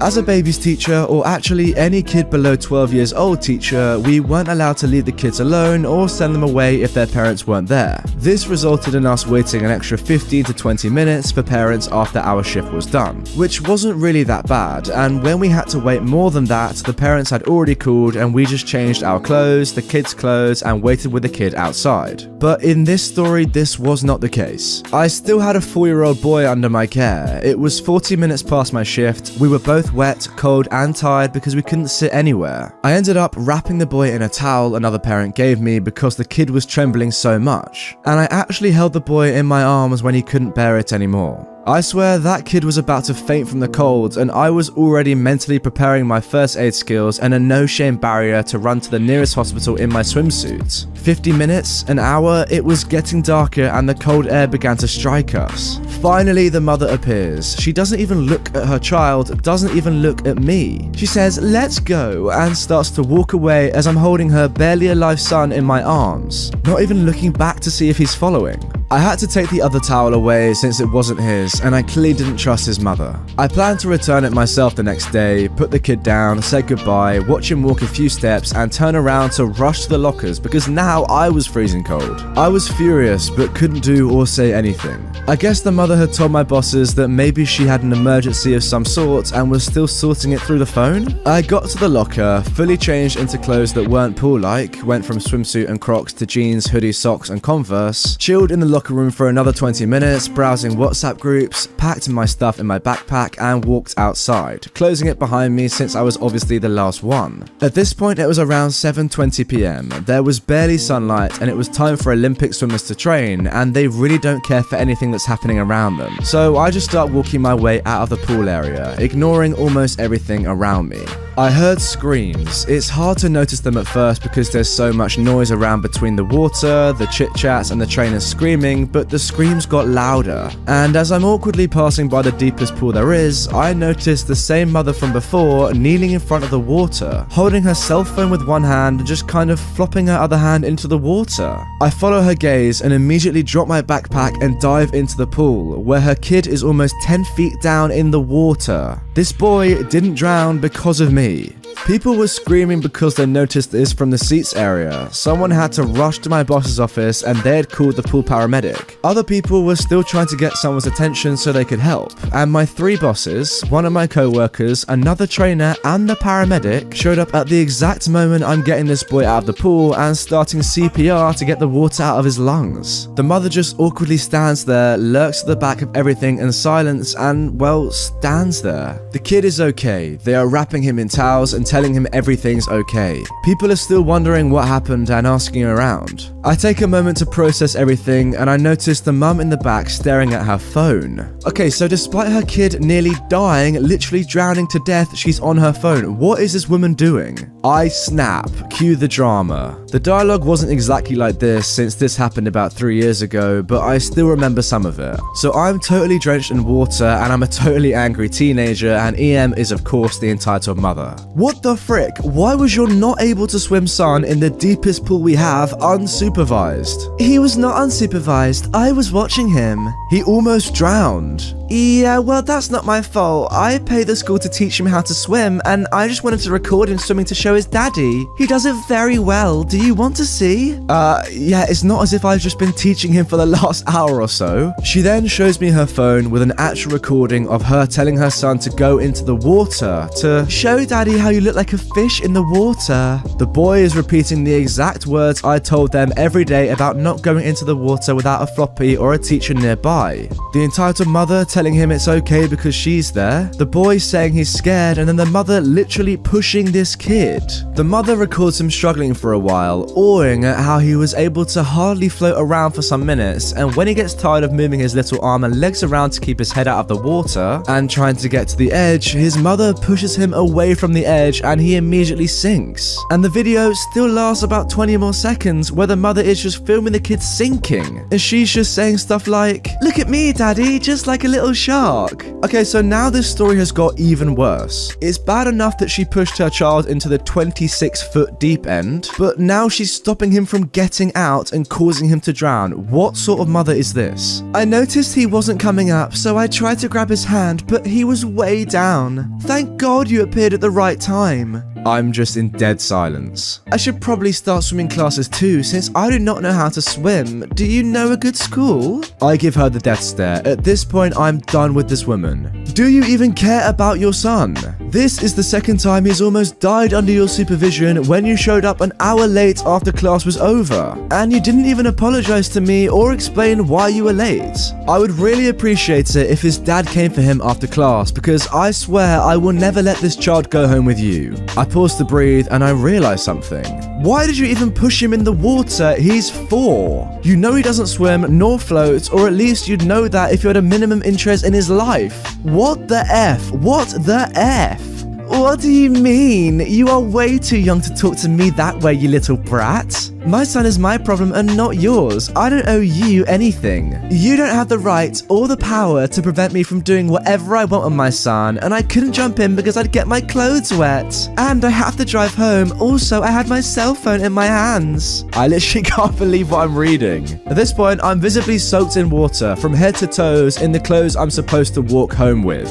I mutter an F you and walk away. I don't know what happened next to the entitled mother. I approached the kid again to say goodbye and to check if he was alright. Grabbed my backpack, my boss jumped in to take care of the situation, and I started my 15-minute long walk back to my house. Although by the time I got home, I'm sure most of the water had evaporated from the way I was fuming. My boss filled me in the next day and said the mother was actually at the seat area by the time class was over, and she got distracted with her phone the whole hour it took her to notice class was over, and that she had to pick up the kid. Really, she was there the entire time. She had complained that I had screamed at her, and after finding out I was the actual swimming teacher, she demanded I got fired. I was not. I actually got a raise. Well deserved. She threatened to sue the school because they had babies taking care of babies. And when confronted with the rule book about her breaking the rules and that she would be in trouble, I'm not sure how law applies to that in my country, for being in the pool area out of hours and nearly drowning her son, she immediately erased the video, said we had no proof, screamed some more at my boss, and walked away dragging her son with her. The kid never showed up to class again. Years later, and I'm still salty about this whole situation.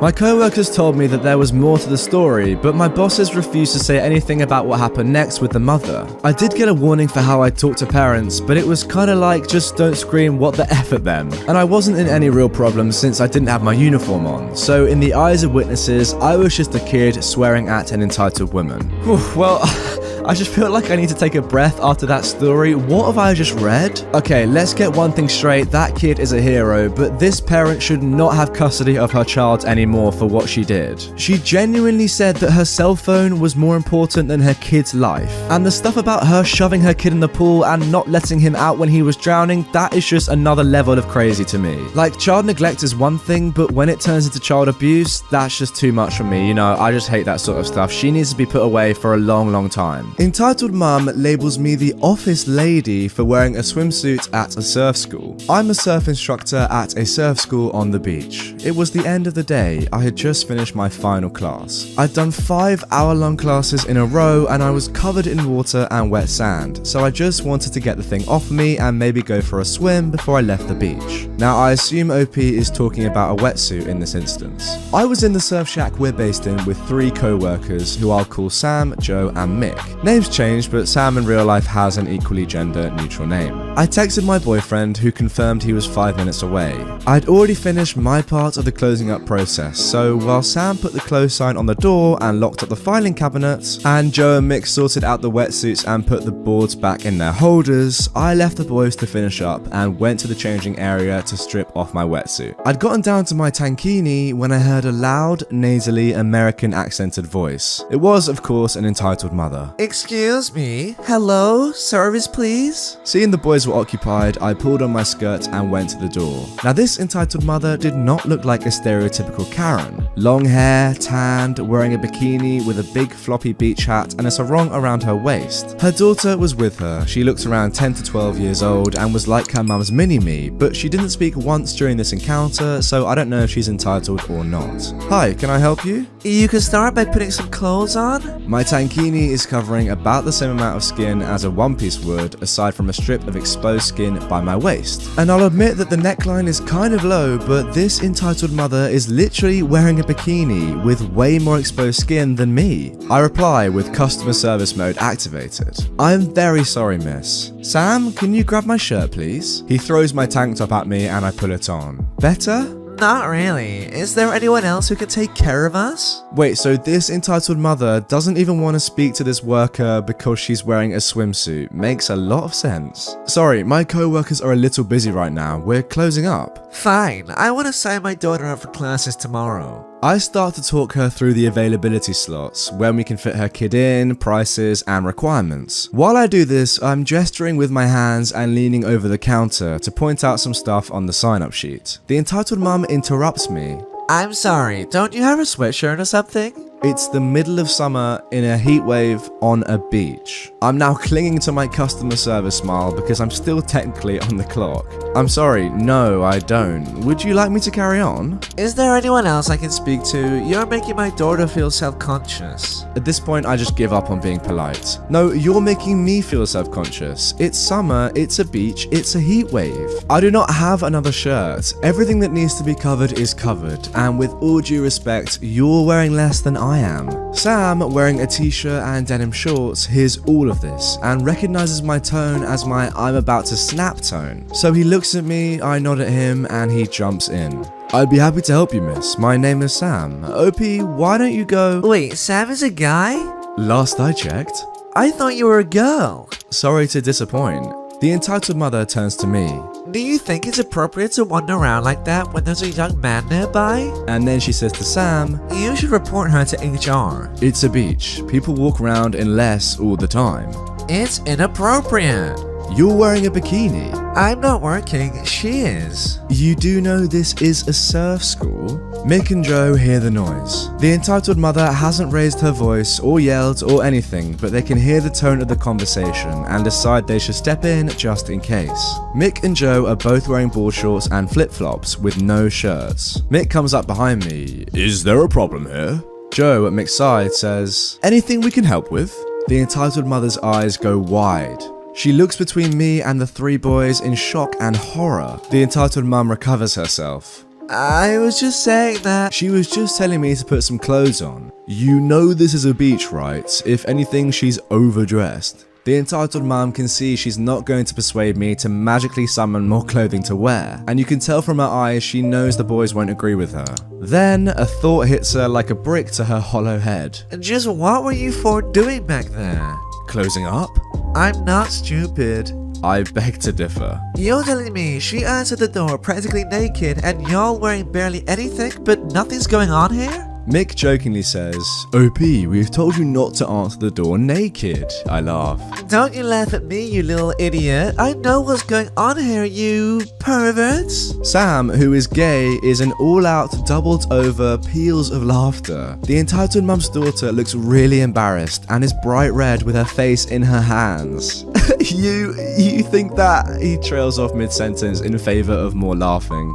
Oh sure, everyone protects the office lady. Joe literally falls to the floor, clutching his stomach laughing. Yeah, now if you don't mind, we're mid-orgy, so get in or get out. It's just then that my boyfriend shows up. My boyfriend sees me, Joe, Sam, and Mick weeing ourselves laughing. The entitled mum's looking homicidal, and the daughter is bright red with her face in her hands. Everything okay here? My boyfriend comes over and gives me a hug, and I get the frankly genius idea to pull him in for a kiss in full view of the entitled mother. She screeches some demonic noise that only dogs can hear and stomps off, her poor daughter in tow, and that's the last we ever heard from her. I love that line from Mick, just putting this entitled parent in her place. Good job to that guy. Entitled father yells at me and tries to destroy my phone because he got wet on a water ride. Background information, I was at this theme park in the UK. It's quite big, it's called Alton Towers in Staffordshire. And in the park they have a ride called the Battle Galleons. Around the ride they have water cannons that you can use to wet the riders. They also have them on the ride. Moving on to the story. So, an entitled father was on the ride, so naturally I went onto one of the water cannons to wet the people on the ride. I then made a mistake. I wet the entitled father and his entitled son. They are visibly annoyed, however I think nothing of it. They then exit the ride and I see them running up to where I am. What gives you the right to wet me and my child? It's a water ride, that's the point. Well, did I give you permission to do that? I don't need permission, it's a water ride. Me and my child are now soaking wet, all thanks to you. I will make sure to have you removed from the park and banned for life. Daddy, I'm cold. Don't worry, son. Daddy's here. The entitled father then attempts to grab my phone out of my hand to throw it into the water rides area. At this time, a member of the park staff is walking by, so I call them over. This man is yelling at me because I wet him and his child on a water ride. He also just attempted to grab my phone out of my hand and throw it into the water. An entitled mum and entitled daughter from that same family then come off the ride and spot the ruckus going off down at where I am. The entitled mum begins shouting and screaming at me and the park staff. What the F is going on over here? Please, don't use that language around children, Mom. This boy here wet me and my son. Why the F would you do that? They are just trying to enjoy their day out. It's a water ride. The entitled daughter then tries to snatch my phone, just like her entitled father. I think we've seen enough here. Enjoy your day. The park staff then escorts the entitled father, son, daughter, and mum to the park exit, and I get on with my day like nothing happened, with my phone safely with me. Now guys, look, correct me if I'm wrong here, but I've been on quite a few water rides and there's one thing they all seem to have in common. They tend to involve water.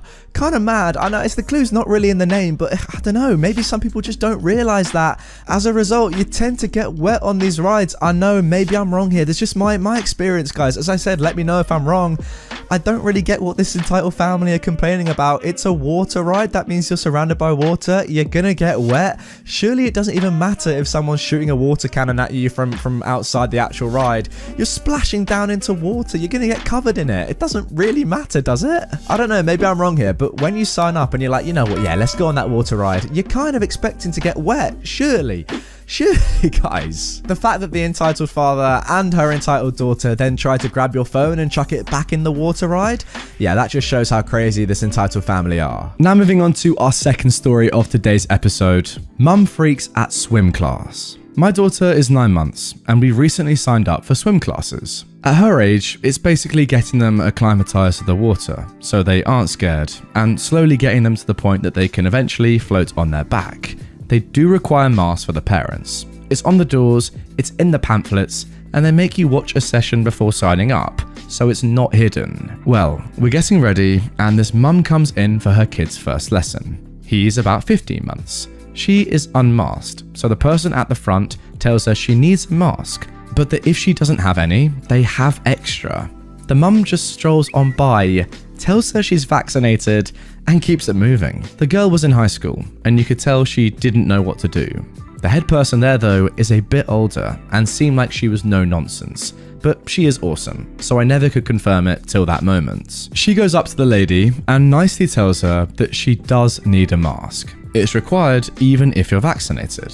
The lady doesn't like that though and says, now that is ridiculous. She didn't know and she wasn't going to do it. The manager just tells her that that's fine, she can fill out her cancellation, and since she never did a lesson, they'll refund her. But the mum goes ballistic. It was about 20 minutes of absolute craziness. Every cuss word imaginable, which really annoyed another mum who had an 11-month-old and a 3-year-old with her. Yeah, not surprised. She then got into it with that mum about cussing and it was just a big fiasco. The Karen was yelling at the manager about being a sheep, telling the other mum to stay out of it or else. The manager was just staring, I'm sure in disbelief at just what was happening. The other mum, who was yelling at the Karen about cussing, was also using every single word variant imaginable. Flippin', mother trucker, stuff like that. That must have been a hilarious conversation. One mum just going for it, just completely swearing, not giving two dangs, and this one, you know, using stuff like dang.